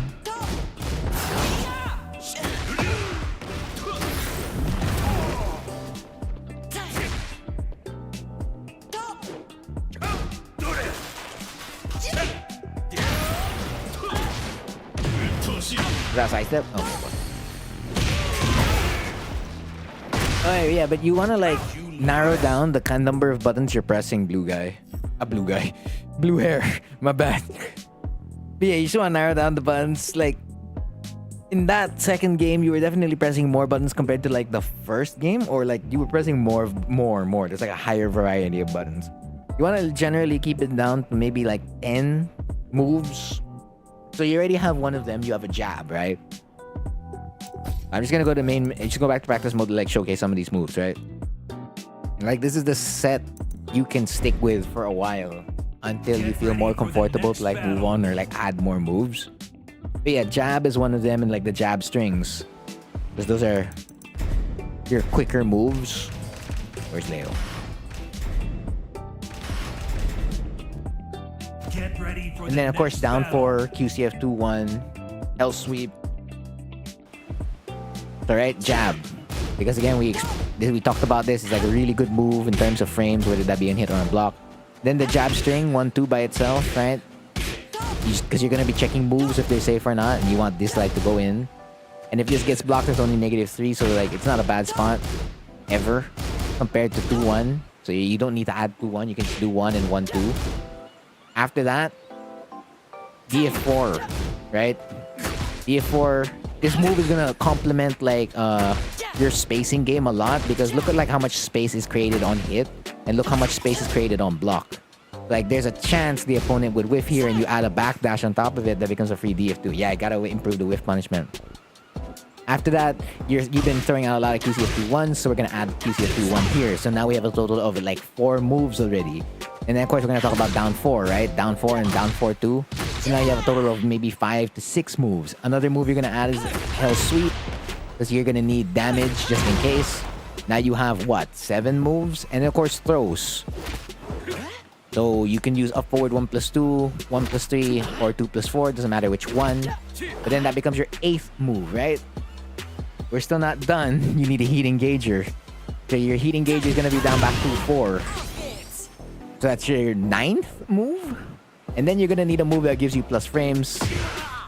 And that's down 2. That now becomes your 10 moves. And you're like 1 low, you have 1 throw, and then a bunch of highs and mids. That works. That works. Try with punishing your ghost. I mean, yeah, you can fight your ghost. Actually, if practice mode is not fun enough to like do it, because like here, you do standing block, right? You turn this into punish. And then we tell Jin to do like a jab, right? And let's say you gotta block it, right? DF4. And like if this is not fun to do, go to Arcade Quest and like try to practice that there, because Arcade Quest is basically a bunch of AI ghosts that you can play against. And like they're like really weak. They're weaker than players, but like they're good practice to like work against if you're like trying to practice this kind of stuff. Yeah, once you know, the game looks very different for sure. You just incorporate that in new games, yeah. I mean, those 10 moves, or even 10 to 9 moves, that's the kit I recommend. Yeah, because they'll learn to whiff punish you too, and they'll like keep fishing for it. And then like when you can't get that, then yeah, you just go start going for your big lows. But yeah, Arcade Quest, to me, like you don't even have to play like real players. Arcade Quest works, and then play real players, and then like go back to practice mode to practice some stuff. So again, study your frames. That's a big part of it as well. And yeah, you'll be improving in no time.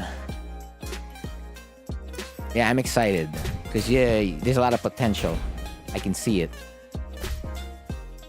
But yeah, if you have any other questions, blue hair, let me know. And I'll get back to you. What if you bite Leo's ankle? What do you mean? How do you even do that? You can't do that in this game. What? Mo! It is your time to shine. How do you sidestep? You can sidestep it towards the left or towards the right. Like... any move that's like Kazuya's Demon's Paw is linear. It has no tracking whatsoever. They can realign by like doing a forward dash, and that's like gonna make it hit you even if you try to step. But generally, you can sidewalk it to the left, sidestep it towards the left, even sidestep it towards the right, or sidewalk it towards the right. Any move with the advances like that, linear, like Leo's FF2, is basically the same as that move. You can step that anywhere. But I'm generally stepping towards the left versus Kazuya because that's Kazuya's weak side. So like all the more like his moves should whiff if they don't realign or change up their timings. Yeah. You sidestep everything with love. Fair enough. Go down, back four. Ah, you're right. Yeah, okay. Fine. You can bite their low. Fine. You're right. You can do an ankle biter. True. Well, paging Mo, this is the Brian, right? And for anyone who's on stream, you may want to check if your live button is color red. Like when you hover over the stream, like the video player, if it says right, if it's a red live or not. Because if it's not red, it means you're behind. Not unless you want to be behind and like you're reviewing some stuff of your set, that's completely okay. Like if you wanted to like get a question or interaction from me, gotta be on the live end. Sidestep is RNG? No, it's not. It is not RNG. No. I mean, I guess fine. Actually, it's overrated.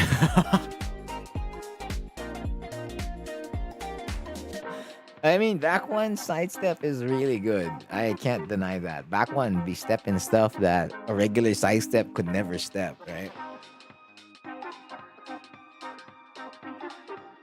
Mo, are you here?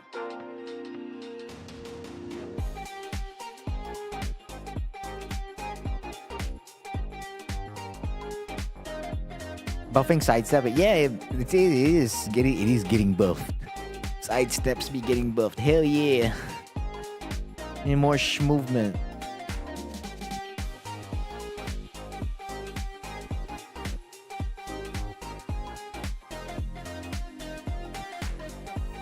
Have I ever played soccer with your... No. It was this Squid Games? Waiting? Is that waiting or here? I'm assuming it's wait. W and 8, you know. That's a real line from Blue Long. I get it if it's like for professional athletes. Because like that's the way they, what do you call this? That's the way they earn. That's their living. You kind of have to like play a lot of games with like your life on the line, kind of, right? It also is like you're worse and whatnot, blah blah blah. No. You don't gotta be disappointed. Like it's hard to like recognize whiffs and like do it, but like you're already one step closer to like whiff punishing. So like since you're one step closer to like whiff punishing, right? It's just a matter of like being able to like press something as soon as you see a whiff happens, right? So you're getting there. You're getting there. But I mean, if that's gonna be your motivation, your fuel, sure, why not? Just like I'm not gonna miss another whiff punish ever. I believe it. It's gonna be more difficult. It's gonna be more difficult for them because we can move anywhere.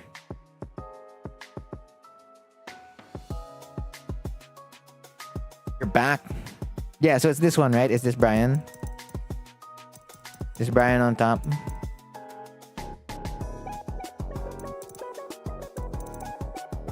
The other side steps still gonna be... No, I don't think so. It's gonna be okay. You should be okay.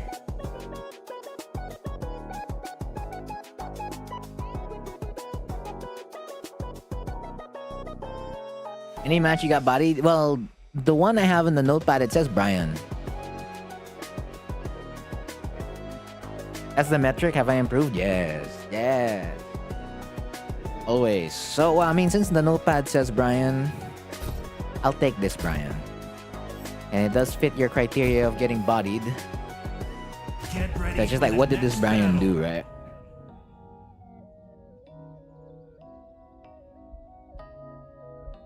What did they do?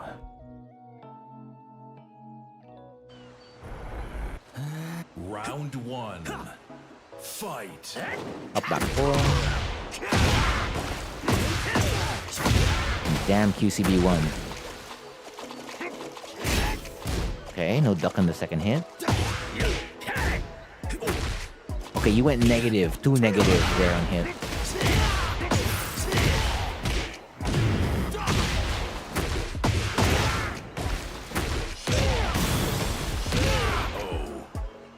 You couldn't block sidestep or jump.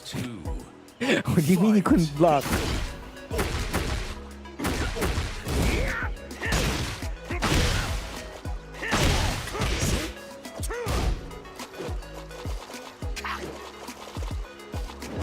Ooh. Okay, they did not throw out jet upper. You're getting caught in your movement. Round 3. Fight. 4-3. That was, you had no frames there.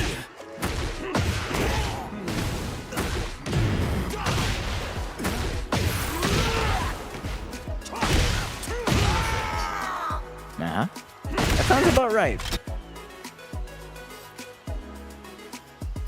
And it's because you're getting hit in places where you're gonna get hit. Round 1. Have you ever played Tekken Live on the last? So up back 4. So they get back 3. That catches the up back 4. Okay. It wasn't even registered as a punish. So it's because you down back. And the back was a little bit late. Okay. I'm gonna take over. Yeah, you're not supposed to get hit by the second hit. So if you get hit by the first hit, you're not supposed to get hit by the second hit. You get hit by both, right? Okay. Hold that back. Like, hold it.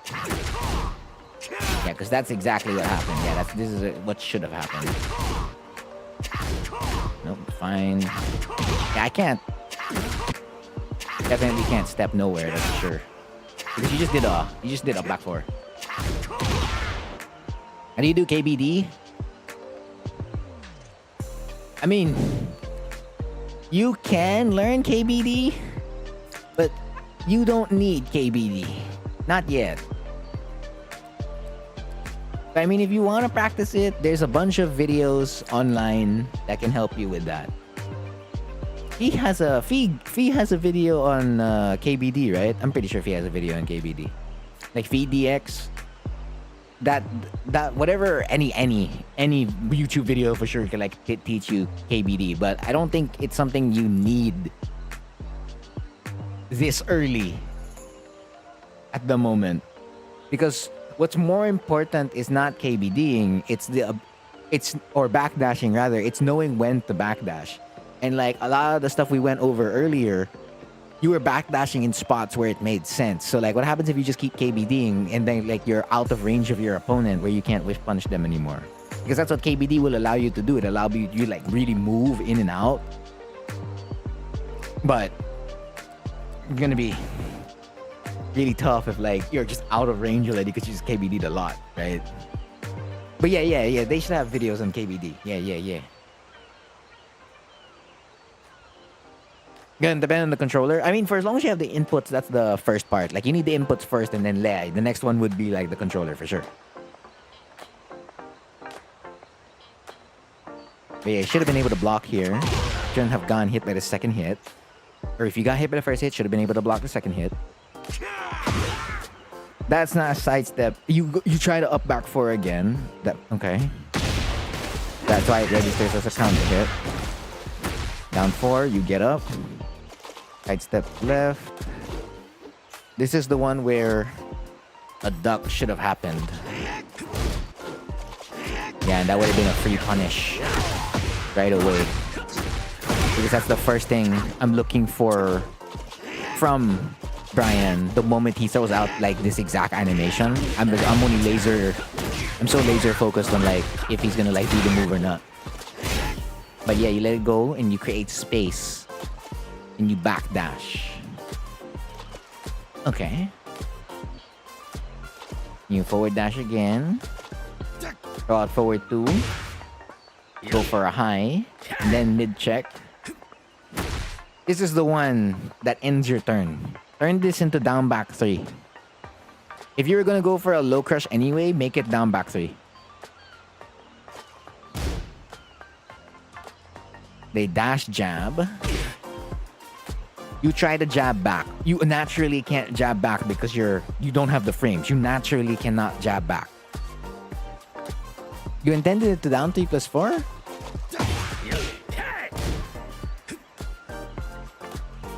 Well, I guess cleaner inputs then, right? Need cleaner inputs. Yeah, but you can't jab there. You get hit by the jab, you start guessing low. Then you try to jab, timing's already off. But over here. Just like that. Whee! I step right. Goodbye jab, my punish. Jab, down jab.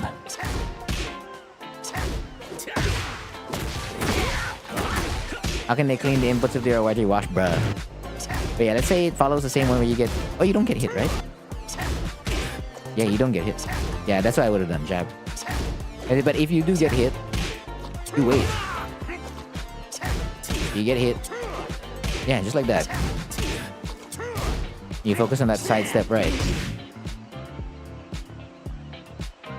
I hate it when when you backdash and it doesn't block mids and highs. No, KBD, there's still a point in the KBD where you'll potentially get caught. Like, there's always a part where you're vulnerable. Yeah, you try to jab here. That causes a counter hit.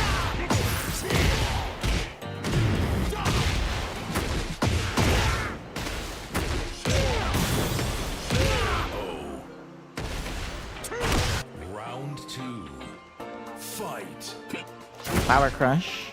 No confirm. Down 3-4.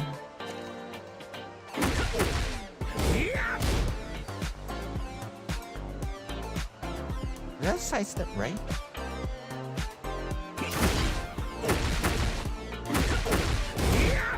Yeah, it is. Side step right into back dash. You get caught in the down back.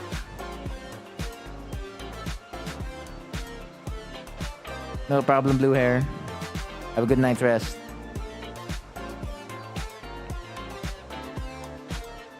Yeah, it's understanding when you're vulnerable in the movement and when you're not. Second 8's movement's just a little bit different compared to 7's. But yeah, no, there are times where, what do you call this? Just pressing back, what do you call this? Where you're completely safe. It's just that if you add like cancel to it and whatnot, or like if you're getting caught too early while you're doing the backdash, you'll get caught, yes? You do too much backdash? I wouldn't say you do too much backdash.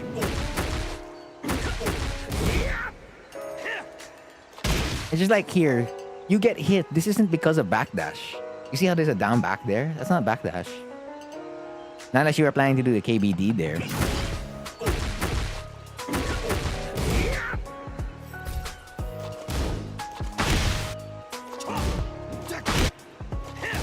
Yeah, because you changed it up already by here. Because what I would have done is like held back. And if I get hit, I need to get hit. I'll just hold already. You get hit by that, just wait. Like, there's one thing I'd usually force a Brian player to do, or if not force, I want to see them do, is like how many hatchet kicks they're willing to throw out. Because more often than not, it doesn't have to be it can be any other character in the game. Most players are going to start mixing you up after they throw out a move 2 or 3 times. So you're really just waiting for that one player who's like crazy enough to be like, okay, bet you're not going to duck. I'm just going to hatchet kick, hatchet kick, hatchet kick, hatchet kick, hatchet kick. And you're kind of like waiting for them to confirm that. And you're just going to keep doing like your sidestep, right block, and whatever. Of course, that is still a risky game plan, like if you're playing first to 2. Which you'll have to press eventually. If they keep doing that sequence over and over again.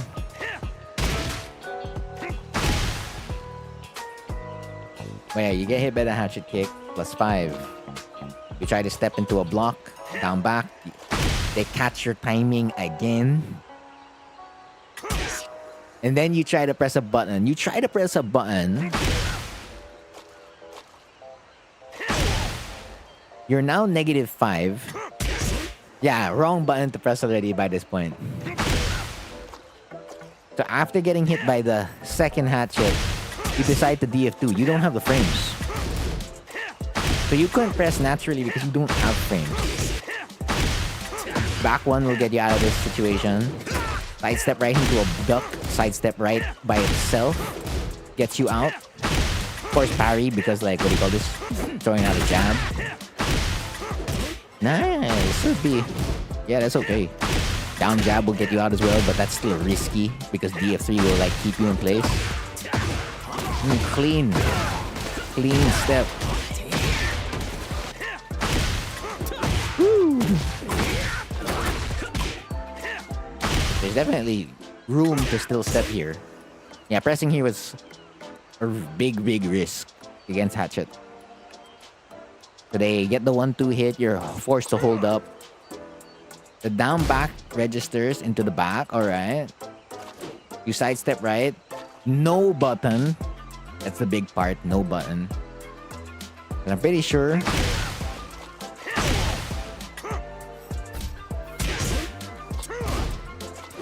yeah, you had a chance. That was a whiff punish. So you sidestep right again, sidestep right again. No whiff punish with the back 3. Sidestep right again. DFC +4. They don't throw out a jet upper. They're just lucky. Back 1. Yeah, this is movement just getting caught, plain and simple. Then hatchet to lock you in place. Dash taunt. Movement. Round 3. Fight.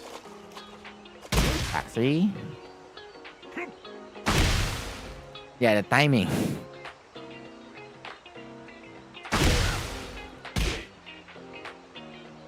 There is still a queue. Also, it's already 4 hours, so like I only have an hour left. And yes, you notice, like I take time like reviewing these sets. That's why I can't really do a re-queue. Unlike Cheese Dojang. Because games fly faster there. Reviewing never flies fast, usually.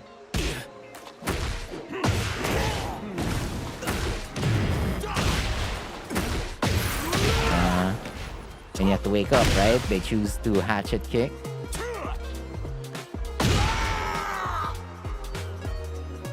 No, that's gonna be real Tekken.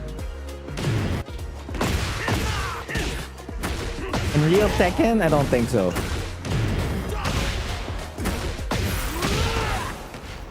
So I'm supposed to get hit by the hatchet kick. Woo! Ah, schmovement. Schmovement! Time to make a comeback, baby. Woo! Okay, yeah, but movement was still doable by this point. Yeah, you can still sidestep right, block. So the times you couldn't press, you were clearly negative. The times where you couldn't step, you still actually could step. And then the backdashes was getting caught. Well, not necessarily getting caught. There were some of them that got caught because of like the way the input was done, or like when it was done, or like when his button got pressed. And then sometimes you would backdash, it's covering the mid and the high, and then like they just straight up hatchet kick, so that timing, your timing on this versus that timing different. Season 2 Huang prediction, since you're always right. We'll have a different heat burst animation. Why?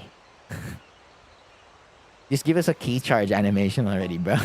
That's the real buff. You have 1+2. Yeah. Ooh. I mean, yes, you're being really safe with taking the frames. Oh, but it's too safe. I would have swapped this with forward 2. Because they're -9, they can't step anymore. I would have swapped it with forward 2 right away. Panic. I mean, DF1 could also work. Or DF2. F1 plus 2 is the one that really puts you in a bad spot. Well, I mean, they only jab check you. I guess it's fine.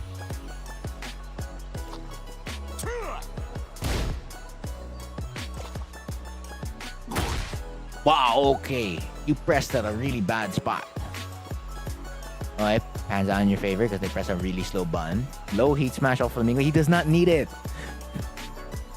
To avoid the low crush discrepancy and work with better, we change the... Yeah. Yep, that's gonna lose. Yeah, this is just to check if like you're looking low. Were you looking low? That's not what the inputs say, right?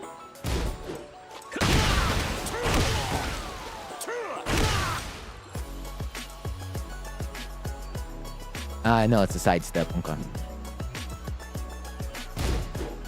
Need all the buff we can get, not that kind of buff.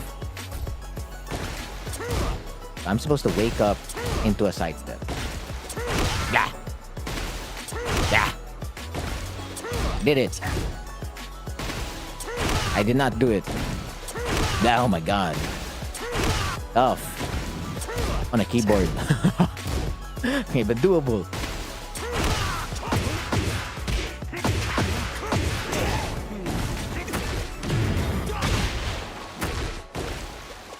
Okay, sidestep left again.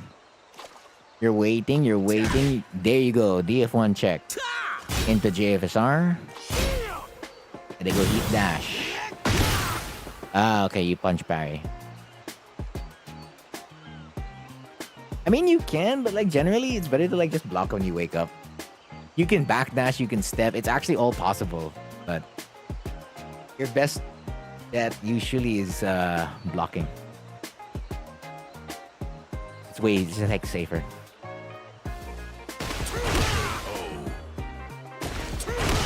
Round 2. Fight. We don't use the frames here. That's big. Like, even from the first game, in some of the situations where you get it, you don't... You're not... There's no neutral established, let's put it that way. There's been times where you get offense, like you get down 3-4 or whatnot, right? Or you get a frames and then you like spend it. You spend the frames right away. So it's like, oh, I hit you with a DF1, JFSR right away. Or like, okay, I block QCF1 plus 2, F1 plus 2 right away. It's always about putting yourself in situations where you can still move around. And of course, again, not surrendering neutral right away. You have to throw out empty DF1s, jabs, and while standing 4s to really dissuade an opponent.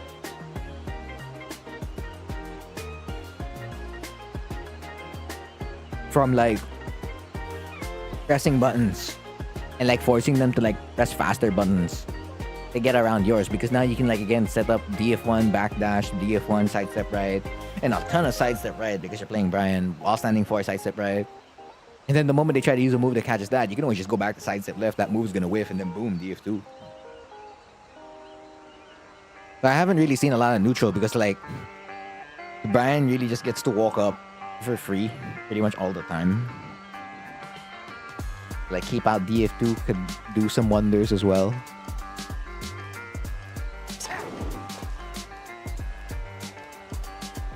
Whiff punish. That's a whiff punish. That's a back 3. Okay, we dash up into sidestep 3-3. We trade. Yeah, of course you're supposed to trade. On the trade, sidestep right into a block. Yeah, you can't move there. Okay, you decide to move. They decide to dash block. You get a chance now.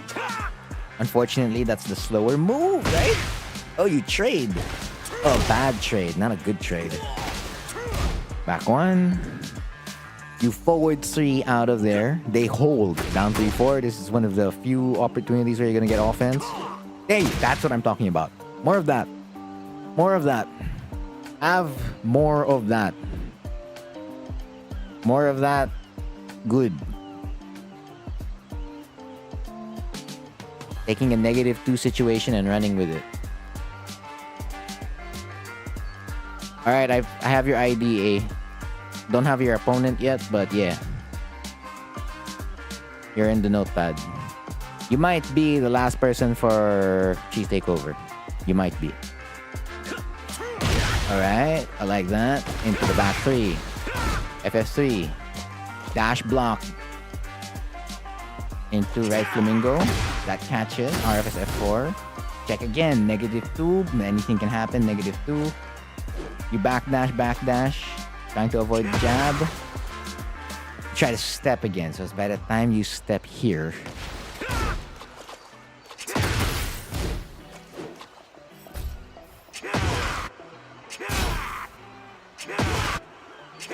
Ow. Ow. Woo. Got you. Yeah, because QCB1 requires, what do you call this? Side step right duck. Avoid moving left as much as possible. Focus more on like moving right. 62. Law. Okay, bet.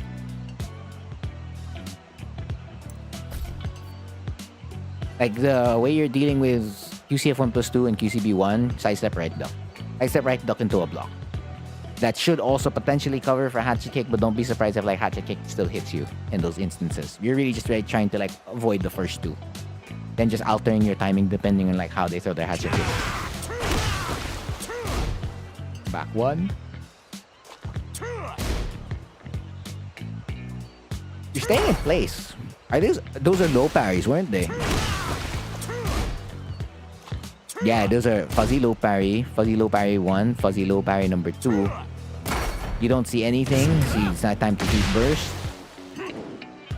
Is that a whiff punish? Damn it. Perfectly set up too.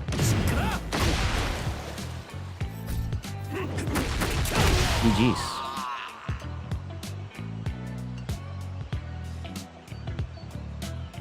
No, okay, hold on. Jabbing is not exactly dumb. Again, it's your fastest move. Whether you're doing a jab, whether you're doing a down jab, whether you're throwing a back 1. But it's like, yeah, you have to actively tell yourself to do something. Because holding back is only okay if like you don't know exactly what to do. Or like if you really just want to hold. But generally, if you still have space to move, again, it's 3D. It's a 3D game, right? So you maximize it. You try to move again. Like if they throw out back 1, they throw out forward 3. I'm sidestepping towards the right. Nothing's stopping me. Including like if they still hit me with a hatchet kick, I'm still stepping right. And I'm gathering that information like how they want to throw that, because again, hatchet kick's the one thing that's gonna make a lot of difference when it comes to like their tracking. It's like it's no way to avoid it, most especially for us. So then we're not avoiding that. So it's like actively being aware of like, oh yeah, I can still move, I can still go through. Local matches are shareable. I can only see online matches. Like if you give me your Tekken ID, I can only see your online matches. Yeah, but see, like in all the times you tried to jab back, you had no frames. Like every time you did try to press a button, 90% of the time in this set so far, you never had frames to press there. But again, okay, now the question becomes like, when do I press then? You're gonna have to gamble. So it's like, do you sort out on the first interaction? So the first thing you need to check is like, do they frame trap? They've gone for more mix-ups than anything else. Like this Brian has been doing a lot more dash blocks. They're looking for like how you're gonna react, and then they throw out another big move. Bro, I have not seen a DF2. I have not seen a DF2. That's like quintessential for Brian. I haven't seen it. I haven't seen this man throw out a down 4. They don't even throw out 3+4.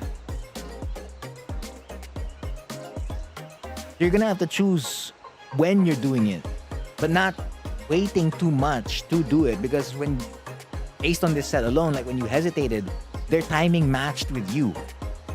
So it's like, oh, now I have, like they throw out when they got the frames, and then you press at this exact moment when they had the frames, and they were wanting to like press here and check you there at that point. So instead of waiting for like an opponent's reaction, I don't know if we talked about this before, but then you can force a reaction on an opponent. So you can really just show them like, hey, after I block back one, I'm back oneing myself. I'm throwing out a down jab. I'm throwing out a jab right away. This way you can force them to like do back one into DF2 and you're like, okay, good, go for the lock because that's what you want them to do. You're conditioning them with your defensive reaction. It doesn't have to be like, okay, what are they gonna do? You can play the waiting game.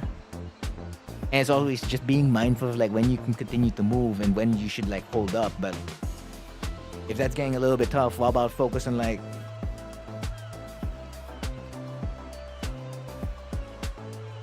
pressing? I mean, I'm talking about it when I do it as well, so.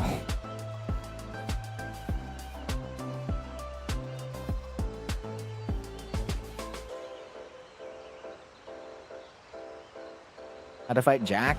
Ice up left. Question mark. He also beefed up his offense, so. And of course, like, you can always just throw out, what do you call this? RFFD4. Like the same way you play pairs, you kind of play Jack in quotation marks. In quotation marks. Because again, this forward 2, he can actually move around RFFD4 a lot more. So yeah, you can't exactly like just always pressure him all the time.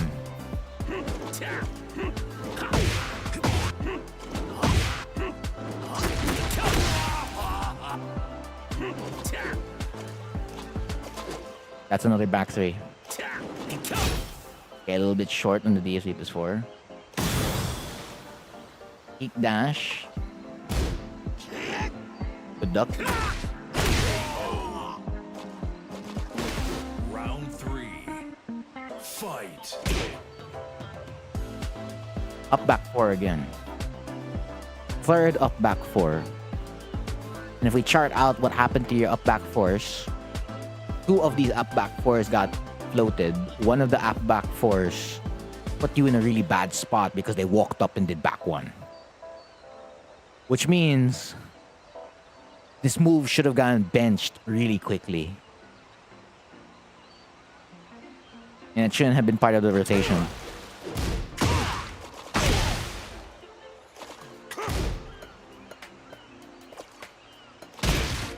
Yeah, they're not frame trapping, man. You get hit by 1-2-1. You're -6. You sidestep towards the left. Regardless whether you sidestep towards the left or towards the right, hatchet kick is gonna catch you anyway. So you take the hatchet. You back dash. See, and they go for a mix.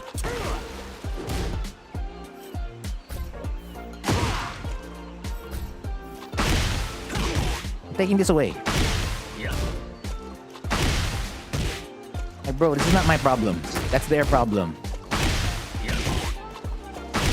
Decision must be made. Because they're getting all the free space. Like, the neutral is being lost. It's being lost so many times. Forward 3. Chances to move. Down, back, back. Okay. Forward 3 again. You get hit plus 4. Now you're stuck again. Alright, power crush. See, they threw out like what?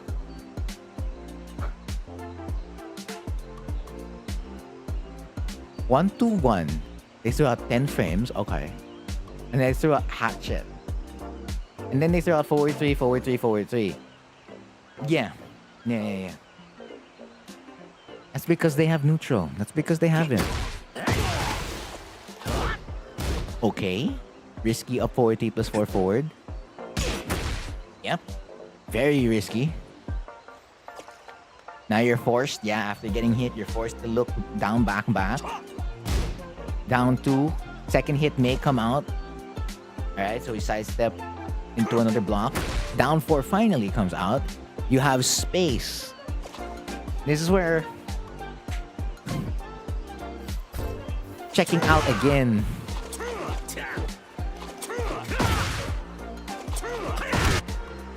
With like ball standing 4, DF1, even like the 1-2s.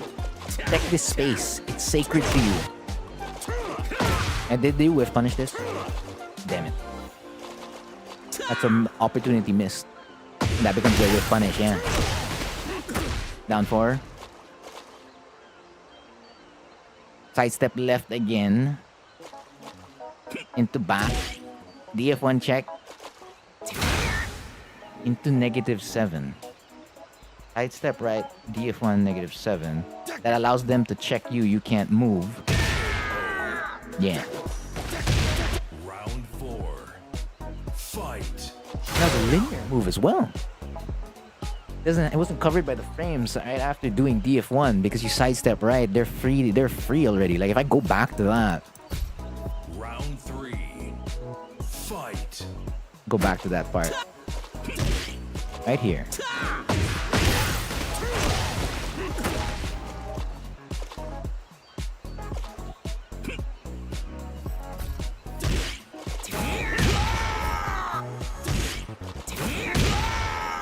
Yeah, that's the placement.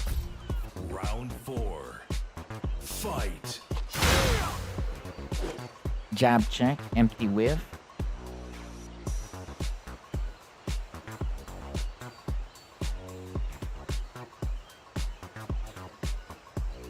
I did say that you were getting hit in spots where your movement was getting caught.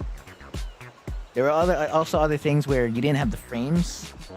And then sometimes there were places where you should have just blocked. And then of course all the times where you pressed when you're trying to retaliate, they caught your timing when you wanted to press.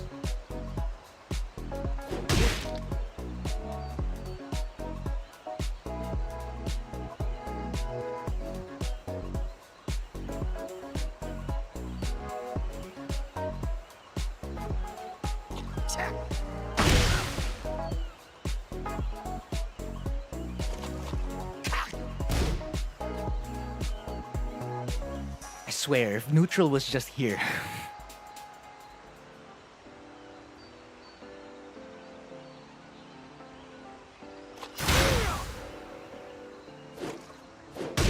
The DF1 whiffs, down back 2. How about this? Like, create situations where you're allowed to dash block. Right? So it's the same thing with like forcing reactions out of your opponent on defense. Wherein like on their offense, hey, I want you to like frame trap me. Like you force that out of them. Make them think like you wanna press like when you're negative. That way they forced to like go for like their most basic options. It's the same thing like when you're trying to create dash block situations. So EF1 is easily one of those dash block situations wherein because like there's pushback on block. So like most of your options on block will like whiff. Even on hit somewhat. So like it becomes a perfect situation wherein like you do DF1 and then you dash block. It's a situation where you created it. And like it should be okay. Now generally like on the dash block you're not really gonna be blocking a low. You're gonna have to like react for that. Like your mids and your highs should be fine. But it's like throwing yourself in situations where that dash block is available. Like even here, like after throwing it out, dash block. Perfect. Just like that. Or even DF1, dash block. Perfect. Even here, I even make this whiff. Perfect.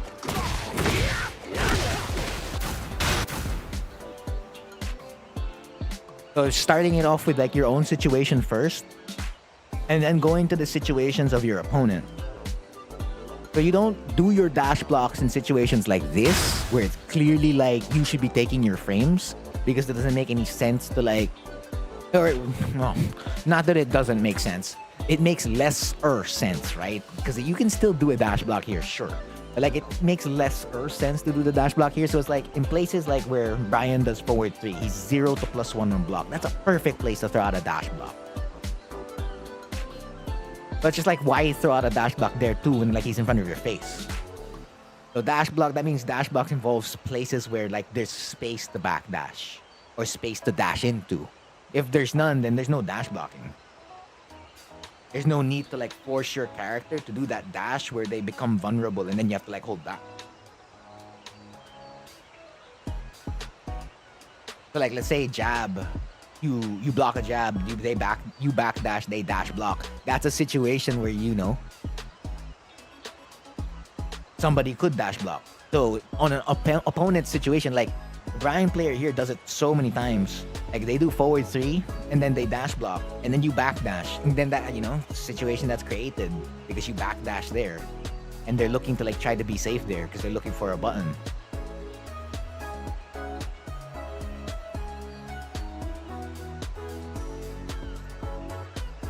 Yeah, so it's really picking your spots.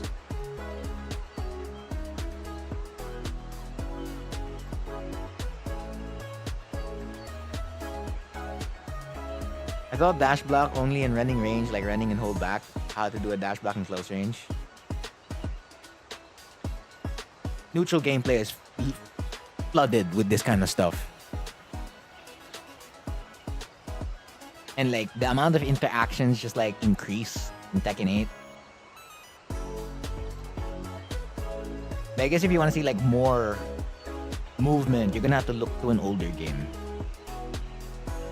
To like just see an example of like movement, sidestep block, dash block. Which means something more free flowing, like Tag 2.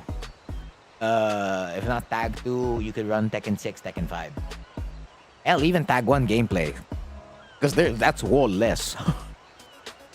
Like, there are no walls to speak of. And, like, they're still able to do a lot of pressure with just generally movement. Of course, you can still do that in Tekken 8, but, like, you gotta watch out for Heat Burst, you gotta watch out for Power Crush. All that kind of stuff. There, they had to, like, watch out for a little bit less, but still, like, getting hit hurt.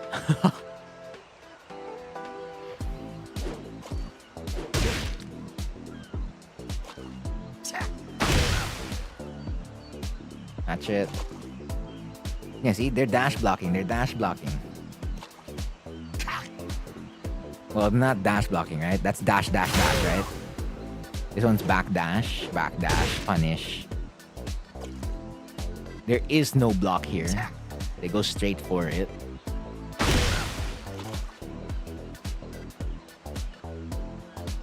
Yeah, I mean, that's because of the first game. I back. I just do a back. I don't even do a back. It's just forward, back. Adding an extra back may make you vulnerable. May. The word is may.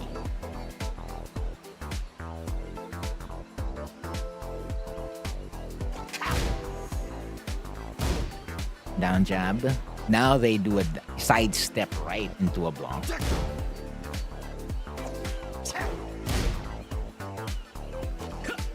You check them, down back 4. They're back dashing away. Alright. While standing 1 gets denied. And the frames. +9. It's just hanging there. FF back all the time. There's too much movement, I feel.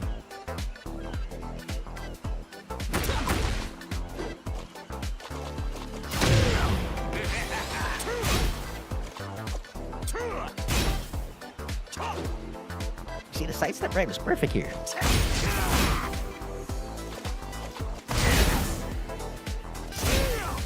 Check. And they're gonna hatch it, right? They're gonna hatch it anytime soon now. I can feel it. They're gonna hatch it. They gotta hatch it. Never mind, they don't gotta hatch it. They'll hatch it now. DF1. Beautiful. Where was this? The earlier this was present, the better.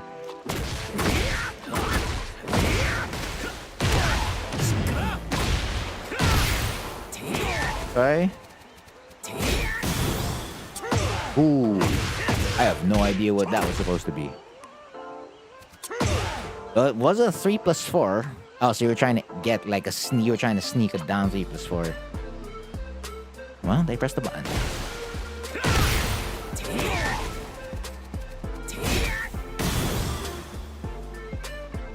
Was it supposed to be faster? Let's check.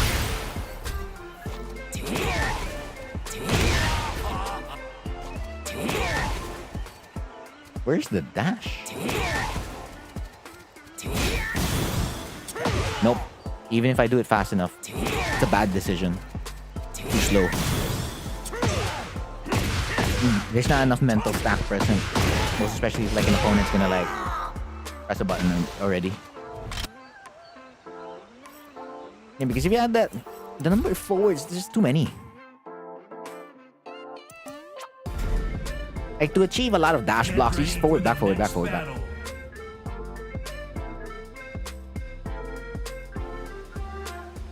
Oh wait, no. You have a misstep. You're gonna mess things up. Give me somebody else, like Steve. Get ready for the next battle.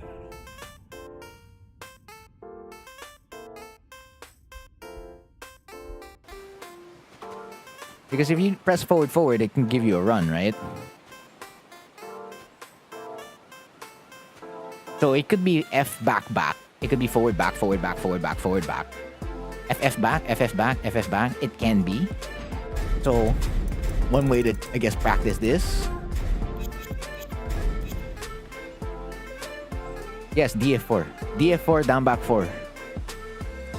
Those are your options. Or like homing, roll, and choke. Use your homing command throw.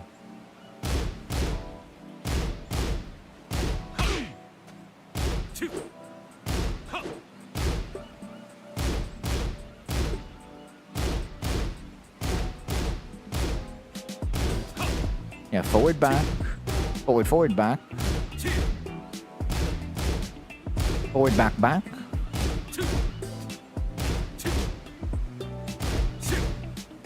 Sidestep. Sidestep. Sidestep block. Sidestep block.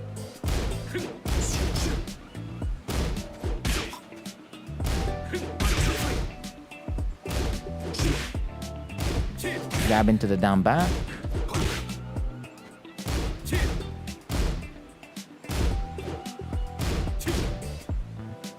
Yeah, I don't know. You can throw it. But just throwing out too many directional inputs. Like, you want at least 3. Whether that be forward, back, back. Forward, forward, back. I don't know. I wouldn't throw too many. Because you only need slight movement in, like, your character anyway. Because the more movement you're throwing, the more frames you're spending. And, like, you can still block, sure.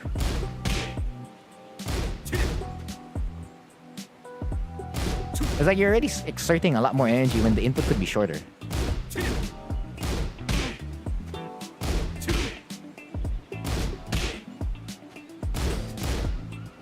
Back, forward, back. No, I don't know why you would do back, forward, back, but it's definitely possible.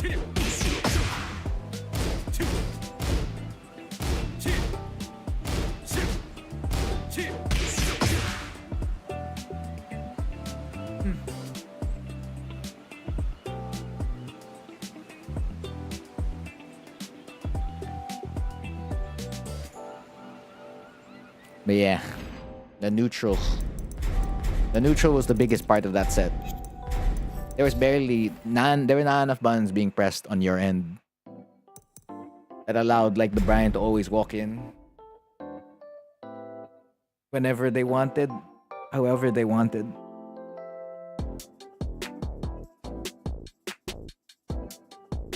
I guess if you're getting a duck or if you end up jumping, it's really just all about cleaning up your inputs. And even getting like, let's say like while you're back dashing and then suddenly you get like the up, back, up, back, back. And it's just like cleaning it up so that it's like perfect.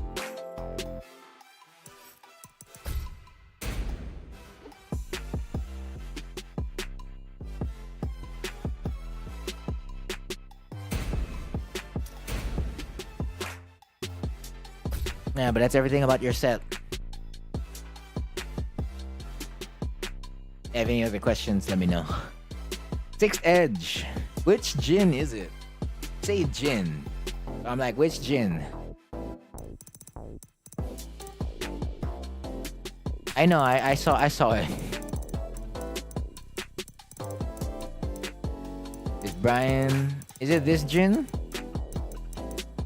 Is there another gin around here? It's the most recent one. The most recent Jin Kazama.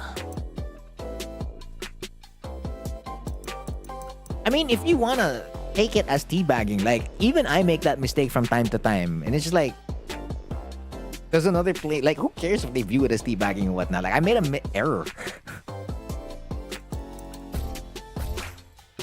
Like, if they care so much about it, that's their problem. Like, even when I fuzzy, like, sometimes it looks like I'm teabagging when I'm fuzzying for my life. If someone wants to view that as teabagging, fine, let them have it, bro. I'm trying to save my life in, like, if you're gonna do the hell sweep or not.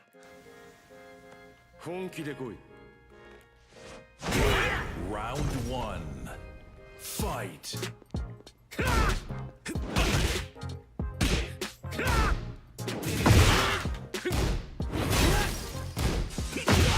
Very funny. Alright, then you're all good.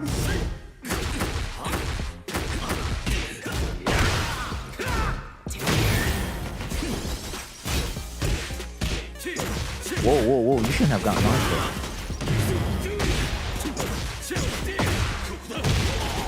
Yeah, A, you are the last set I'm reviewing for today. So, Hui, you're after 6th edge and then A. Fight. Nice whiff punch. I like that. That could have been an FF3.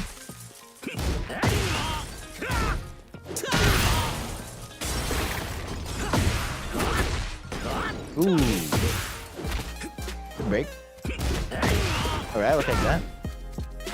Yeah, that keeps them in place. That's what we're talking about. Round 3. Fight. Ooh, that could have been a bad play. Jam. Good combo. I'll take it. It be down 3 for nerf. Whoa. Maybe Fever was fine.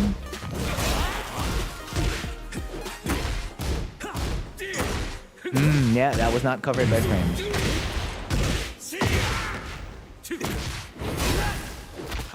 That's a 2.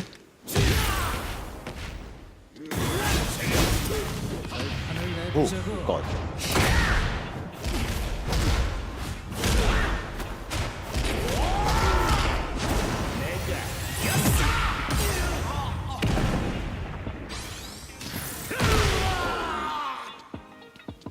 Yeah, it sounds like a general good idea. Sounds like a good plan. 2 break.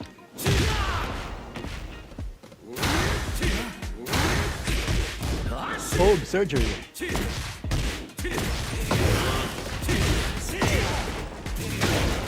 Low back.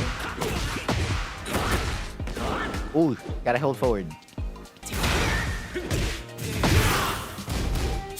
Good interrupt.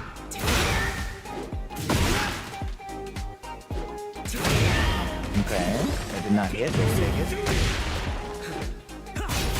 Dash. RF is F4. That's the second time you shouldn't have lost in that situation. Fight. DF3. +6. +1, +1, +4. Right, looking for a whiff. Good whiff punch. Up back 3. Up back 3. Okay. Sure, why not? Break. DF3 before. Okay, I'll take it.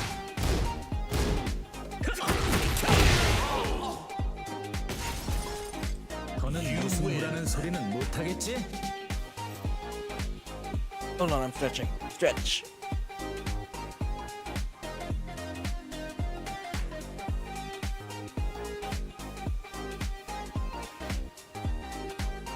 Sixth edge. Your frames.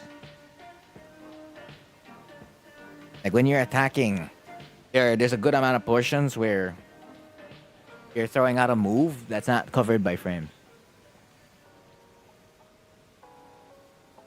Like learning the Jin matchup's gonna take a while, and like learning which moves are punishable and what not, blah blah blah. But knowing yourself has always been the most important part for like anyone trying to, push into Tekken King. Or like God ranks. I just consider Tekken King above to be God ranks. Like the moment you're trying to push in here, you gotta know a lot of your offense.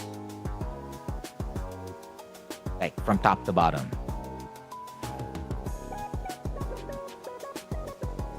Gotta go back to like what's the frame trap for like each of your stuff. Like, okay, if this happens on block, what's like my best option? What's my fastest option? And what's my safest option? Narrow it down to 2 things. And then you're gonna run the counterplay for those 2 things as well. So we're gonna look at a couple of examples here, right? Like when you get to throw out your offense and like when you get interrupted for it. Because for the stuff on defense, right? Fight. If you, let's say, block anything, right? So if you block anything, the simplest way to do it on defense is press your fastest move. So you can always just press 1, 2, or 4, 3 after you block anything. And like, if you lose there, it means they're plus. If they get blocked, if those moves get blocked, it means they're safe. Quotation marks.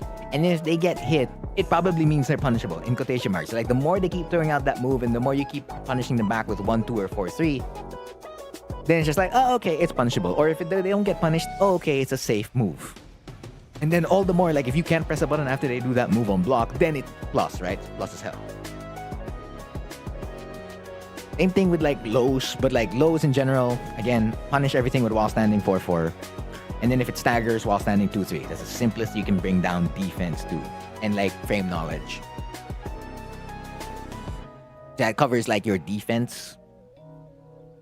Sort of. So like you go to offense, right? So we're looking for an offensive sequence here.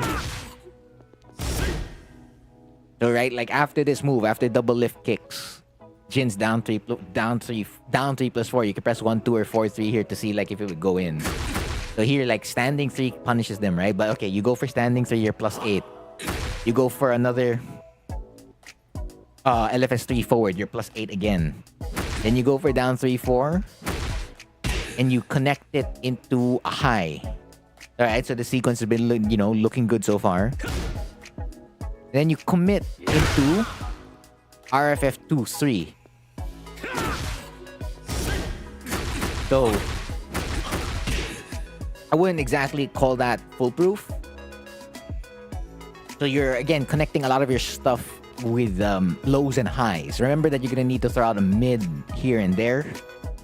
So one replacement you could have easily thrown out instead of going for like RFF 2, 3, just in case the opponent does press a button that high crushes, right?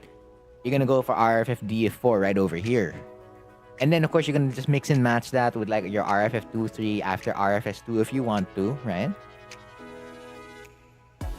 Alright, let's say, you didn't need to press RFF DF4, RFS 2, 3 connects. You go for, second best thing, which is FF3. You catch them as they're stepping. Good offense. Then down back 4. This is when the categories of what I'm talking about are gonna apply a lot.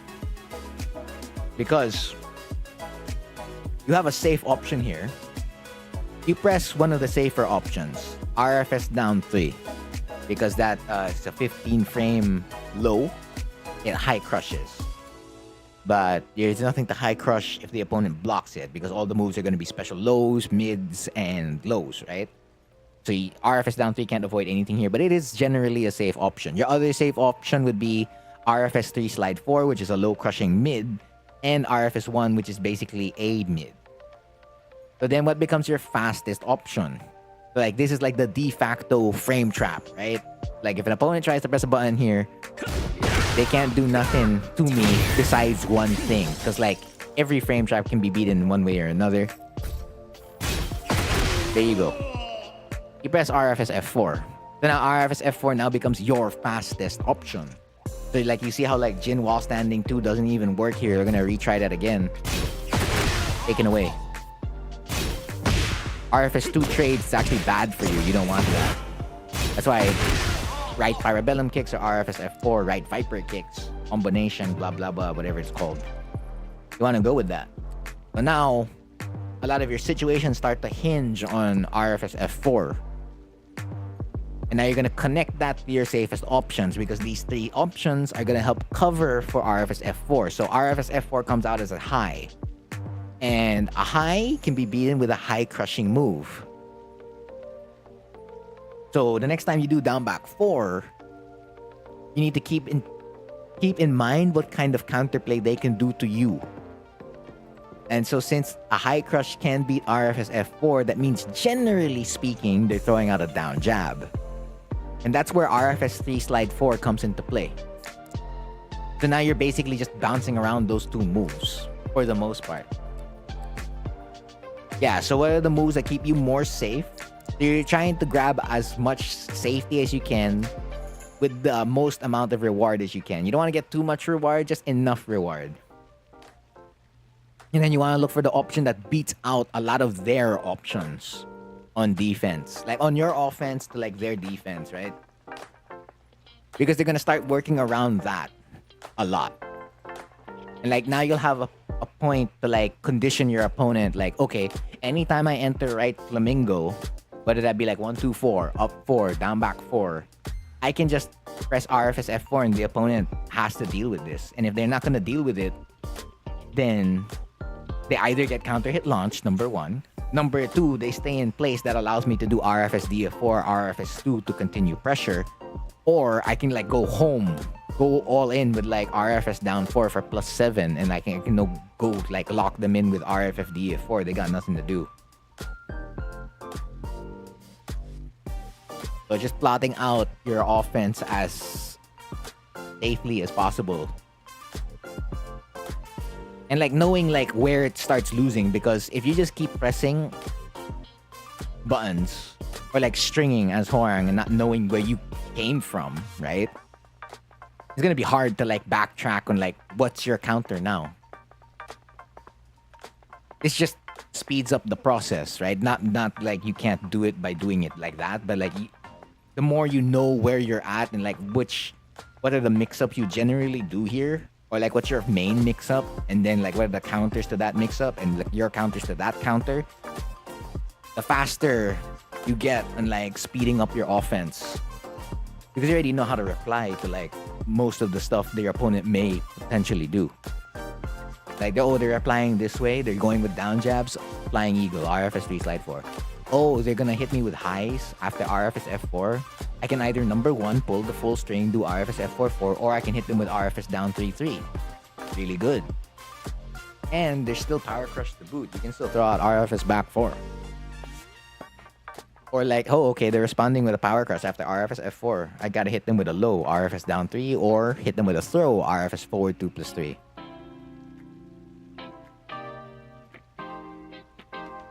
And that's gonna like happen all on hit and on block. But usually on hit, you don't have to think as much. You're just really generally thinking, what's the move that locks them in place after I hit them? So like just for like LFS 3 forward earlier, you're +8. The only move that generally keeps them in place is like another LFS 3 forward.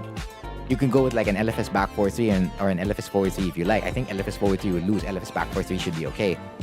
Or LFS 2 might even keep you safer. And like, if it hits, it goes +9. So like, what can you do? Lock them with an RFF DF4. So a lot of this just becomes really a numbers game.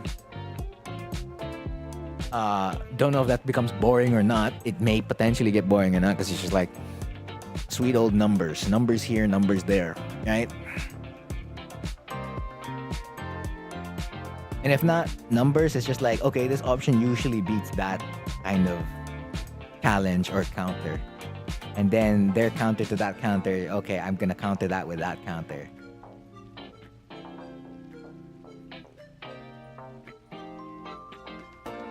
It makes sense that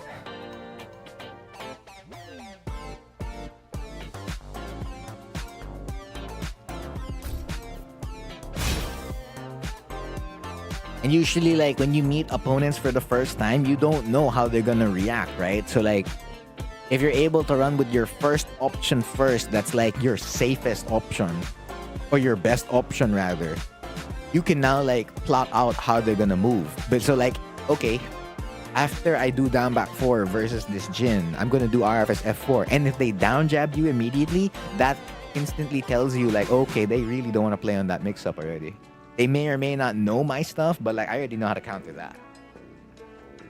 So it's just a question of like how many times you want to confirm that information every time you see it in like a reaction from your opponent.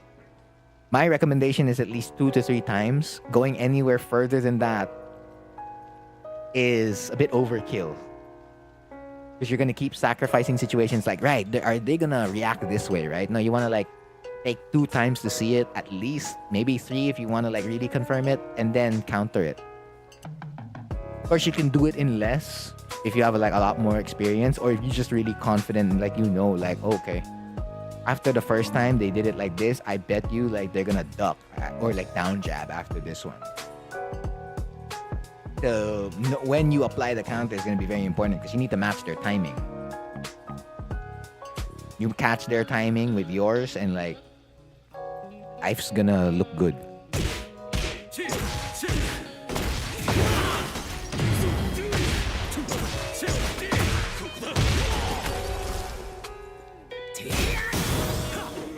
He's like here also, right? If you get a heat dash, right? So if you get a heat dash on block, one of your best options is to do roll and choke. Because it's a homing command throw, and 12 frames or faster beat rage arts and power crushes. Like, it's just really, really good. And then, so that's your best option, right? So like, this is like the option your opponent's really afraid of every time after a heat dash. And like, your safer option is just like BF1. Because that loses in this situation, it's pretty sad. And like, you can also throw out F1+2 to prevent someone from sidestepping towards the right, so that can become like another safe option. Yeah. You're sidestepping towards the right, so that means down back 4 tracks towards the right as well. It's just tracking the situations that are happening in match.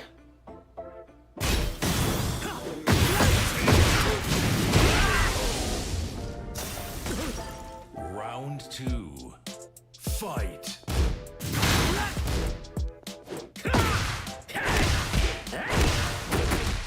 Like that. That was like a really good whiff punish. Like, okay. I see them whiff, I'm gonna take it.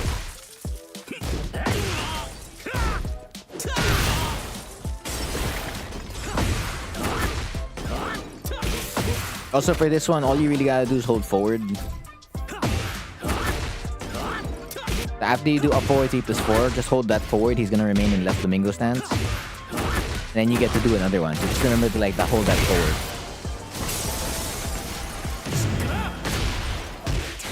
And extra damage, running Oki, wee.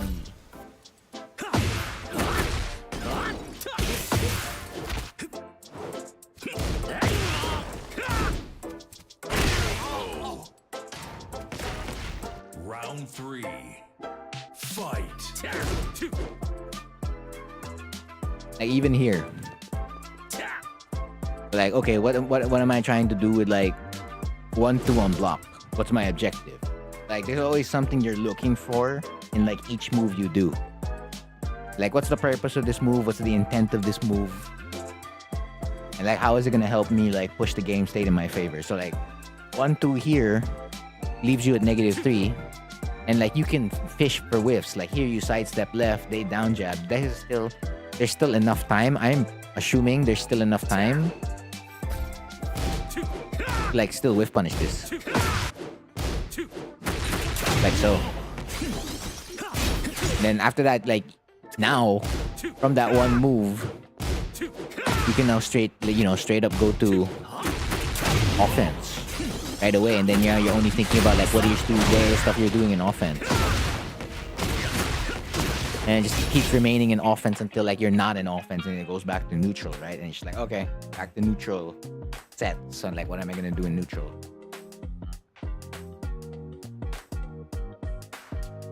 I mean, that's also holding the forward after the down forward. That way you can get the cancel. So it's like having a really good idea of like what you want to do with like each move every time you throw it out.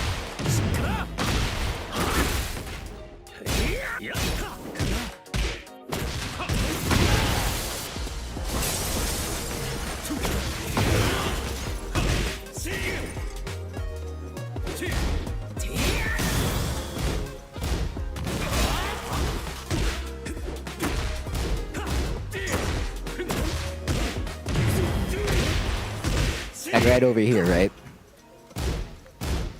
So, it's another situation where you're not covered by the frames. You do DF1-3, right? After this goes on hit, you're +6. Then you turn into +4. But the 14 frame LFS3 forward was good for the +6. But like, the moment you're here, you have nothing covering you.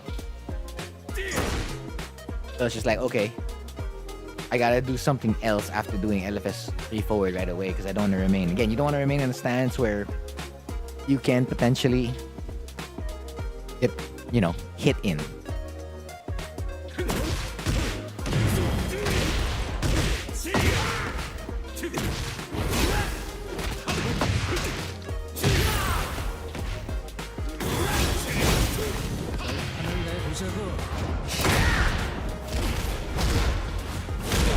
And yeah, when you're seeing like a move -10 or above, yes. But I mean, punishment is something that's gonna come over time, like with knowledge. Like the more you know, the more you can like punish certain moves. Because you're more familiar with its numbers and like how it looks, blah blah blah.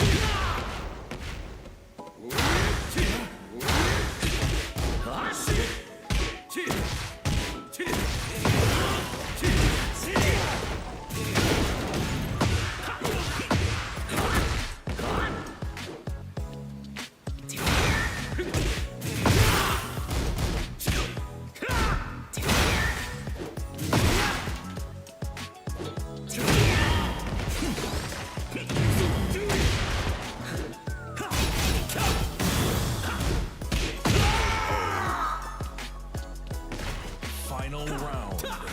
Fight.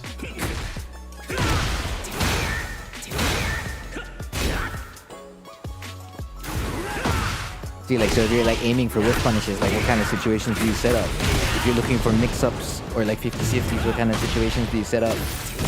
It's like getting that focus, right? That way you have that flow, so that you're not lost in like what you're doing most of the time. Does it mean sacrificing one thing for another? Probably. That's fine. It's just gonna be hard to like put your focus on like a lot of things. So like focus on like the things you wanna like work on or use. Get ready for the next battle.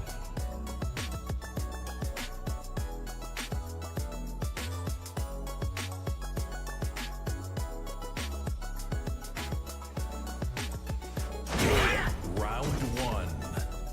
Fight.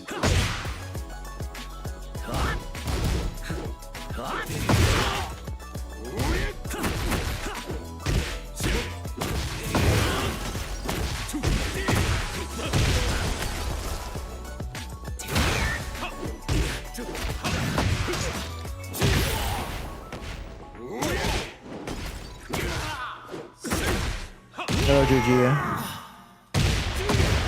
Round two. Fight. Down for it.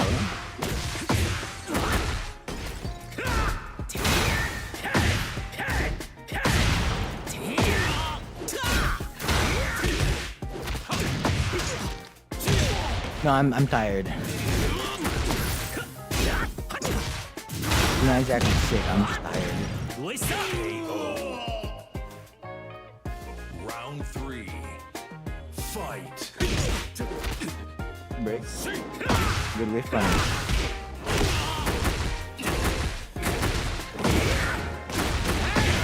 Alright, basic wall ending. Has it been a long stream? Yeah, kind of.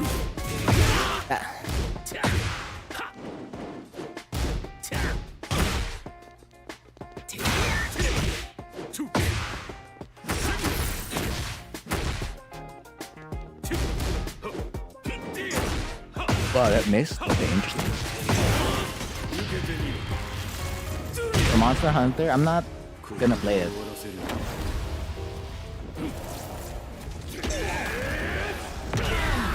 I mean, I'm happy for the people who like Monster Hunter.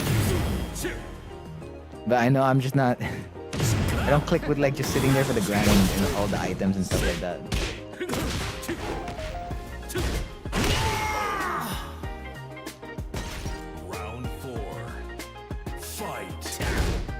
I tried it. Like, what do you mean I have to go out there and then like farm for materials? I mean, that's part of the gameplay loop, yes. Like, can that gameplay loop keep me? Not true.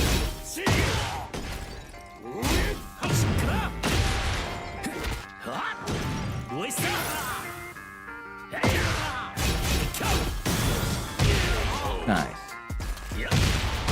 Final round. Fight. Like that.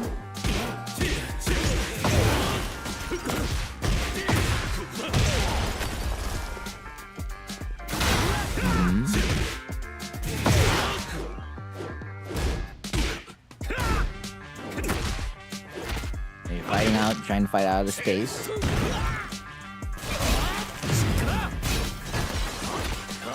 Hold and choke. Again, best option, and like +1, +2 for like big bursts, for sure. Dash.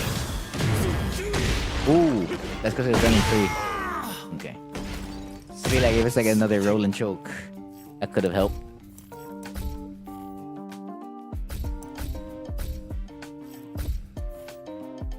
Get ready for the next battle.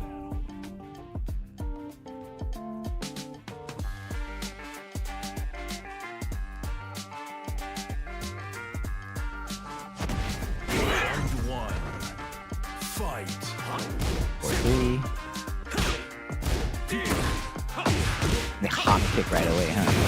So that becomes information to you. Okay, like, okay, if I do a 4-3, they may press a button immediately. So like I can just like press 4-3 and let the second hit counter hit them. Or I just press standing 4 and they may even like throw the reaction for me.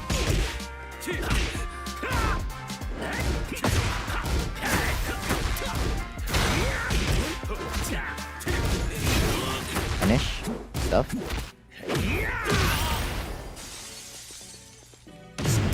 Cancel? No, you're okay. Nice. Good punish. Round two. Fight.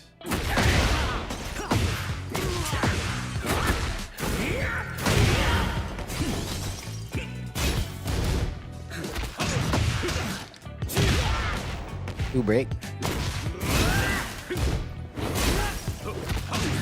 And of course, like, you know, the same applies like from your offense to your opponent's offense. Like, you can hit them with an evasive move, hit them with a down jab, hit them with a jab. And you get to see like how their options work. It's like, okay, I'm supposed to be afraid of this. They're gonna check with that. Blah blah blah. Fight. That's a 2, it's a 2.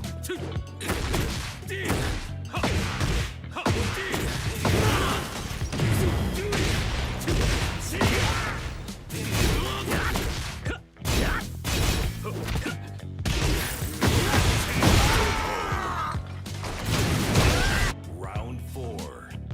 Fight. After 3, getting caught by wild stand. You're doing 1+2. I mean, he has a throw that's 1+2 as well. And then he has a throw that's 1. He has a full throw game. That's the thing.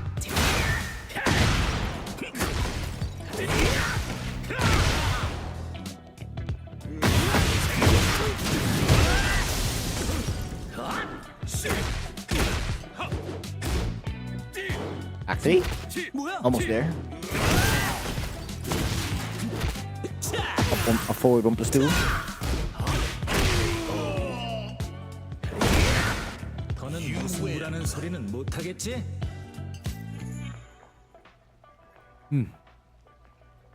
Yeah, offense.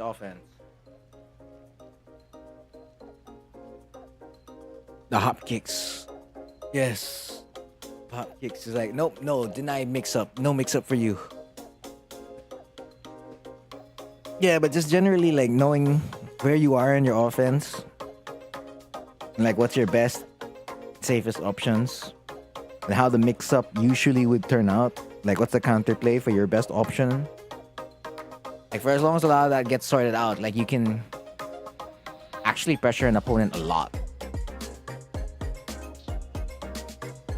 and force them to like maybe power crush, force them to like throw out parry or an evasive move, and that just changes up your timing as well. You don't necessarily need to know like what the other opponent is doing, but like yeah, again, you still want to have like simplified punishment and whatnot.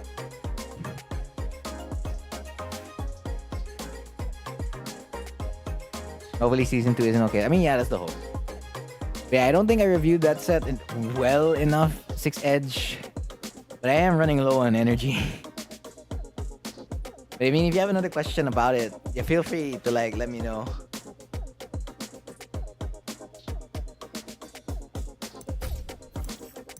Because I'll move to like another set. Well, I mean, like game knowledge, punishment, yeah. Like reactions to like certain moves. But yeah, for me, it's just like knowing your stuff a lot more. Hui, you're here now, right? You're back.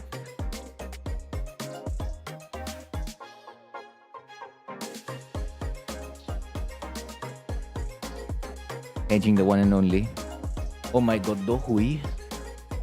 You understand? I mean, yeah, it's frames really. It's math. And focusing on like what kind of things like your opponent can do. It's my man Hui. Yeah, it's Hui. Where's Hui? Because I remember him telling me it's 2 Hwarang mirrors. There's one over here. And then there's one over all the way down over here. I was like, which one is it? Which Hwarang mirror? Or like do I pick?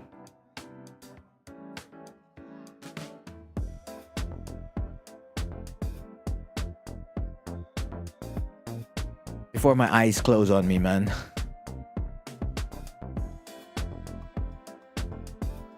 They're like, nope. You want this one? You're not Hui though. He's like, I am in spirit. I am in spirit. What do you mean?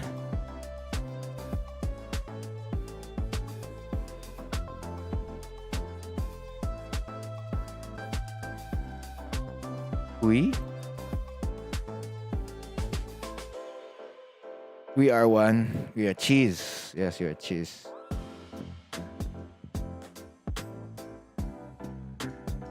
We are Hui.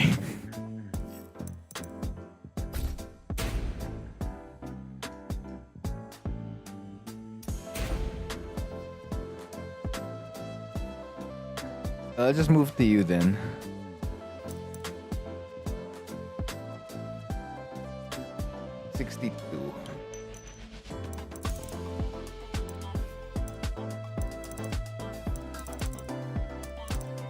Okay, so you played a PE Law. What's the score?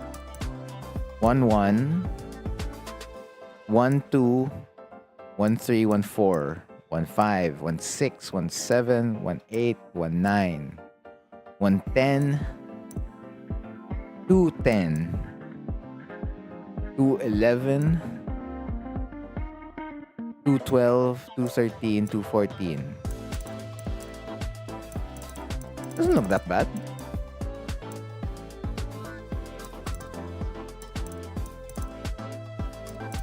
Yeah, it looks fine. Like in the later sets, you were getting rounds. Like somewhere here in the middle, like the adjustment.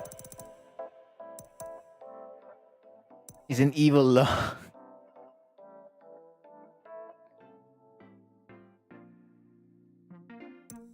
I mean, yeah, because like, again, like they like okay, you play it that way, they're gonna start moving in another way. Get ready for the next battle.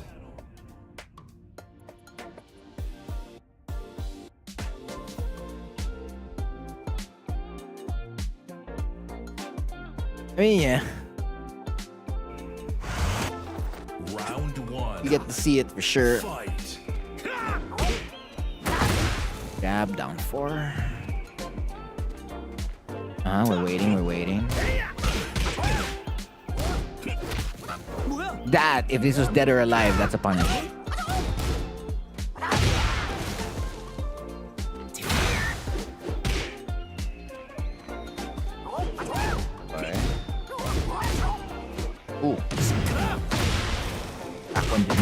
that time. Don't force it. Don't force it. It ain't there. Don't force it. One plus two.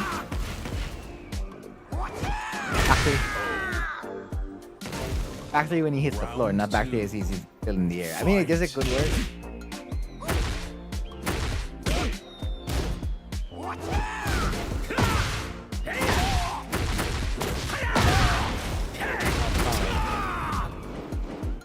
That is a moment. If only was that was a move.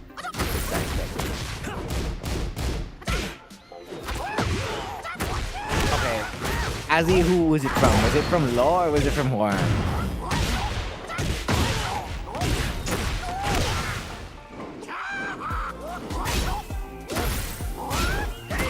It's probably because I was moving away from the mic. My bad.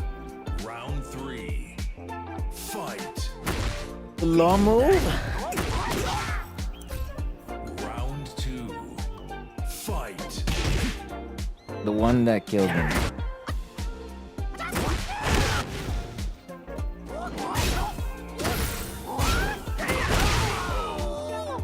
Round 1, my bad. You can tell my body's failing me. Fight.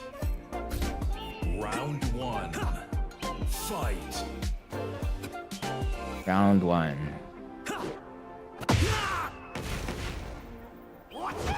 That's a full crouch FC up forward 1. Full crouch up forward 1. Full crouch up forward 4. It's basically a big ass somersault that Law does. And if you block it, you can punish him with a back 3. And I guess if you're early enough, you can potentially, what do you call this? Catch him in the air, but usually like that's all active frames, so like you just wait for him to like fall on the floor first and then you get a back 3. No, it's a mid. It's not a low, it's a mid. Round 3. Fight. At least they're not throwing out 3 plus 4. 4, that hurts more. Back 3. D1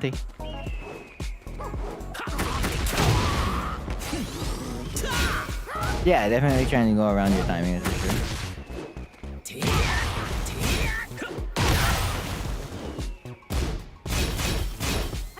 Okay.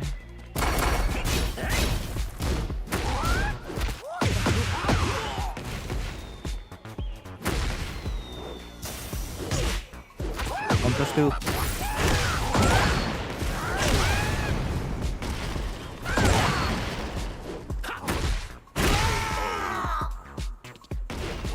Round 4.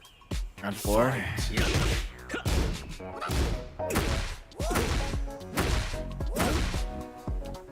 You are throwing out a safe move, but like sometimes, you're throwing out a move that's just like too safe, and you're ending up in a situation where you, what do you call this, or can't do much. Okay, no, that should have been just back 3.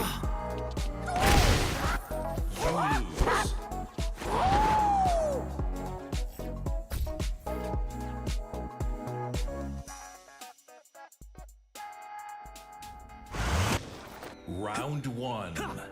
Fight. Okay.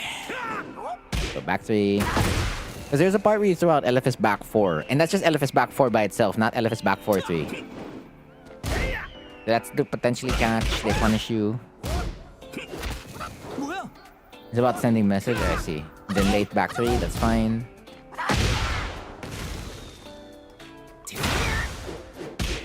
Good duck. And then you let the frames hang. So you already know generally that, what do you call this, when anyone gets hit, right? Usually they won't press. Generally, right? In quotation marks. Like they're not gonna panic right away. I mean, you'll still find players that do, but like generally nobody's pressing on the first interaction.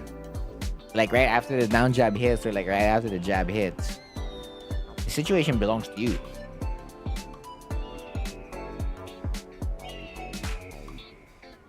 you want to like take advantage of that situation as much as you can, and like if you're after like being really really safe, I controlled the right side. You want to like throw out another move because you want to push the reaction elsewhere, because by moving right after you have the advantage, nothing's really gonna happen as much. Not unless you're gonna do something big where it's like, hey, you're daring them to like interrupt you. At that point, you're just like checking them. But you can hang with the pressure, or you can like go for like whatever your main goal is. If that's like creating space and waiting, a wall standing 4 by itself would have been really really dope, or even like a down back 4 right after. And like it looks a little bit different the more you focus on that. And just like the situations being created because a player moved here, a player moved there, or they check with this, and then usually, you know, since an opponent can't press here, they start to press, but then you like still sidestep and whatnot. Yeah.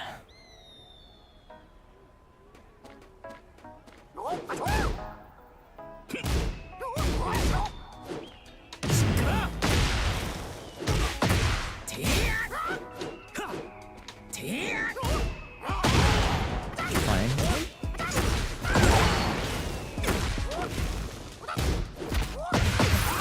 Plus 2.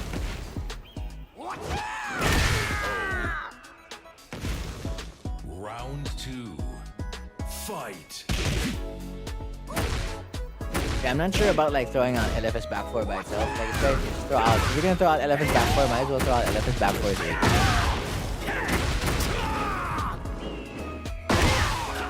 Because at least LFS back 4 3 has better frame data. And like this is the same move anyway.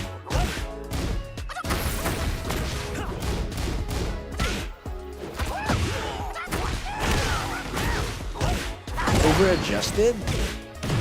I'm not sure if it's over adjusting, but you're definitely looking too safe, right? Definitely looking too safe.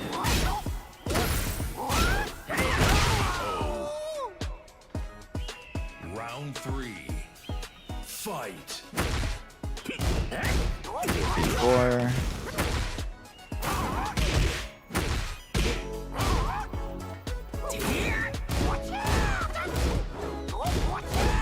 That's a 13 frame punish. That's a 4-4.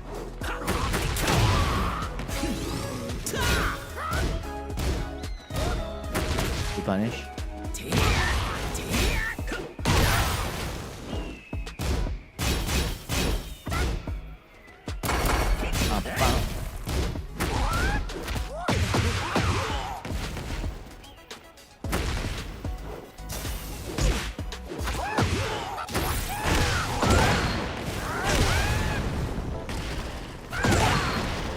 I mean, like, there's also like safer ways to still keep your offense anyway. Like the down jab from +6 to like while standing 4 is a safe way. Fight. Because now you have something that connects like your offense or like your situation together.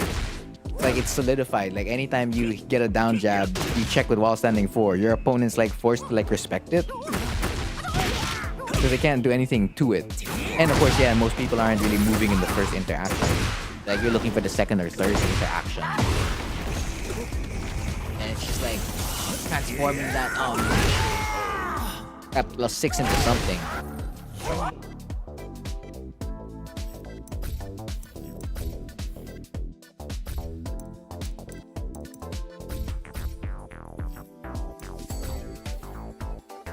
Get ready for the next battle.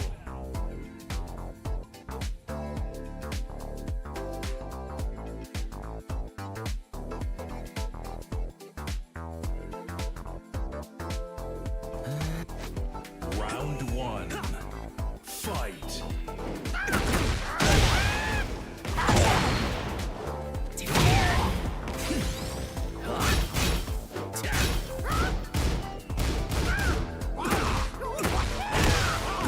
From the last? No, yeah, definitely for sure. It's definitely improved.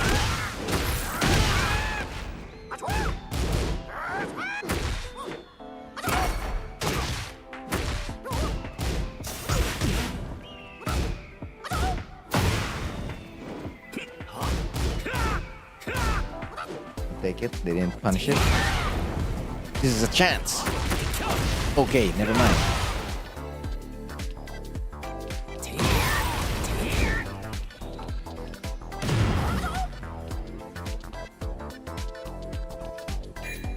Okay.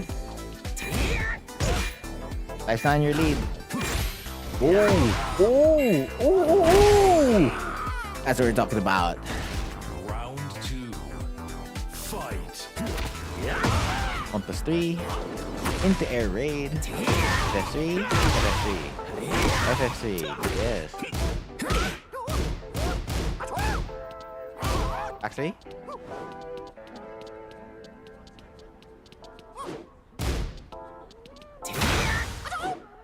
Okay.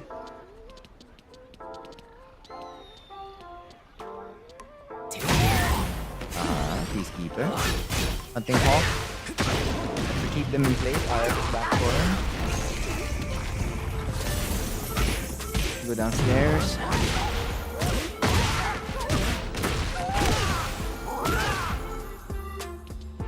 Dead heat smash. Yep, that's the one thing you gotta watch out for. Dead heat smash.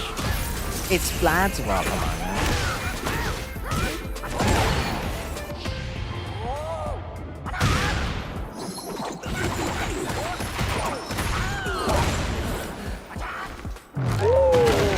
You're alive. Gotta move, gotta move. There you go, smart choice. Round 3. Fight. DF3-4, pretty risky. But the law's not doing people's 4-4, so like you don't have to worry about anything.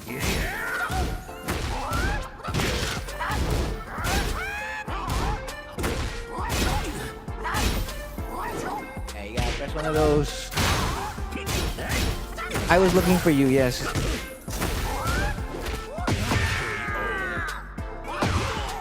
A. Round 4. That move, that Law was doing, that was Junkyard Kick back to 3-4. Fight. The one where it goes like mid, low, high, mid, low, mid. When did they do it?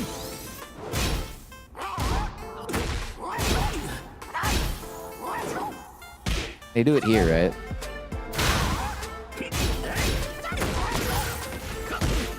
There, this one.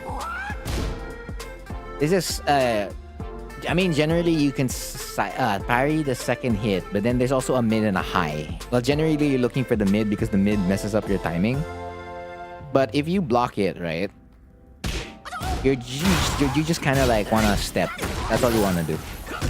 So like, you get hit, you block it, you just generally step. Like, side step right, side walk right is really good against this move. Or even just pressing an evasive move like that. And then, like, it's free. I mean, yeah, you have to respect the third hit, that's correct. Yeah. But, like, you don't actually have to, you know, respect the follow-ups. Because even, like, DSS forward 1 will lose here. If you, like, move.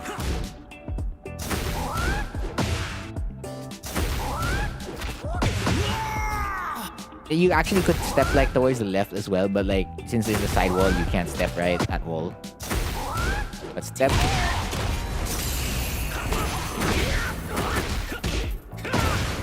It's a really good option versus the DSS options. Like really, really good. I mean, generally you're sidestepping towards the right. If my memory serves me right. Round 4. Fight. Yeah, we're gonna review this after. Hey, Hui. You said there's 2 Hwoarang mirrors. Please tell me which Hwoarang mirror it was.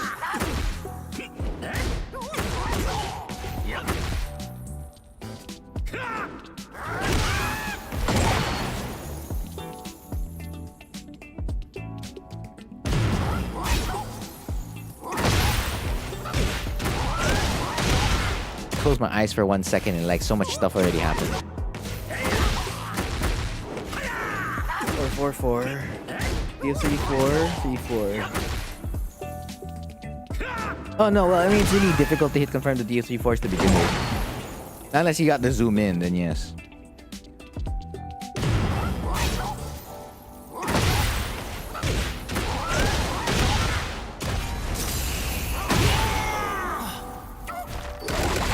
Final round. Fight.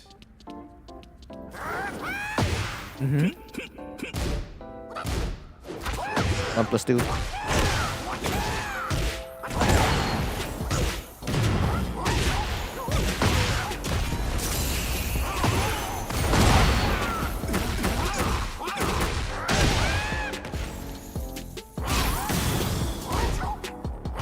Back 3?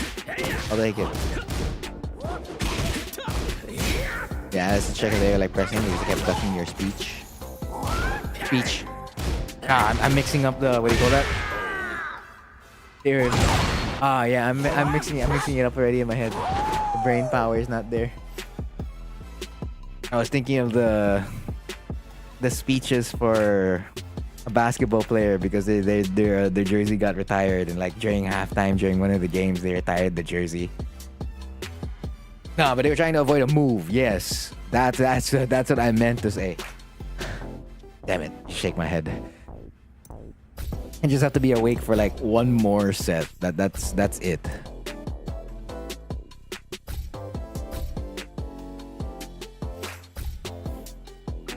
Get ready for the next battle. No, I mean, again, you're just hanging back a lot. That's the thing. Round 1. Fight. So it's just like, oh, okay, I'm looking for like openings. It's like, okay, is that an opening? Then it's just like, oh, okay, that's not an opening. And then in other situations, it's just like, okay, you're backdashing, you're sidestepping. And it's just like, it's very, very obvious that you're waiting. Now, of course, you're playing really, really safe at the same time, but it's like, like one of the other players I was reviewing earlier, again, you gotta have neutral. Wherein you're still throwing out some stuff and you're not surrendering it to your opponent. So like just throwing out an empty DF1, throwing out a keep out DF2, a basic 1-2, maybe a crouch dash while standing 4, a down back 3. And generally looking for stuff. So like if you're always looking for an opening, right? So you're gonna do like you're gonna do a lot of moves into side steps or like moves into like back dashes. Like what's the purpose? What's the intent? It's like how I was mentioning it with Sixth Edge, I think. So like even like when you're blocking opponents' moves, you're trying to see like where can you go. No, total turtle is never a bad idea. But it's just like how you're doing the turtle. So like if you're just always just holding back the entire time, right? So like look, if you do 1-2, if they do 1-2 up forward 3, and like I sidestep it, then I can like potentially avoid while standing 4. That becomes a free punish. So it's like, what am I looking for? I'm looking for whiffs. Like how am I gonna create those whiffs, right? Am I gonna create it off like stepping? Am I gonna create it off mashing early? Or as soon as I get my punish, right? Will I start going in like right away? So it's like picking what kind of focus you want to do and like pushing all the priorities, or like everything starts to get connected to that because you have like a theme, you have a flow on like what you want to do. So it's like, okay, I'm generally using this move to like look for this, and then if the opponent doesn't give me this, I'm gonna like do this, right?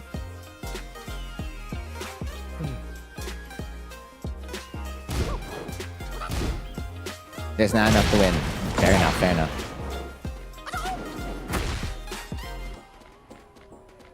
Yeah, so you reposition, which is really good. Then here, like, see, from this point onwards, after you got the repositioning, at this point, you should be thinking about offense. So you're thinking about offense, right? You throw out backlash, they duck. So, okay, that didn't work out. So, like, now we're thinking about defense, right? We're thinking about defense. Basic. You turn defense into offense again. And then now, like, my offensive gear is on. All the way until, like, another situation where I lose or, like, it goes back to neutral. Then it's just like, okay, I gotta throw my neutral thinking cap back on. Or not necessarily the neutral thinking cap on, but, like, what my main objective is. So, like, if my main objective, again, is looking for openings and, like, on that defensive end, it's like, okay, I'm throwing this cap back on. Like, after I lose this, like, I'm gonna swap there. It's like either maintaining it, right? Like maintaining the +6, or like using it to like get into another reaction because you already know like people aren't gonna press on like the +6. So it's like I either take advantage of the +6 or I just like do a really safe check and then move around after that check, the while standing 4, because people are generally gonna start moving or pressing after that at that point.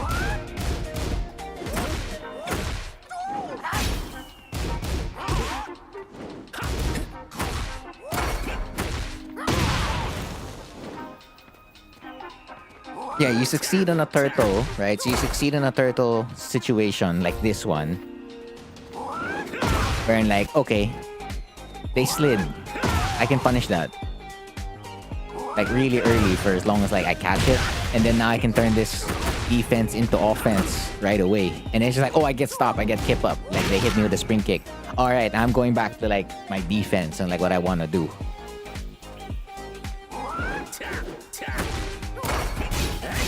Like here, okay, now I've designed, like it's designed to like create space. So like if the opponent whiffs here, I can catch them. And if I like want to add another layer to it, right?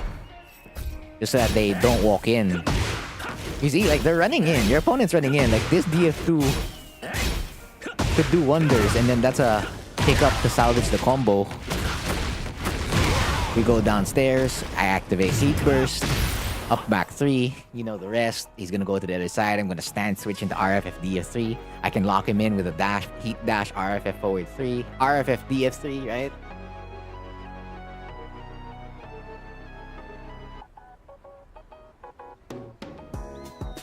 Something like that. Like that's like the end goal of how it should look like, generally. Like this is really good. Like you go into like the walk, you get RFS DF4. Right now, this is like offense, offensive mode, offense. Real Horang main right here. And that back 3 on that +8 mix up. Yeah, the execution part's always gonna be the tougher part. Like, it's always a lot easier to say than do. Always. Most especially with a character that's like very focused on like problem solving. Because there isn't really a one-size-fits-all for like Horang's problems. Another character could like, okay, just press this button and press this button. And like you're good to go. Horang's like, okay, what are they doing? Okay, you press this. Okay, that's the way they're countering. You gotta do this. Maybe you gotta ease up a little bit on this and then you gotta do that. Like the character demands that you play that kind of way.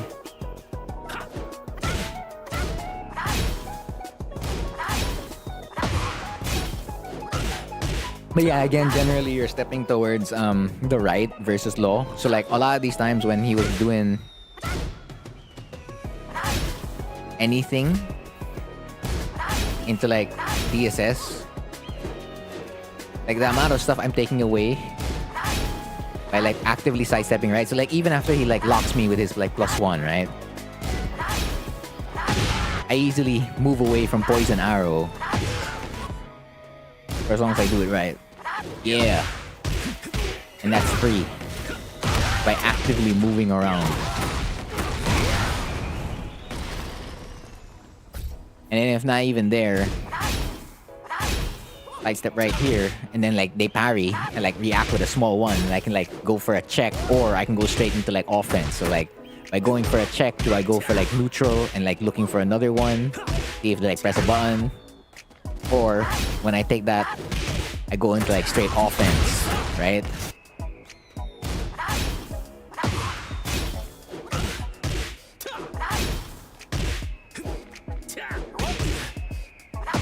He's like on that forward 2, what's like the best option I can press there to like keep them in place? What will earn me offense? What will earn me neutral? And it's just like, what do you want to do with that situation when you get it? Or what's the autopilot situation you want to run? Because like you're not gonna be able to, it's gonna be hard to like juggle the 2 options in your head. So it's just like, okay, anytime I get this is what I want to get. Anytime that happens, whether it's a hit, if it's on hit, this is what I want to get. If it's on block, this is what I want to get, or like this is what I want to like do with it. Ugh.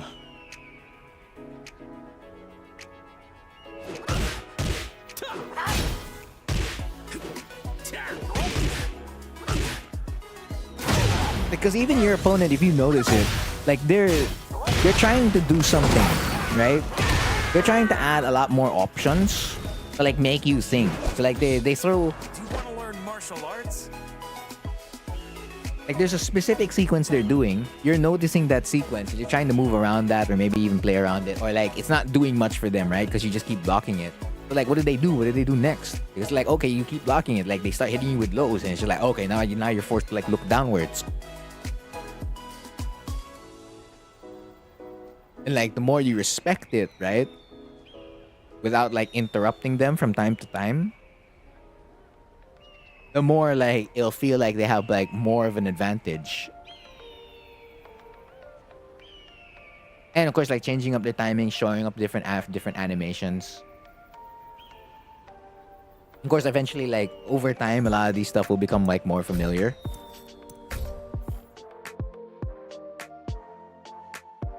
Or as long as you stay the course. It's not like the thing is like it was obvious to me that they weren't just throwing a bunch of stuff at you. They weren't saying like, "Hey, random BS, like go, man." Like it didn't feel like that. You could tell there was like a flow of like how their offense was going and like how much kind of stuff they wanted to add on top of it so that they could like continuing to hit you. And at the same time, it's just like, yeah, you can still disrespect some of this to like force them to go back to like their main options.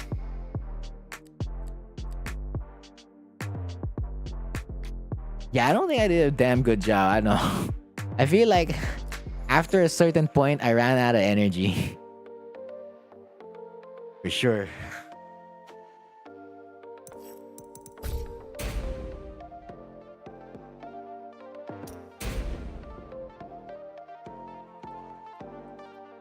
Hello, Flame Scorpio.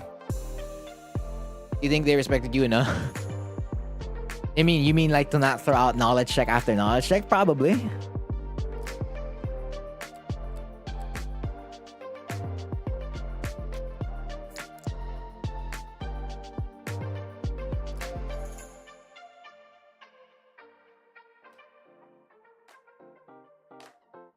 Oh. Shaking my head. I'm shaking like to like keep myself awake. Oh. Hui. Please tell me which Horang mirror it is, Hui. Is it this Horang in Sanctum? Or is it where's the other Horang? This Horang in Gemanji Temple. Maybe sometimes you can feel like a player is like yeah. I suppose if like that's the interpretation.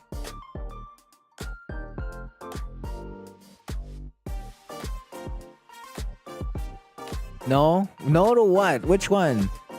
You just had a set like that against a Paul player? I see.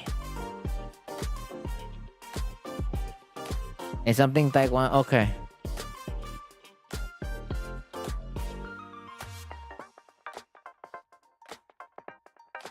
It's the one, it's the first one. It's the first one. Okay. But if you close your eyes, does it almost feel like nothing's changed at all? How does mirror go? 1, 2, 3, 4. 4, 1. 5, 1. 6, 1. 7, 1. 8, 1. 9, 1. 10, 1. 10, 2. Damn, alright. Okay. Say less.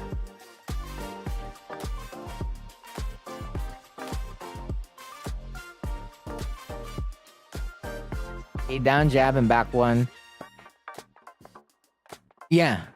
That's what I was doing in the Horang mirror too. Like when you play me, I'm throwing out a lot of back ones and I'm trying to interrupt with jab and down jab. Because Horang has a hard answer for it. Like you're forced to like not flamingo. Or if you flamingo, it has to be right flamingo and then RFSF4. Round 1. Fight.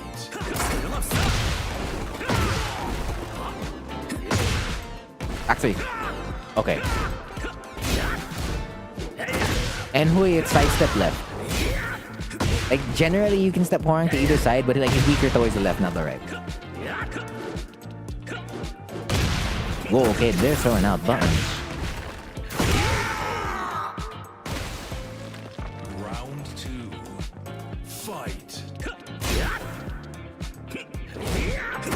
Yeah, that's negative 14. Yeah, that's correct. Actually, you can take that away.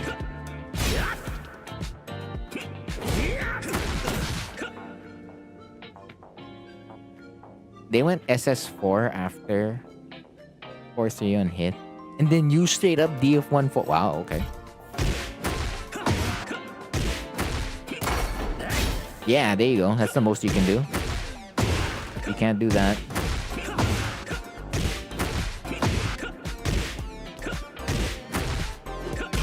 Step. Nope. There you go. LFS F4.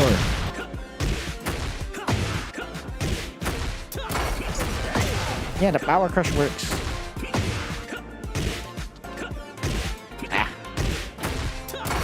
And then like moving with them. So yeah, you have to press a button immediately. You just rely on the second kick randomly. Flying there. Yeah, F4. F4 is your best bet in the power crush. Not LFS back 3, but like LFS DF3.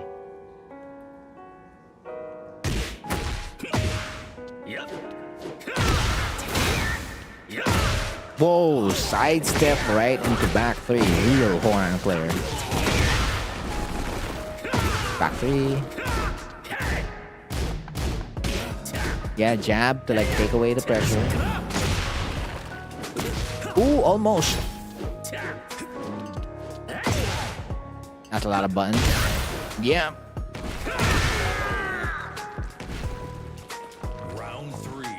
Well, I mean, they got there somehow, Flame. That's what happens.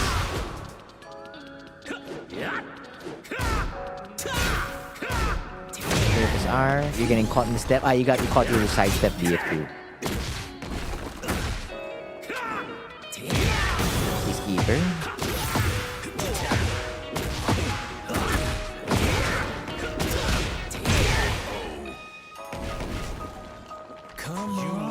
Yeah, they are definitely disrupting momentum. You need to play like a lot more simpler.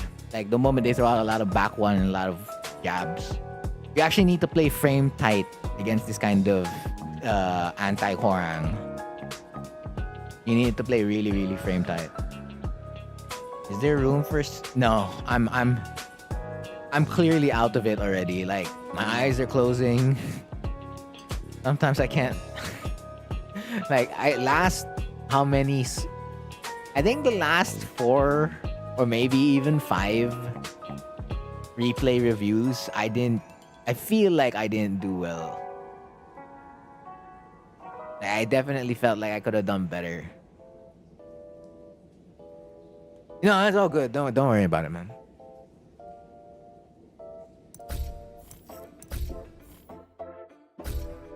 No, yeah, finding your spots is like where you want to like go against like that kind of stuff. Get ready for the next Horang. battle. And you're really just trying to bait out a lot of the stuff. Like, because again, they're doing a jab and doing back one. So like, you can avoid both of these stuff by just doing sidestep right. Because you don't want to sidestep left. Like if you sidestep left, let's go back here. Because if you sidestep left, right, back one is gonna make Horang go to the foreground, right? And that means you're gonna be aligned with him. So that means you're focusing on like sidestep right in a lot of your offense, or even just like back dashing away because both jab and back one are gonna be short moves.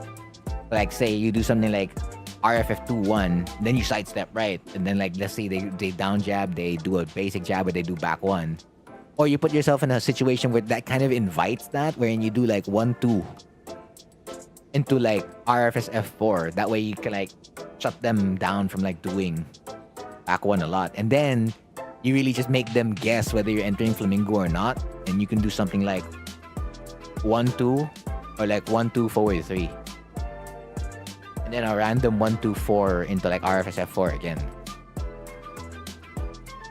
Because because it actually really goes more on like the opposing Horang rather than the Horang that's getting hit by back one.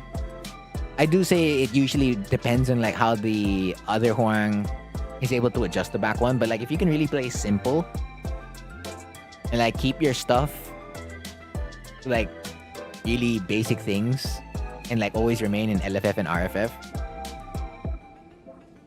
like the other Hwarang's gonna have a hard time. Like say you do an RFF2 and then you dash block and then it's like a jab, it's like whatever. Like they don't gain that much of an advantage. And then if it's back one, then you get like a free punish.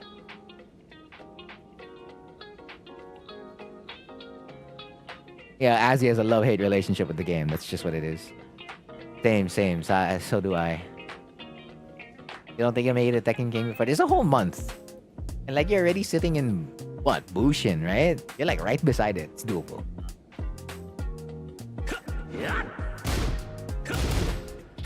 Like see? Why did that go in? Because there's no RFS F4. Any interrupt or challenge. This is what I mean by like you have to play really frame tight. So like on the backlash, right? That whiffs.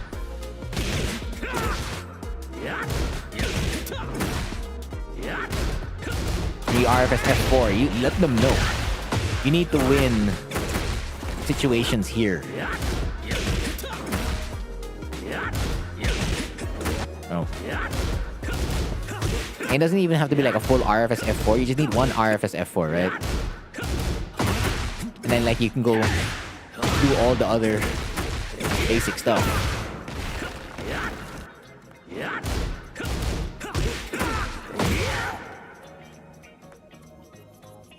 And then you down jab, okay. Because actually, if you threw back like the way they were playing against you, Lamau. Like, bro, you should have given it back to them as well. Like, the exact same treatment. Like, see how they handle it. Did you try doing that? 'Cause I'm in the later sets. Like, they won't be able to get out of that.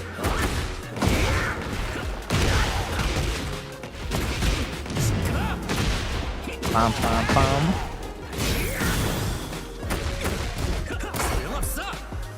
Yeah, you did try. It's just that the timing for both on DF13 and then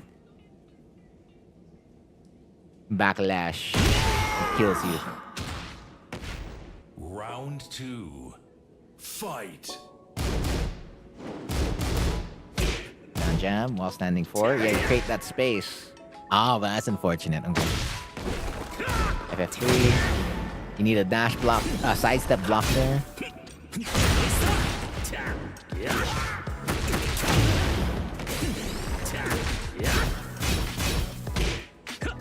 Like here. This is basic. Like when it comes to like wanting to steal your turn. It's like one of the things Hwarang could do to steal his turn here. Easily back one, easily a down jab. So like those are the two things you're looking for right away. And again, you're checking with highs. I think we went over this in like another set before, wherein there's that habit to like check opponents with highs rather than like mid-check them. So like if you mid-check him right here, because they don't have the frames to operate, that becomes all yours, right? You would play only Tekken? You don't want another video game? He's like, no, Tekken is so good. It's gonna be even better in season 2, maybe. Yeah, the maintenance is the one that really hits you. And it's just like, oh, I need to go back to this character. Whoops, okay, gotta maintain. Only Tekken? Damn.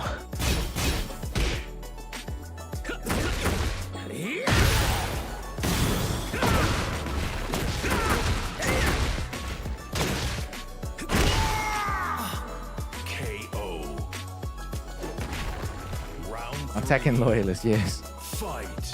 Yeah, this is a good amount of changes so far. See, even here. So, they round start F1 plus 2 for whatever reason. You round start 4-3. This is what I mean by like, you see, if you play frame tight and they try that stuff, you get to shut down. You get to shut down a lot of this stuff. Right? So you get a trade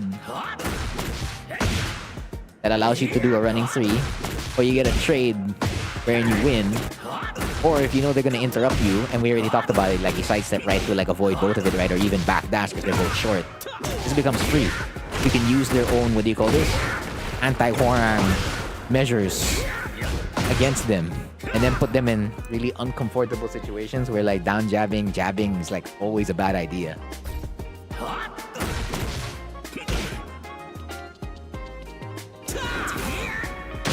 Peacekeeper. Try some. No, that is not like Tekken. That is not like Tekken, Azzy.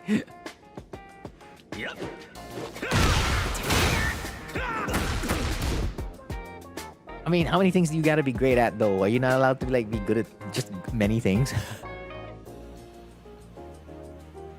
I mean, it depends on what your goals are, I suppose, right?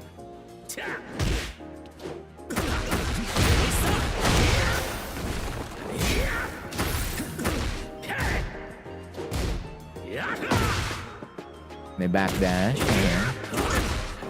But like, see, look at this sequence, right? So you get the down jab, right? You're +7. They respect it this time. And then down 3-4, they gotta guess. They shoot the backdash. And you run up. You lock them with running 3. They respect the situation. You catch them with down back 4 into a hell sweep. Now here they're really forced to respect. But look how they just keep backdashing. And then here, by this point, they could back 1. But why are they not back 1ing? Because backlash exists. Backlash, RFF back 3. Like, there's a plethora of options that would, like, keep them in check. And their HP's been, like, dwindling down. It's by this point, really, they're really just committing to, like, backdash to win here. So if you just swapped out RFS DF4 with RFS 3 slide 4, you would have been negative in front of their face instead. And they wouldn't have been able to, like, get, what do you call this? A whiff punish at all. What do you mean you can't be good at many things? You can be. Being great at many things, that's hard.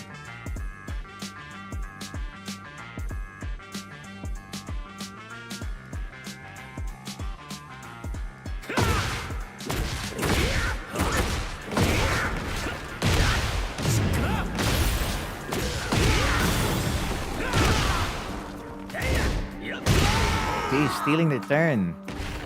Stealing turn 101. You're good at eating? Same, bro. Same. That's an example of like what they would do here. And then when you...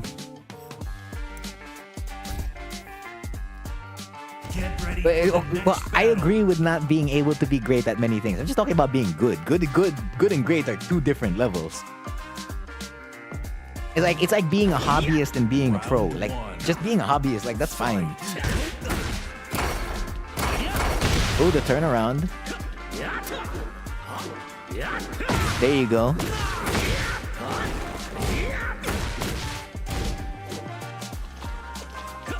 Yeah, I mean, yeah, that's why it depends on your goals.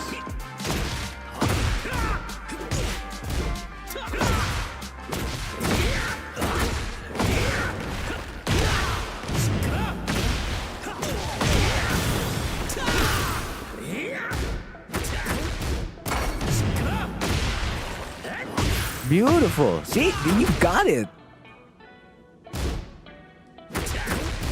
You activate the heat burst, right? You live +2. Sidestep, right? They're gonna challenge you because they want to interrupt it. Beautiful.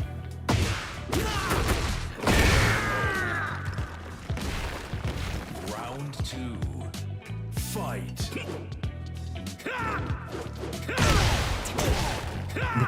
Huh? Okay. F2, they don't go with a mid. +1. You try the challenge with standing 4, alright?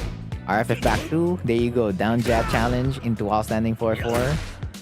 Down 3-4. Down jab challenge again. They can't start up.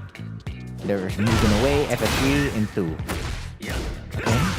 Wow, real Hwarang Owl. Let's go. Boom.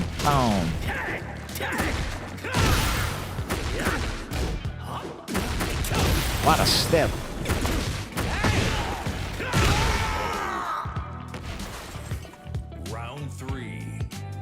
Fight. While standing 4. That's a punish? Okay, a little bit late. But yeah, you already created it. And this is the kind of situations I'm talking about. You want to create a lot of these. You want to create a lot of these because you're giving them the illusion that you're going to try to do it, right? And just nope, I'm actually not trying to do that. And then at this point, you get the back 3, you get the DF2, DF3 plus 4, 4-3 or whatnot. They don't use the frames in the trade. You backdash away. Actually, what you could have done, because this is left flamingo. And then we. Because left flamingo has such a hard time catching back 1. And yeah, you're both waiting.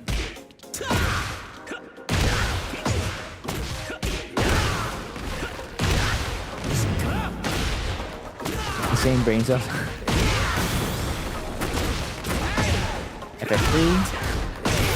Yeah, there's no frames there.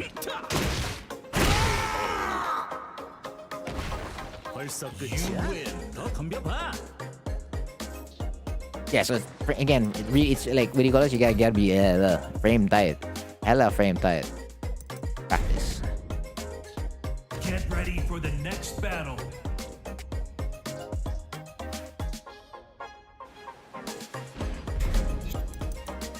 They're basically gonna throw those 3 defensive options in practice mode and be okay, how do I work around that?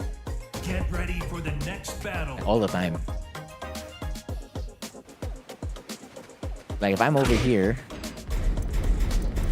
and they wanna prevent me, it's back 1 here.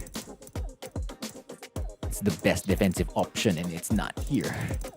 But we'll grab jab.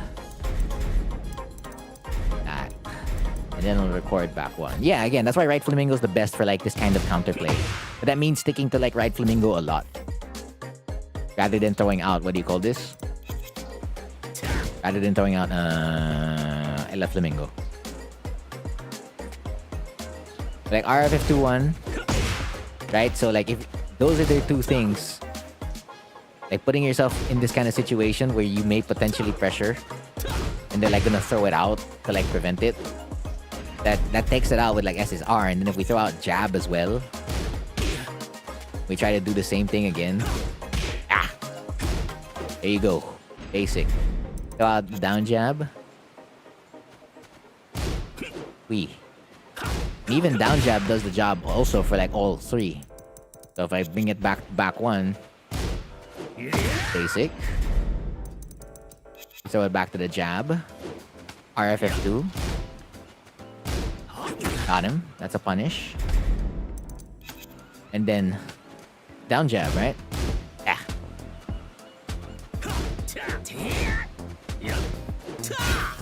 If you're fast enough. But yeah, you get the point.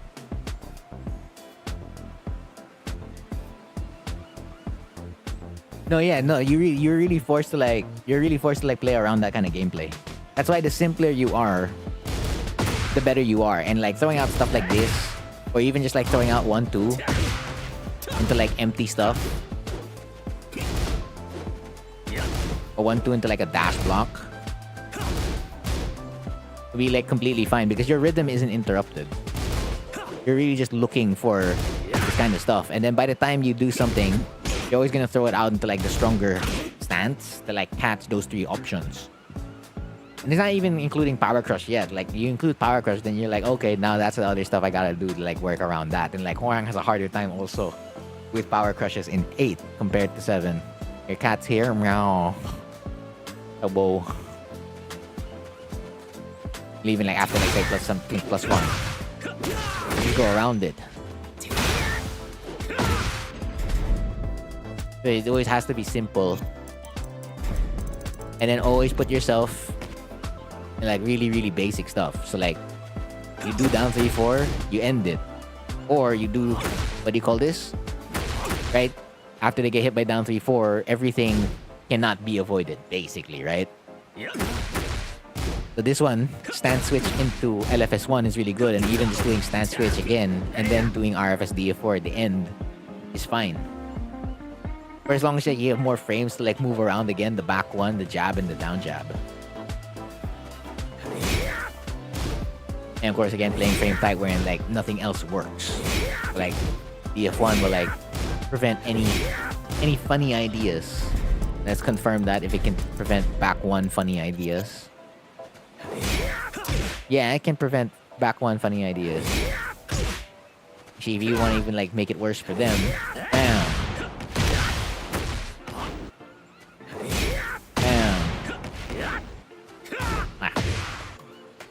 Yeah, but yeah, and then there's like how you're retaliating on like most of the buttons they're pressing.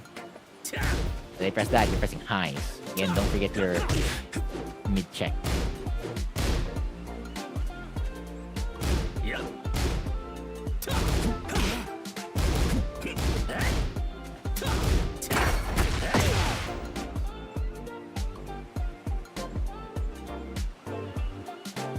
But yeah, at that point, like after that, it's gonna become like a timing game. So, like you're already working on those three things, or like always working on like, okay, I'm gonna like prevent you from like trying to like stop me. And you're always like going for like the best options possible. And then when you're in situations where you have the best option, you remind them that it exists. And then once they like hold here, and generally they would hold, right? Because it's a situation where they really force the hold. You just wrap them up with basic pressure like this. Hit them with a dash block. And then like this is like this one sequence alone. It just hurts. And that's like how I lost the Hwoarang mirror in Tekken 7 to a person who didn't main Hwoarang. Because that's like, they just did the most basic stuff in the world, and I was looking for like a lot of situations where I could back one, down jab, and jab. But I was the one killing myself because they were just playing the most basic Hwoarang in existence. And at that point, I was forced to play more honest defense, and I didn't know when to step. Because they kept putting themselves in situations where it's just like, okay, go, try to do something. And then like they're always ahead in terms of frames. Because now I'm spending my frame on like the sidestep or whatnot.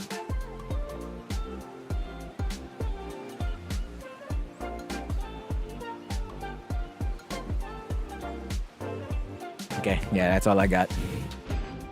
I'm tired. Very. 6 hours? Hell yeah. That, and I've been awake since 5 a.m. 5 a.m. of yesterday, I've been awake, yeah. Basically, if I count the number of hours I've been up, 6, 7, 8, 9, 10, 11, 12, 11. More than 20 plus hours. Hell yeah.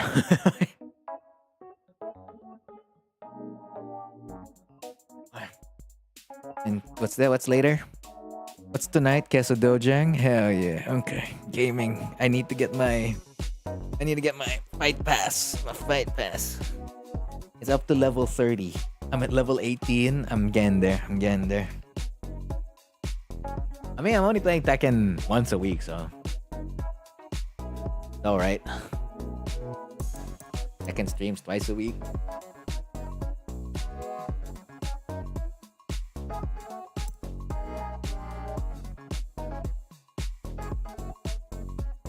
Otsukare.